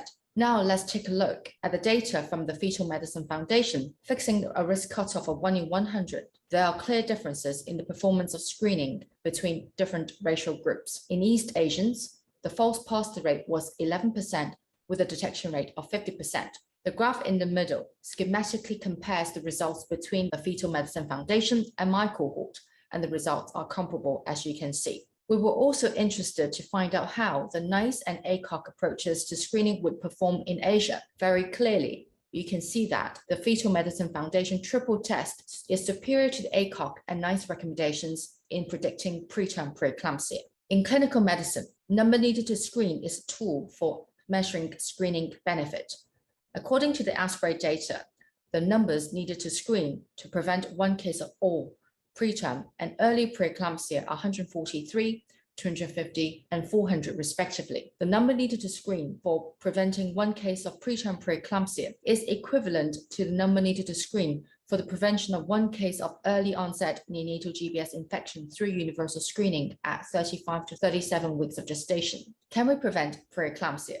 The answer is also yes. I'm sure most of you are familiar with the ASPRE trial, which has demonstrated that by giving aspirin at 150 milligrams nightly from 11 to 14 weeks to high-risk women identified by the Fetal Medicine Foundation combined screening, the rate of early and preterm preeclampsia can be substantially reduced by 80% and 60% respectively. With regard to number needed to treat, to prevent one case of preterm preeclampsia, we have to treat 38 high-risk cases. This number increases to 69 when our focus is on early preeclampsia with delivery before 34 weeks. As for preventing small babies, the numbers needed to treat range from 16 to 30. For preventing one case of perinatal death, the number needed to treat is 34. What is unclear to us is whether aspirin truly stops early onset preeclampsia from happening, or whether aspirin reduces the severity of the disorder, leading to a delay in disease onset and therefore delivery. The diagram on the left shows the distribution of gestational age at delivery with preeclampsia in the aspirin and placebo groups in the ASPRE trial. This demonstrates that in the aspirin group, the incidence of early deliveries with preeclampsia is reduced. In addition, aspirin appears to have the effect in delaying the gestational age of delivery with preeclampsia. According to the diagram on the right, the aspirin-related delay is greater for earlier than later preeclampsia. Though I'm happy that through our first trimester screen and prevent strategy, we can achieve good results for preventing preterm preeclampsia, there is still a proportion of high-risk women who is not benefiting from aspirin prophylaxis. An important point that I want to make is to understand why some aspirin-treated high-risk women develop preterm preeclampsia. Firstly, we have found a significant interaction between aspirin usage and history of chronic hypertension in the prediction of preterm preeclampsia, which indicates that there is no treatment effect in high-risk women who have chronic hypertension compared to those who do not. Adjusting for aspirin usage and the interaction between aspirin and chronic hypertension, independent predictors for the development of preterm preeclampsia are low PLGF less than 0.712 mol and very high estimated risks. Women with risks of 1 in 2 to 1 in 10 have a 6-fold higher risk of developing preterm preeclampsia, and women with risks of 1 in 11 to 1 in 50 have a 2-fold higher risk of preterm preeclampsia compared to those with risks of 1 in 51 to 1 in 100. Our results have shed some light on who we need to follow up more closely during pregnancy despite aspirin prophylaxis. These high-risk women should be informed of the potential risk of developing preeclampsia despite aspirin use, and that they are offered more frequent monitoring of blood pressure. Next, I undertook a study with the use of pharmacometabolomics analysis to further understand why some high-risk women went on to develop preeclampsia despite aspirin prophylaxis, and we found some interesting, important findings. There were several steps to our analysis. First, we compared metabolomics profiles in aspirin and placebo second trimester samples using multivariate analysis, and reassuringly, the model showed complete separation of placebo subjects and aspirin-treated subjects. The R2Y value of 0.807, Q2 value of 0.871, and a large separation between the true and permutated model Q2 indicated an excellent model. The bottom figure here is a heat map of 54 aspirin-altered metabolites identified in multivariate analysis. The list includes the immediate aspirin metabolites salicylate and salicylurate as upregulated upon aspirin treatment as shown in red. We observed an overall decrease of metabolites in histidine metabolism, glutamate metabolism, long-chain polyunsaturated fatty acids as shown in green. Next, we evaluated the association between internal exposure of aspirin and clinical response to aspirin treatment. In the aspirin trial, participants self-reported compliance, and we used this to plot against internal exposure that was determined by metabolomics analysis and estimated as leave-to-out orthogonal projections to latent structures discriminant analysis. Samples are colored differently by pregnancy outcomes and treatment groups. Orange as aspirin-treated non-preeclamptic, green as aspirin-treated preeclamptic, blue as placebo-treated non-preeclamptic, and purple as placebo-treated preeclamptic. You can be reassured that the aspirin and placebo groups are completely separated. We then evaluated the distribution of reported compliance and internal exposure in aspirin-treated women with or without preeclampsia. You can see that internal exposure was significantly different between preeclamptic women and non-preeclamptic women within aspirin-treated group. This difference was not statistically significant in reported compliance. Then we evaluated the impact of aspirin treatment on the metabolic clock of gestation. First, we built a multivariate metabolic clock of gestation using the metabolomics profiling of the pre-treatment and placebo-treated samples. Second, we used the clock to predict the gestational age in the aspirin-treated group. Aspirin-treated samples were estimated to have a younger gestational age than placebo-treated samples, depicted by the left shift of green peak from the blue peak, as shown in the middle diagram here. In the aspirin-treated group, gestational age acceleration significantly deviated from 0 in a negative direction by 1.27 weeks, as shown in the green box here, suggesting that aspirin significantly delayed metabolic gestational age. We also demonstrated that aspirin partially reversed 1/4 of the metabolites changed over gestational age advancements. All in all, our findings suggest aspirin treatment slows down the metabolic clock of gestation. In our clinical practice, we are moving away from simply stating that aspirin is effective in preventing preterm preeclampsia. We explain that the benefit of aspirin is mediated via a delay in the onset of the disorder and therefore timing of delivery for preeclampsia. It is crucial that every effort is made to identify those who may still develop preeclampsia despite aspirin prophylaxis, because they must be provided with appropriate advice that they should be vigilant of preeclampsia symptoms and seek medical attention when necessary. I've given you a quick update on our latest preeclampsia research, and thank you for your attention. Hello, everyone. It's a pleasure to be here with you, even virtually. Over the next 10 minutes, I will talk to you on adverse pregnancy outcomes attributable to socioeconomic and ethnic inequalities in England. And the data I'm going to show you were published earlier this week at the Lancet. I just like to acknowledge that this work is done by large teams by the NMPA, or the National Maternity and Perinatal Audit, which is a collaboration between the Royal RSOG, the RCM, the RCBCH, and the London School of Hygiene and Tropical Medicine, and funded by HQIP. Well, socioeconomic deprivation and minority ethnic background are known risk factors for adverse pregnancy outcomes. So what's new? What we wanted to do is to quantify the magnitude of these socioeconomic and ethnic inequalities at the population level in England. We decided to investigate 3 adverse pregnancy outcomes, including stillbirths, preterm births less than 37 weeks, and fetal growth restriction defined as birth weight less than 3rd centile. We included data from 132 NHS hospitals in England. The inclusion criteria was singleton pregnancies between 24 and 42 weeks. We excluded multiple pregnancies and those undergoing termination. And for the statistical analysis, we calculated the population attributable fraction. For those of you who are not familiar with this parameter, it is the proportion of the adverse pregnancy outcome that would not have occurred if you don't have this risk factor.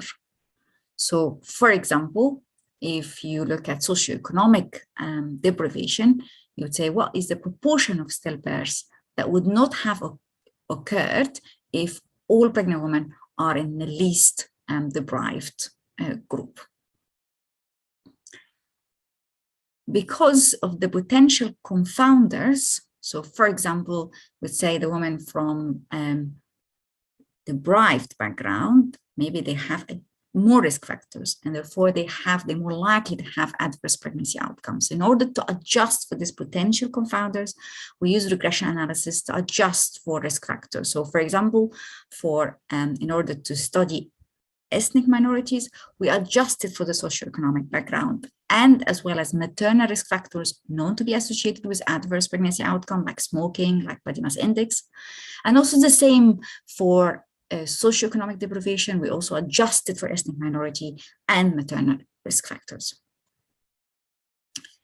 So we included singleton births between beginning of April 2015 until end of March 2017. So that's 2 years worth of data. We included more than 1.2 million pregnancies.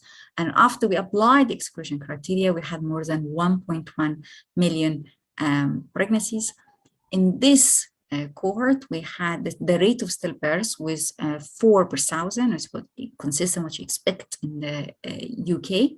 The preterm birth was 6%, and the fetal growth restriction was 2%.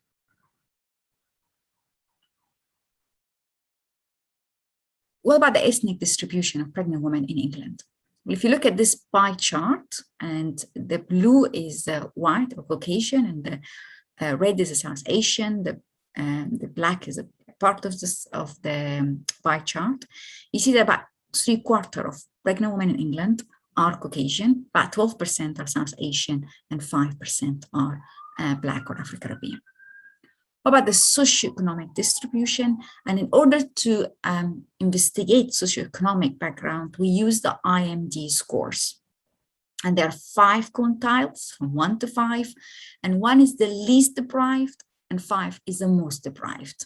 And in this pie chart, the red part is the most deprived, And you can see the pink is the number 4. And interestingly, you find that about a quarter of pregnant women belong to the IMD, the 5th quintile, so the most deprived. And in fact, if you combine 3 and 4, so that's the most, or the 2 most deprived quintiles, that's nearly about half, or nearly 50% or half of pregnant women in England. When you look at the adverse outcomes, so stillbirth, preterm birth, and fetal growth restriction, and you compare in the different groups according to socioeconomic background, you find that they are significantly higher in the most deprived quintile compared to the least deprived quintile.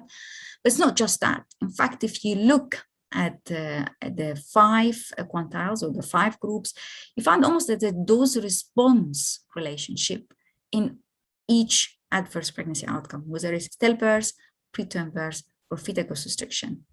And what you see in this figure is that the blue bar, so for example, that's in IMD1, the least deprived, and you can see the red bars of the rest of the bars is almost the extra risk of each of the adverse pregnancy outcome.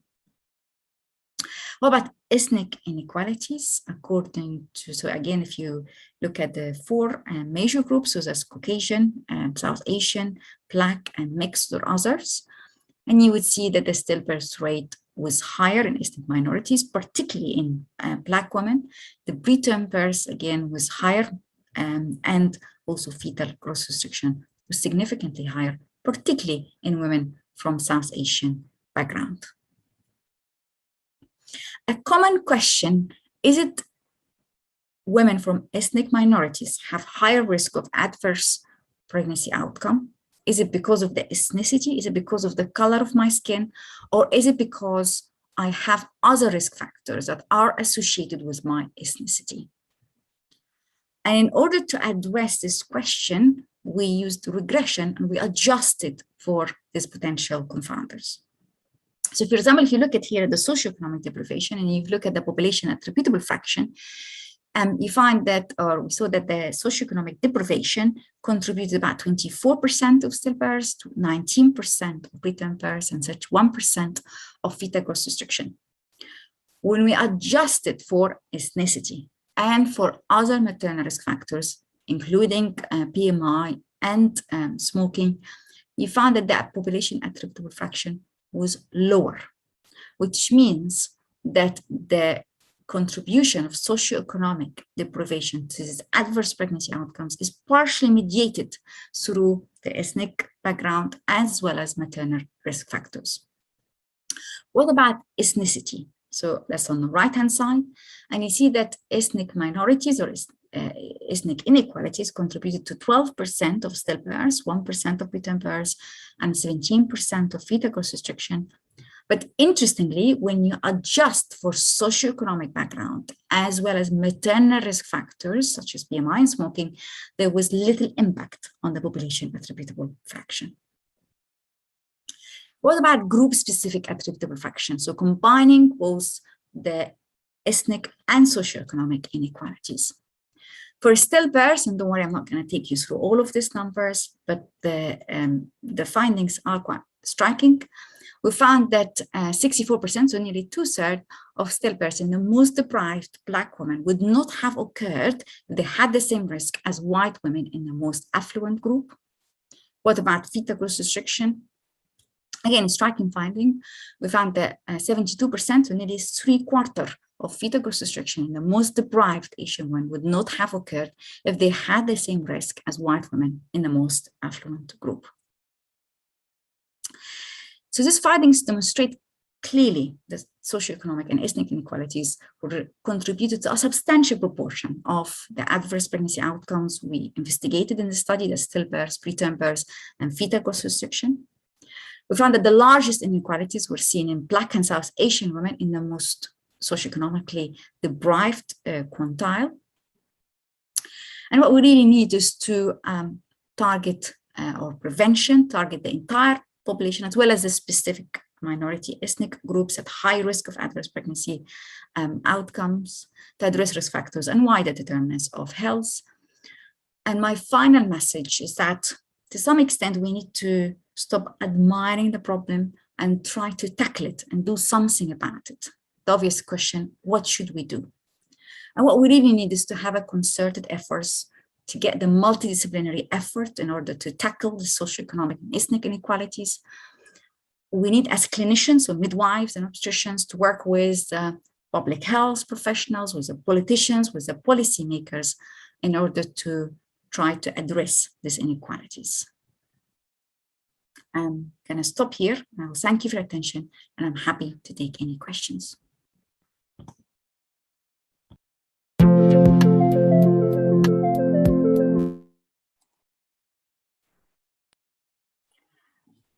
Great, thank you very much. That was two pretty storming videos back to back. Thank you. So, are we going to have a quick break now, Marcus? Or yeah, 2 minutes.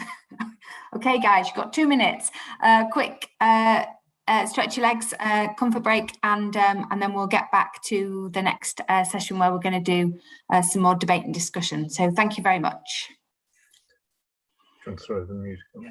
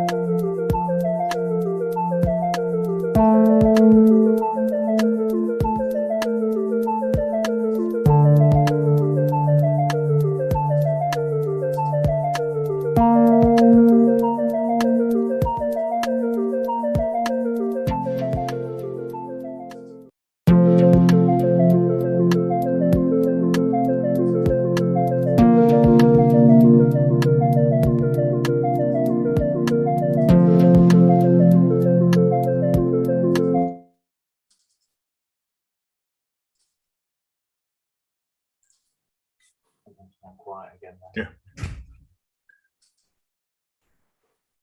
Baski, you happy to take us away? Absolutely, I'll be back.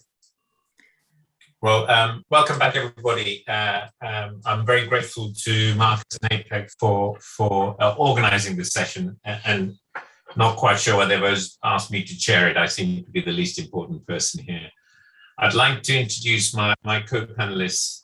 Here we have Joe Russell, who's a parent who with Gabriella had a very recent experience of preeclampsia in pregnancy. We have Donna Ockenden, who probably needs no introduction. Hello.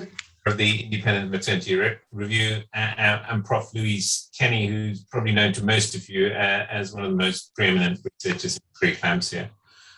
I think what all of us bring is some degree of involvement and personal health issues, either related to pregnancy or otherwise, and more recent than we would like to know and like to bring. And I think that sets the tone for what we'd like to discuss today, which is going to revolve more around preeclampsia than around COVID. We've had a little chat beforehand, virtually speaking, and we're going to start first with Joe and ask Joe, really, if you wouldn't mind, Joe, just to give us a little bit more detail about who you are and what yours and Gabriella's experiences were with preeclampsia and pregnancy. Sure. So yeah, my name is Joe Russell, and in 2019, we were fortunate enough to have our first child. So my wife's name is Gabriella. My daughter, who will be 2 in December, is called Noah. I'll sort of go straight into it in the constant time. So to just, my wife was 26, 27 years old at the time, went to the gym a couple of times a week, so was in good physical condition, fell pregnant and had no real issues during pregnancy, bar a little bit of hip and back pain that I guess nearly all women probably go through. And then we got to about 36 weeks and she started to get some significant pain underneath her ribs on the right hand side, and some swelling in her face and feet, and so much so there are pictures that we have that we barely recognize her. As a result of the pain, she said she couldn't really feel the baby, and so we had our first rush to the hospital to sort of find out what was going on for reduced fetal movement. Now the midwives did their checks, and the baby's, all the information around the baby was fine. My wife's blood pressure was fine, and there was no protein in her urine. But the pain persisted, and given she's only 5 foot tall, they felt at 36 weeks pregnant, it was probably just what seemingly was a large baby putting a lot of pressure on her ribs, and was likely inflammation of the rib cage. Sent home with some paracetamol, some rest, and some advice not to get too worried. A few days later, we came back again with some, my wife still in a lot of pain, and again feeling like she couldn't feel the baby. And we went through the same thing, found out the baby was breech, which sort of reinforced the idea that maybe it was just the feet pushing up against the rib cage, and again that pain that was now moving into her shoulders was very much due to the size of the baby and my wife being quite small. But we had a D date for our cesarean section due to the breech baby, and we were on our way again back home to sort of wait for that day to come. A few days later, my wife couldn't sleep. The pain was so severe, so much so she was actually sick. To go into the details, she had a bit of bile and blood, and we called up the maternity unit, who just said, look, you're 37 and a half weeks pregnant, baby's big, just the blood is from you retching and all this sort of stuff. Just if you feel like you need to come in, but otherwise try and get some rest, take some paracetamol, and we'll see you when we come to the C-section. Fast forward another couple of days, and my wife had her routine midwife appointment. And luckily we had her routine midwife appointment because her protein was 3+ and her blood pressure was skyrocketing. I get a call at work to go straight to hospital because my wife was now in an ambulance with her blood pressure at sort of 170, 180. I forget the smaller number, but it was definitely in the 170s, 180s, and quite a scary situation. We get into the hospital, and we go from, okay, blood pressure is a bit high, but it seems to have calmed down now, which was actually just a temporary reprieve, and there was sort of relief of getting into hospital, and it started spiking again. We went from C-section on the Sunday, this was the Tuesday, to maybe earlier in the week to, okay, this is now emergency because you have severe preeclampsia and HELLP syndrome. These are terms that I wasn't familiar of, and neither of us were. And the only knowledge of preeclampsia we'd had prior to this was an episode of Downton Abbey, which obviously got us a bit worried, but medicine had moved on since then. My wife went in under general anaesthetic for emergency C-section and had quite a severe hemorrhage during the procedure. So it took a few hours to come out into recovery. And then we thought that was it. Baby was born perfectly healthy, no complications with Noah. My wife was now on the road to recovery. She'd lost a bit of blood. She might take a bit longer to sort of come to, but we were there or thereabouts. And early indications the morning after were pretty positive about platelets rising and blood pressure normalizing, until about 7 p.m. that evening, where my wife started hemorrhaging whilst, unbeknown to us, whilst my grandmother was still in the room. And then she was like, oh, you look a bit unwell, I'm going to leave you to rest. And then we found out by pulling the sheets back that my wife was in a bit of bother. Red button goes, everything goes a bit crazy for us. And suddenly my wife's being wheeled out into the emergency theatre and kissing my daughter goodbye. And it was all a bit of a rush. And again, she had another major hemorrhage. And yeah, pretty scary situation. A few hours went by and they were still sort of struggling to stabilize her. She had a battery balloon to help with to control the blood loss, but that was sort of a temporary measure to try and get her to another hospital for cauterization. The options presented to me were either we can stabilize her and get her moved to the other hospital. Option B is hysterectomy, or option C ... because at that point there wasn't really one. Thankfully, the balloon worked and we were very fortunate enough to get her transported to intensive care at the other hospital, where actually she stabilized enough not to have that next surgery. And then we were on the road to recovery of a few days of intensive care, close observation, and a few months of blood pressure issues following that. So she had, she was on a few months, 3 to 6 months, she was on some blood pressure meds. But very lucky, I went home after about a week with my wife and baby, but I know there are plenty of parents that are not so lucky. That's a whistle-stop tour of it. I hope it wasn't too graphic or anything like that. Joe, thank you for sharing. It can't be easy. People or parents who have that degree of detail and knowledge have been traumatized extremely. Yeah, I wouldn't expect you to remember so much in so much detail unless it's firmly imprinted in your brain. So I know it can't be easy, but thank you for sharing. I'd like to ask you some specific questions if possible. You mentioned Downton Abbey, and I'd like to come back to that really, because you said right after you said Downton Abbey, you think medicine has progressed significantly since then. What if I told you that one of the problems we have in the health service is that we have no personalization? So I have 5,000 women in my hospital, and we have little way of knowing who is at high risk and who isn't at high risk, because until the blood pressure went up, you spent 8 months absolutely blissfully unaware that anything considered low risk. And the risk assessment system we have now is from the era of Downton Abbey. We ask you a series of questions: how old are you? How heavy are you? And on the basis of that, we call you high risk. And if someone had called your wife high risk and she turned around to them and said, well, what is my risk? They wouldn't be able to tell you in 2021, because the risk assessment we run, paradoxically, doesn't provide a number. So do you think that if we were able to better triage risk, and there have been a number of presentations today showing that we can triage risk with clever algorithms using the same amount of computing power I use to order a taxi or a pizza, I can assess risk and better warn you about the possibility of things happening, so that you have several months to get used to the fact that you may be at high risk. And so that the midwives and doctors that see you could better afford to deliver more targeted healthcare. Do you think that might have been useful? Yes, I think I've often felt there's a bit of a culture of not worrying mothers and first-time parents, especially about the risks associated with pregnancy. There's a whole load of information of, how to breastfeed once you come along, or you can get these jabs, whether it's whooping cough or the other things. But I don't remember seeing, whether it be, a poster linking some of the symptoms of preeclampsia or any other conditions in whether I went to the midwife meeting with my wife or when we were in the maternity room. So in terms of upfront information for people to plan, if someone was at, we talk about other issues, medical issues, and a lot of people, there's a lot of information out there sort of pre-planning. If you're higher risk because you have a family history of cancer at 40 years old, a lot of people can pre-plan and preempt what's going to happen.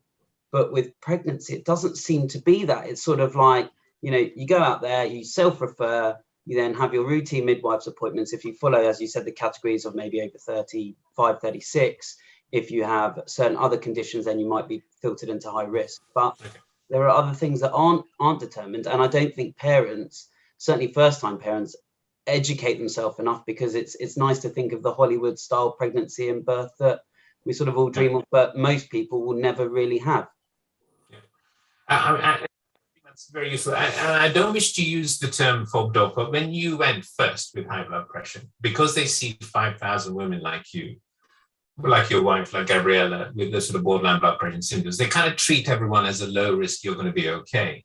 But if the healthcare practitioner had had a red flag to say that Gabriella was at high risk, they may have afforded her more targeted care and taken her symptoms and signs more seriously. Does that ring true, do you think? Would that be the case? Yeah, I think it's twofold. It's the medical professionals having the tools to maybe differentiate better, because, you know, we didn't present with the protein in urine and the blood pressure first of all, so may not be an immediate red flag.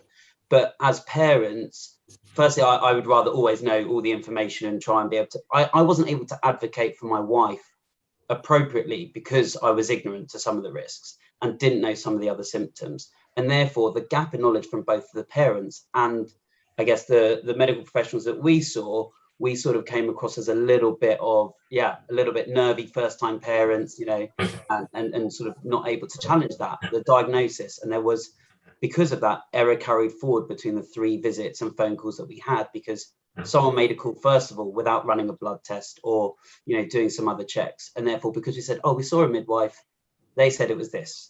Therefore, someone said, okay, that's what it is. I'll look at the other things I need to worry about for each baby, blood pressure of the actual baby rather than my wife. So I think it's twofold. It's general information for parents, but also maybe a bit more risk analysis for and you might also mention that it's context specific information, isn't it? There's such a thing as too much information. Giving everything all the time is irrelevant, whereas context specific information.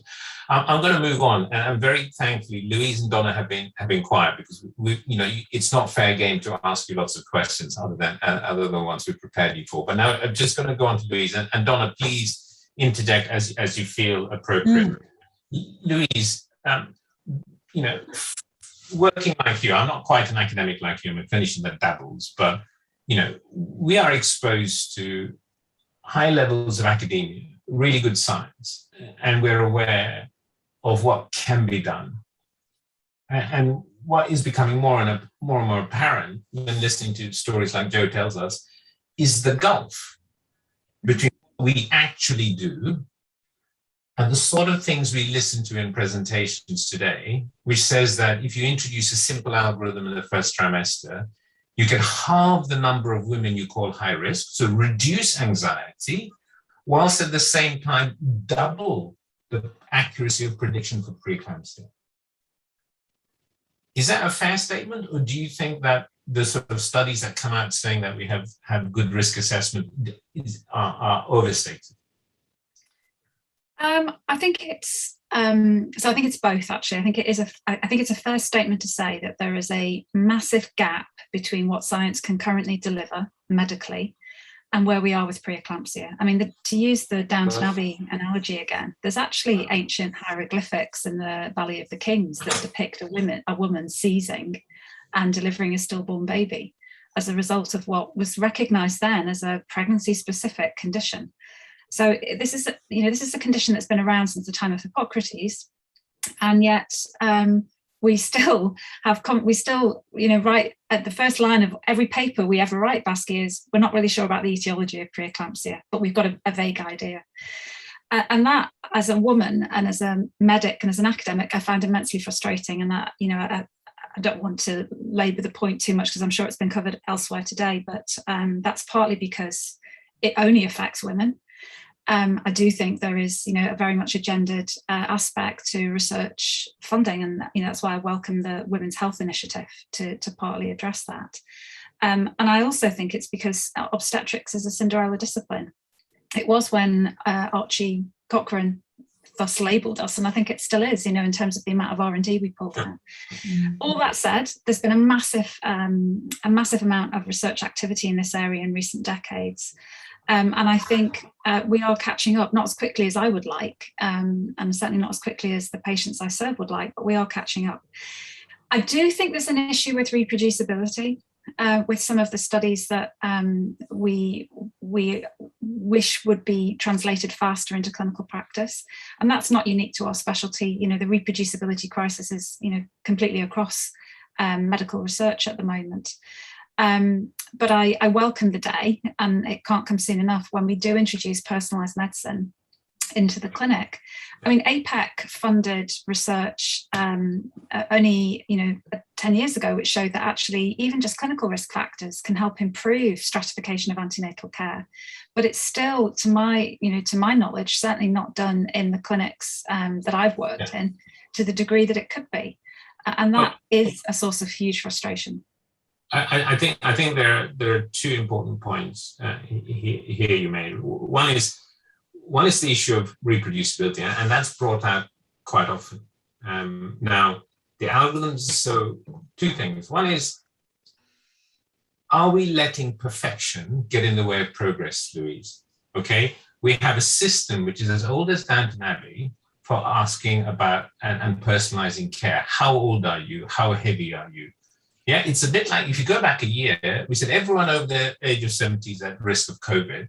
I would rather have been a 75-year-old who's fit, healthy, non-smoker than a 40-year-old who was obese and had high blood pressure, because they were more likely to die of COVID.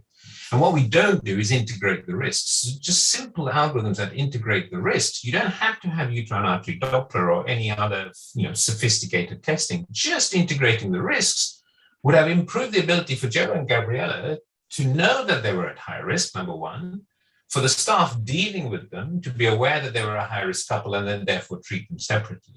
And number three, we're still using a 200-year-old piece of technology, a sphygmomanometer, to diagnose preeclampsia when PLGF was available a year or two ago. And why aren't we using something that's been researched endlessly in the clinical interface to provide improved care, or faster care?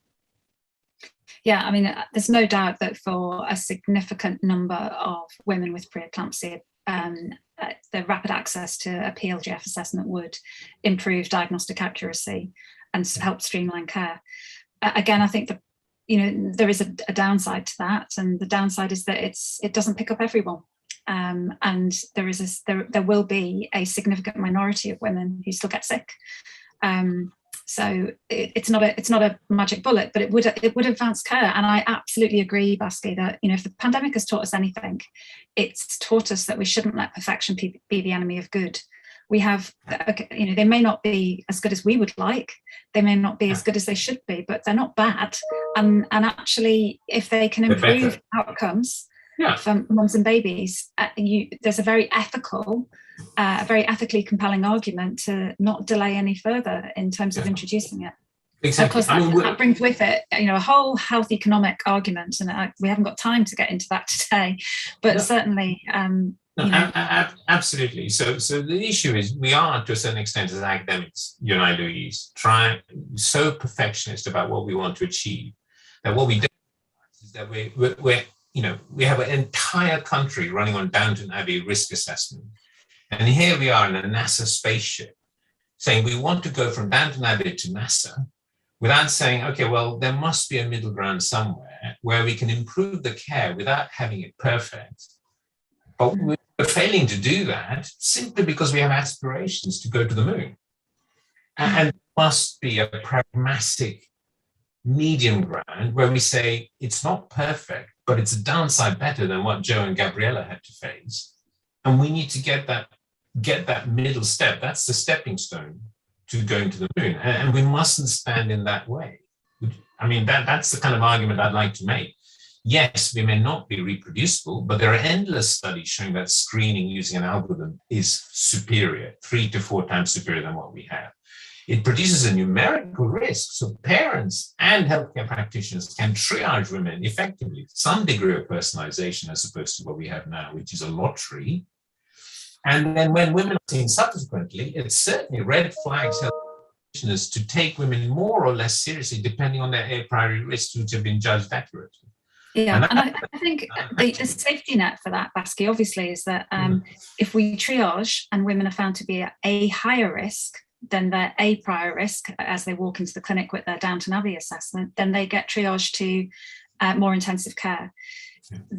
As long as we have a safety net whereby the women who don't triage as high risk have the standard of current care, there's no detriment. There's no detriment to what we currently have.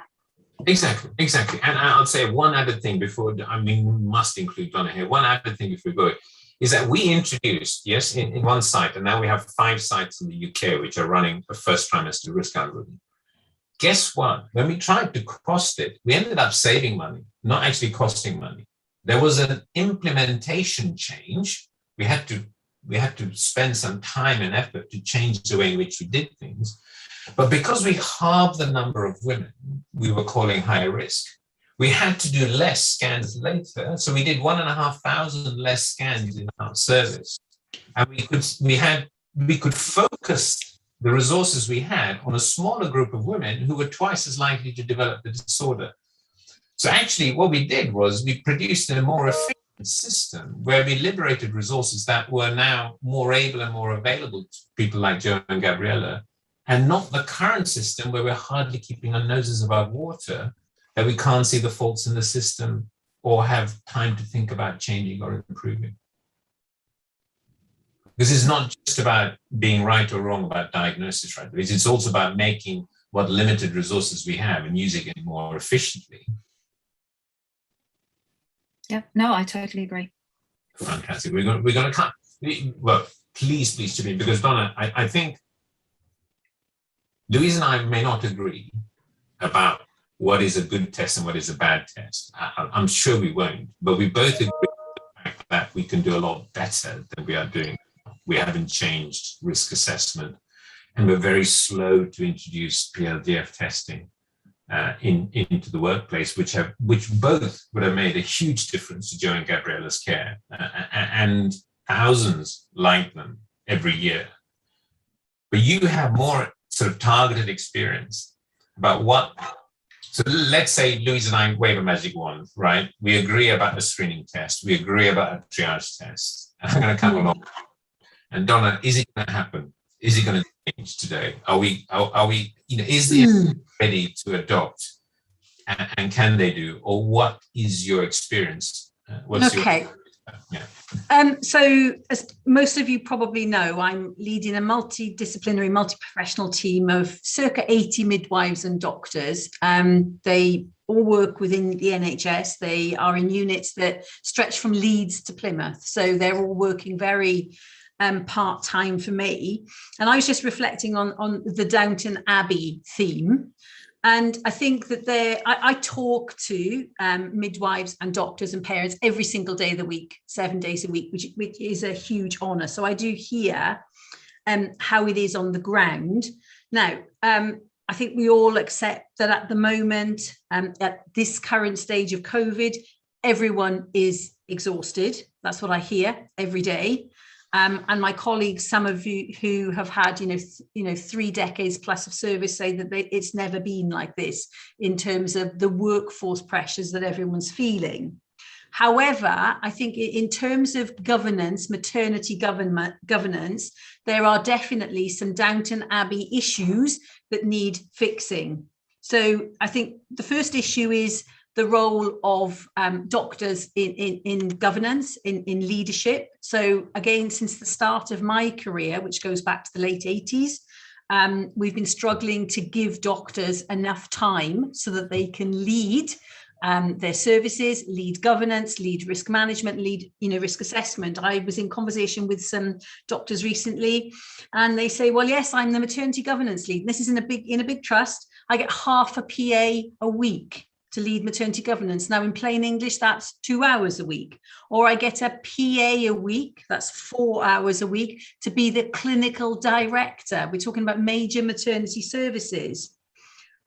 We know that we've been talking for decades really about improving the multi-professional nature of maternity governance, so that it's not just something that's done by the head of midwifery and an overpressed clinical director with hardly any time to do it. But again, Downton Abbey, we've known for decades we need time and we need resource. The other thing that I think is picking up on the Downton Abbey theme is we've known for such a long time that in terms of risk management, risk assessment, there's no standard job description. If you picked up a job description for a risk midwife, you'll see that they're different across the whole of England. The requirements are different. And we also know that hearing the family voice, family and service user voice, is still not resourced properly. But on a positive note, I think what I hear from my team and other teams on the ground is that the attention towards maternity services across England is greater than it's ever been. Maternity is right up there. It used to be ED. It used to be because we didn't have a 4-hour wait in maternity, because we weren't an 18-week wait kind of service. You know, didn't have elective surgery, really. That maternity was kind of bottom of the pile. But now everyone tells me that the attention to maternity is better. Board to ward visibility, so the knowledge of the executive team about a typical service is much, much better. And of course, the funding we've had has been a huge, huge stride forward, the £95 million. But I would say there are still enough, you know, to use Joe's phrase, which I think is brilliant, the Downton Abbey issues that we've all known about for such a long time are still very, very much there.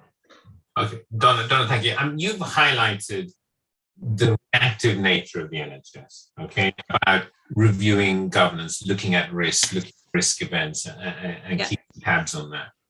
Now, given the problems you've highlighted in the reactive element of the NHS, do you think the institutions you've been asked to see are ready to be proactive? That means to adopt a different way of working, adopt efficient methods of screening, adopt personalization of care.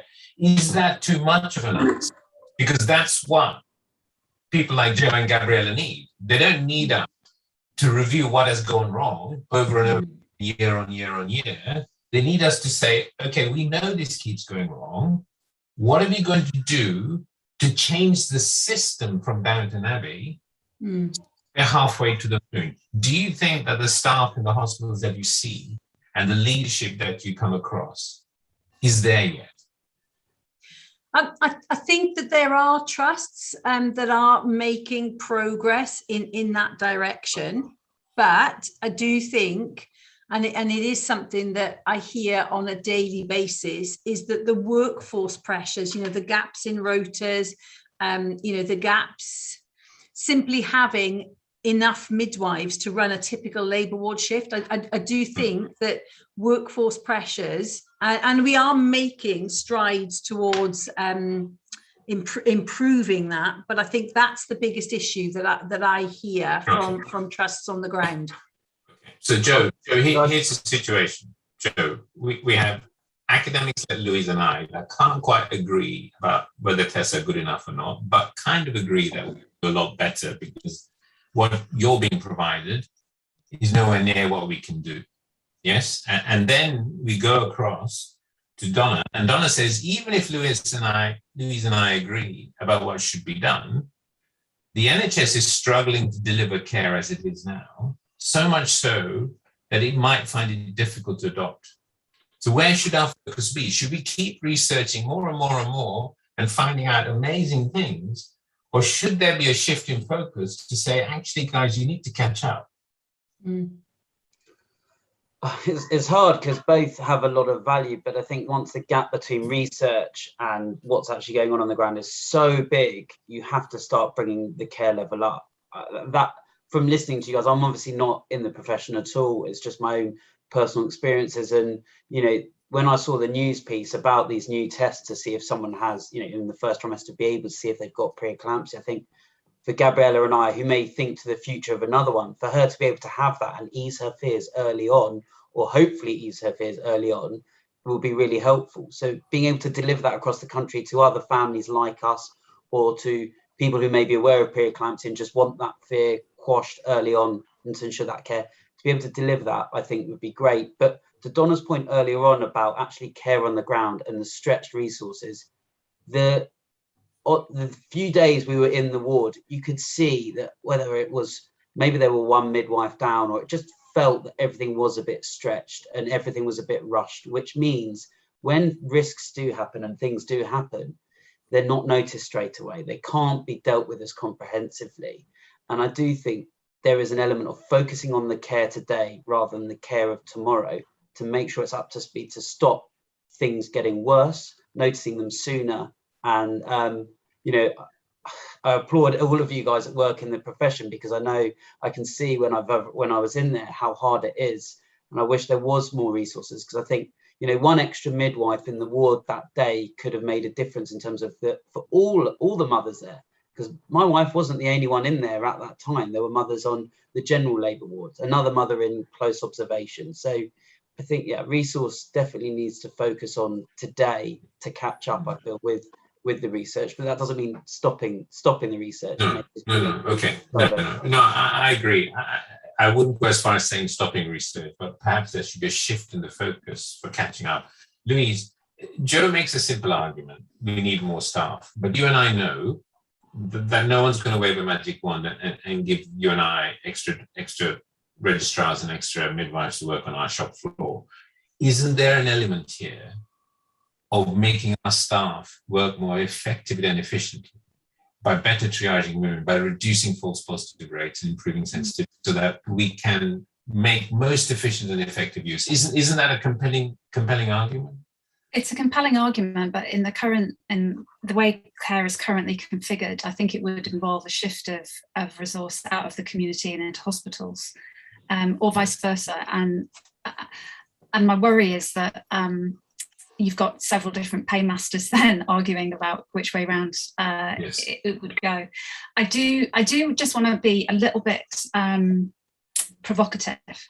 If we were holding a study day right now in almost any other medical domain, just say cancer for the sake of argument, there wouldn't be at any point, no one would actually even offer the question, should we just stop our research and wait for clinical care to catch up? Because expectations would be that we do both in tandem. It's only in women's healthcare that we would even contemplate having that discussion. And I find that increasingly frustrating. The more I see of how women's healthcare is configured and funded, and how we are so far behind in terms of R&D, I find it perplexing. And maybe it's part of maybe it's Stockholm syndrome. Maybe you and I have Stockholm syndrome, Baski, that we would even ask ourselves, should we pivot our research and wait for clinical care to catch up? I passionately believe we should do both. We need to improve clinical care, given what the current state of the art is. And, I think we will disagree on a minor level. I think we'll violently agree that we need to bring clinical care up to where we think our science is. But at the same time, we need to advocate at the top of our voices for more R&D. I think we should do both. I couldn't agree with you more. But don't mislead yourself that it's only just in women's health. If you look at cardiovascular outcomes, women today have 30 to 40% worse cardiovascular outcomes than men, either because most cardiologists are men or because there's disparate research in why that health inequality exists. All right. Yeah. So it's not, and also possibly because no cardiologist I've ever met has ever asked a woman what her pregnancy history was, and yet the outcome of a pregnancy history would actually be the most effective form of triaging a woman into the cardiovascular clinic. It's more important than smoking. It's more important than smoking, and they don't ask whether the woman had preeclampsia before, but it is far more important than smoking in looking at her long-term cardiovascular health. So no, I'm completely on your side that we do not have. Let me give you an example. The recent NHS X AI Awards, £200 million. To be awarded to the implementation of digital health technologies to improve healthcare. Yes, less than 500,000 of that went to women. Yes, the rest of it into cardiology, radiology, etc., but less than 500,000. How can that be right? That the latest and most heavy investment in trying to change is so inappropriately allocated. Exactly, and it's one of the reasons why I'm so hopeful that the women's health strategy will move things on within the UK, if nowhere else. And I think our next speaker has previously written about this passionately, and I may even talk about it today. But Lucy has previously written about how women's health, perinatal diseases in the round. If you put everything perinatal in one bucket, it gets about 3% of the R&D. Given global disease burden that it should attract. 3%. I mean, that's not even in the, that's just shameful. Yeah. Donna, let me put it another way. All right, there are 100 ways for me to die in the next year, including being run over on my bike as I cycle 10 miles across London every day. But there's only one way for us to be born. From an evolutionary perspective, there is much more pressure at the time of birth than there is through the rest of your life. And that if you were to spend money efficiently and effectively, getting birth right will pay us dividends for the next 30, 40, 50 years, both to the baby and to the mother and to the family unit. Yeah, absolutely. I'm not saying we should get it wrong at the end of life if I get angina or I get a stroke. I'm not saying we should get it wrong, but we should put it into context that getting it right at birth has 30, 40 years of impact, not only on the individual of concern, but the mother and the wider family. But getting it, investing so heavily at the end of life care doesn't get that return. And yet there is such an imbalance like Louise describes. Can that be right? So I would agree with you. Again, it's been my enormous privilege to have met hundreds and hundreds of families in the last couple of years. And with the work that I'm undertaking, the review I'm chairing, it's not just the mother and a partner. It'll be, I've met, siblings, grandparents, brothers, sisters, quite often an extended family will, come and meet me. And I guess what I've also seen is the effect of a traumatic or difficult, we'll call it maternity journey, on the siblings, alongside either the missing baby, the baby that is not here because that baby's been stillborn or a neonatal death. So siblings, who are going to grow up and marry and have their own partners and carve their own way in life, but the effect on them. The effect then on us, the maternal sisters and brothers. So, one family described it to me that they felt as though their maternity journey had been like throwing an enormous rock into water, and the ripples that they then described for me were huge. So what had happened to one mother and her baby goes on to affect dozens and dozens of people in an extended family. So I'm absolutely with you that we've got to get it right. Because the family voices that I've heard, I've been, I'll remember them forever. That's a quick question. Do you think there's an attitude of complacency towards maternity? Because, women have been giving birth for centuries, millennia, and it's always been around, and therefore people maybe outside the medical profession just sort of think, well, they've been doing it forever, they used to do it in fields, now we have hospitals, we have all of this, they don't need the money, and therefore we should focus on other things that may be more flavour of the month and maybe newer or sort of more prevalent in other areas. Is that a question for me? It's more of a general question, but yes, I get to you. No, I don't hear that. What I hear, and again, in the context of funding, not necessarily of professionals, to be clear. I don't think midwives and professionals take their jobs, and complacently. I meant more from Louise's point, is that there's a complacency in society about funding maternity care because it happens, everyone's been through it, we're all born, so something had to go right in that instance, and therefore we don't feel the need to look into the things that go wrong. I don't think it's complacency, Joe, it's conservatism. Yeah, so you're absolutely right. It's been run this way for a long time, and most of the policymakers were physicians rather than surgeons, and certainly not obstetricians, because we are the smallest workforce around. So in terms of being able to stand out and say we need it from a workforce perspective, people like Louise, Donna, and I represent a very small part of the workforce. In terms of the people we represent half the country, women, and their children. Yeah. Okay?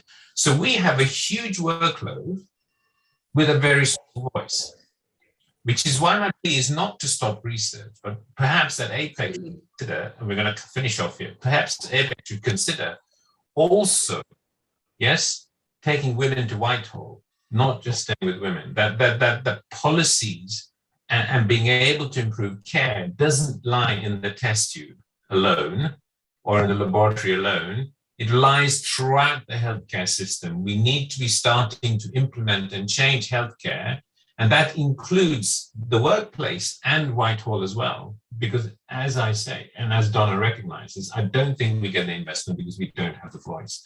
I don't want to end in a negative note though. Louise and Donna, what's your... Well, I agree, not ending on a negative note would be good. I agree it's not complacency. I think it's because for a huge number of complex reasons, one of which is, as Baski said, we are a very small workforce representing half the population. But I do think as women become members of the bodies that make funding allocation decisions, both within research and in the delivery of clinical care, the tide is turning. Yes. And I think we are at the start of hopefully an upward inflection point in terms of both RDI in women's healthcare and hopefully in pregnancy, particularly because of the huge public health impact that improved outcomes would have in pregnancy, and also in other areas, such as the ones Baski has mentioned. So I think after a long time, things are poised to turn. And in a favourable direction. So there's a lot to look forward to. I agree with that. Donna's already said that we're in the headlights right now, and there is investment, and there is talk, and there is acceptance of the huge health disparities that exist in women's healthcare and the huge inequality. So, Joe, what we're trying to say is that we recognise that preeclampsia and other aspects of pregnancy are extremely traumatic. No one in the workforce, as you quite rightly reiterated, is taking this, complacently, and that there is a slow tide, perhaps not fast enough for me, but there is a slow change, as Louise highlighted, in that the policymakers and the decision makers are beginning to realize, and their makeup and constitution is such that they will start to act in this area.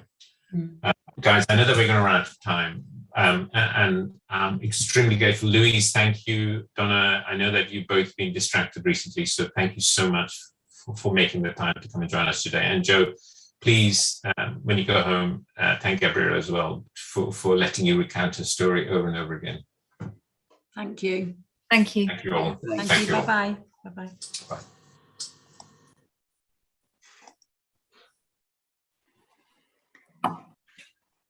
Great. Well, thank you all very much on behalf of everyone listening. That was, some really important issues, and we could discuss all day, couldn't we, trying to consider solutions and how we move things forward. So thank you so much, everyone, and Joe for sharing your story. It's really appreciated. Okay, I think we're got Kim up next, and I can see she's ready, raring to go. Okay. I am. Just need to, do I just share my screen, Marcus? Yep. Oh, that worked. Okay. Good afternoon, everybody. So nice to join you. This is a very brief update on our Action on Preeclampsia online learning programs. I just listened to the end of your discussion. It was very interesting. I've actually been a member of APEC for 28 years. I'm a trustee and also have been a trainee. And I do think, even though I know things are very bad at the moment, I do think that APEC has sort of helped to make a difference over the years. And one of the ways that we always talked about making a difference was through our education and learning programs, and it's part of the sort of our remit is to try and to give study days for healthcare professionals. So at the moment we do this in a number of ways. One of the ways is obviously the annual expert meeting. We've had study days for healthcare professionals right from the start, and in the last 18 months some of these have been online, and we're now just starting to do them in person. The thing I particularly wanted to mention was my contribution to this, which is the online learning program, and also just putting in there that we do have these Walker and Redmond scholarship funds that to support research, and you can find information about that on our web page. So we first launched online learning in 2010, and we were given an incredibly small grant from the Department of Health to do a midwife online learning program. We based this on the NICE guidelines. It was very simple PowerPoint presentation. Students signed in, read through the course, took a short test, and we gave them a certificate of completion. We trialed the program with midwifery students at Thames Valley University, and it was a very successful program. We ran it for about 7 years, and around 900 students were accessing it every year. But it was very difficult for us to collect data, and it was quite a sort of clunky, old-fashioned program.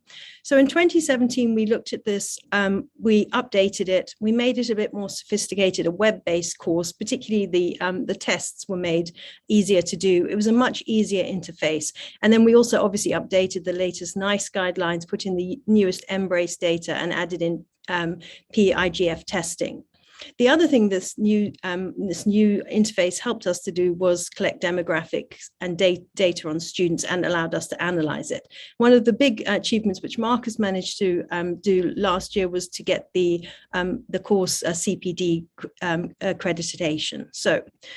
So what did we find out when we looked at the data? It's still a popular course. 2,600 people signed in since February of 2018, the vast majority of whom are midwives. We're seeing some student nurses, a few GPs, some junior doctors, even a couple of anaesthetists, and some healthcare assistants. What we found was that it was also being accessed from all around the world, so about 34 different countries where people signed in.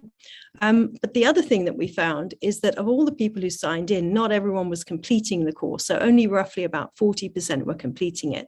Most people were completing it in the time that we allocated, which was just over an hour. Some people were taking it in chunks, doing it over several days. What we did find, which was interesting, was a lot of those people who didn't complete the course stopped after module 1.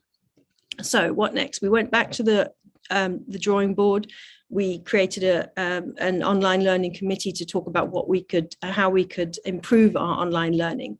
And so we're now looking at streamlining and redesigning these programs, and particularly doing targeted learning, so targeted at particular groups.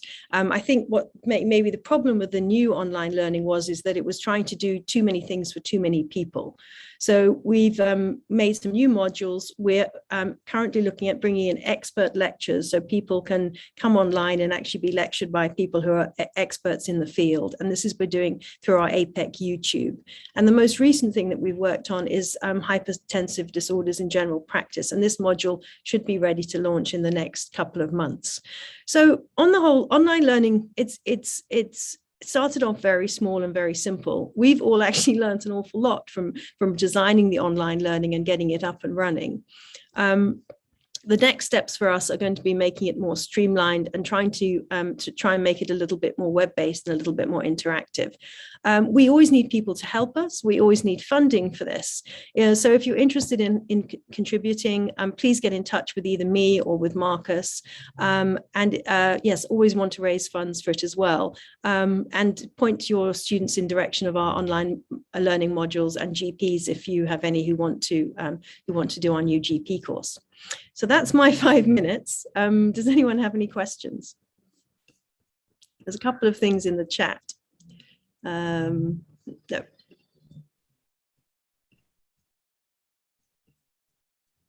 Jenny? I was just trying to look what was in the chats, Kim. Oh no, it was something else actually. Sorry, it wasn't about me. So yeah, so busy reading. Yeah, anyone? I can't see anything in the Q&A. Kim, I mean, I think it's a fantastic resource, and really, you know, it continues to grow and kind of develop, doesn't it? Which is fantastic. Do you think that there are things that you would really like to see change going forward? What do you think? I think what we've all learned in the last 18 months is that there's quite a huge appetite for things that we can do virtually and online. And so I think what we would like to do is make it more of a lecture-based component. So we're trying to record lectures to go along rather than just to have people read the slides, and to make the questions more interactive. And really the other thing too is that people come to our study days and our expert days to hear expert opinions on what's the latest in preeclampsia. So what we're hoping is that some of our trustees, looking at all of you, will record lectures for us that we can add into the learning as well, and updates on preeclampsia. Yeah, and I think more and more of us are recording lectures, you know, perhaps for other purposes. You know, I think there's probably a growing, you know, library of recorded lectures on various things, aren't there? So I think it would be, there are lots, I'm sure there's lots of material we could be capitalising on, Kim, to add to the resource. Okay. Andy, are you going to take over for the next? Yeah. So we're just coming up to a break, but before the break, we've got a video from Roche. Roche is another company who are marketing the angiogenic markers. They have the ratio, the S-FLIT PLGF ratio, which actually is recommended by NICE as a rule-out test. And has had quite a lot of research associated with it. So we'll watch that video before going to the break, and then we have our final session with two excellent speakers. So thank you, Marcus. Good afternoon, everyone. My name is Kate Quingy. I'm a healthcare outcomes partner at Roche Diagnostics, and together with Catherine Booth and Gerda Patty, we've been supporting the adoption of the preeclampsia ratio test in England. For those of you that are not familiar with this test, it combines placental growth factor testing along with a biomarker called soluble FLIP1, which is the disease-causing molecule in preeclampsia. Together, these two tests can be used as a ratio to rule out preeclampsia with a very high negative predicted value. The test can also help predict whether a pregnant person is at risk of developing preeclampsia in the coming weeks, and it can also be used to aid in the diagnosis of preeclampsia. As a result, the test supports successful triaging of low-risk women, reducing admissions or length of stay, and enabling better use of hospital resources.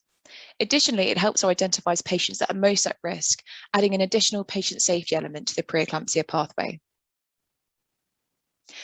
NICE had published guidance on PLGF-based testing in 2016, but despite this, only a few sites in the UK had adopted the test. In 2018, NHS England launched the Innovation and Technology Payment, which was a programme aimed at accelerating adoption of innovative products by removing some of the financial and procurement barriers.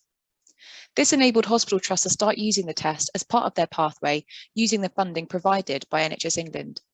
And as a result, maternity units across the country have been able to gather local data on the value of the test in routine clinical practice. The Innovation and Technology Programme finished in March 2021, but PLGF-based testing was then included in the newly launched MedTech funding mandate from April. This means that the test must be adopted and funded locally with support from the commissioners. The COVID-19 pandemic created some challenges and inevitable delays, but we adapted to this by making our training and educational sessions virtual. We also created a number of online resources, including a CPD accredited e-learning module for the maternity team. We hosted a virtual symposium in March where stakeholders from obstetrics and pathology shared their experiences of implementing and using the test. Tony Brunt, a midwife at Doncaster and Bassett Law Teaching Hospitals, spoke at the Royal College of Midwifery Conference in early October about the trust journey to adoption and some of the outcomes they have seen since using it in clinical practice. The recording of these videos can be found on our Learning Hub, alongside a number of case studies and other resources, which I'd really recommend taking a look at. Prior to 2018, there were two sites, the John Radcliffe in Oxford and Royal Derby Hospital, using the ratio test. The launch of the Innovation and Technology Payment, ITP, back in 2018, and the subsequent inclusion of the test in the MedTech funding mandate has enabled over 65 sites to access the test and include it in their routine care for pregnant women. Over 17,000 women received the ratio test between August 2019 and March 2021, helping to reduce unnecessary hospital admissions, particularly during COVID, identifying those at high risk and ensuring they get the right care. In case you're wondering why your hospital may not be highlighted here, but you are using a PLGF-based test, this map refers specifically to the Roche ratio test, but of course we recognise there are a number of additional sites using an alternative test, which we haven't been able to highlight here on this map. If you are from a site that is not currently using the Roche test and you would like more information, please feel free to contact us at burgesshill.accessinnovation@roche.com. There are also a number of hospitals in Wales, Scotland and Ireland that we are supporting and are in the process of implementing the test using local funding. The Preeclampsia project has been recognised as a national success by NHS England, and this couldn't have been achieved without close collaboration between all individuals involved in this project. There are just a few quotes and testimonials here from some of the different stakeholders that we have collaborated with to support the adoption of the test. To note a few, Support from the HSN and Roche has resulted in the successful business case of the CCG, which will allow the whole network to adopt the test as part of routine care for women with suspected preeclampsia. Midwives are taking routine bloods for these patients who present with hypertension in pregnancy, and the addition of the SFIT PLGF test does not add any additional workload to this. Women in whom preeclampsia has been ruled out with a PLGF-based test can return to community care instead of being admitted to hospital for observation. The PLGF test enables us to make the right decision for the woman in our maternity care. I just wanted to close by thanking everyone that's been involved in this journey and has given thousands of women access to this technology across the country. In just a few years, this is a huge achievement. Thank you again, and if you have any questions relating to the preeclampsia test, please do reach out to us. Thank you.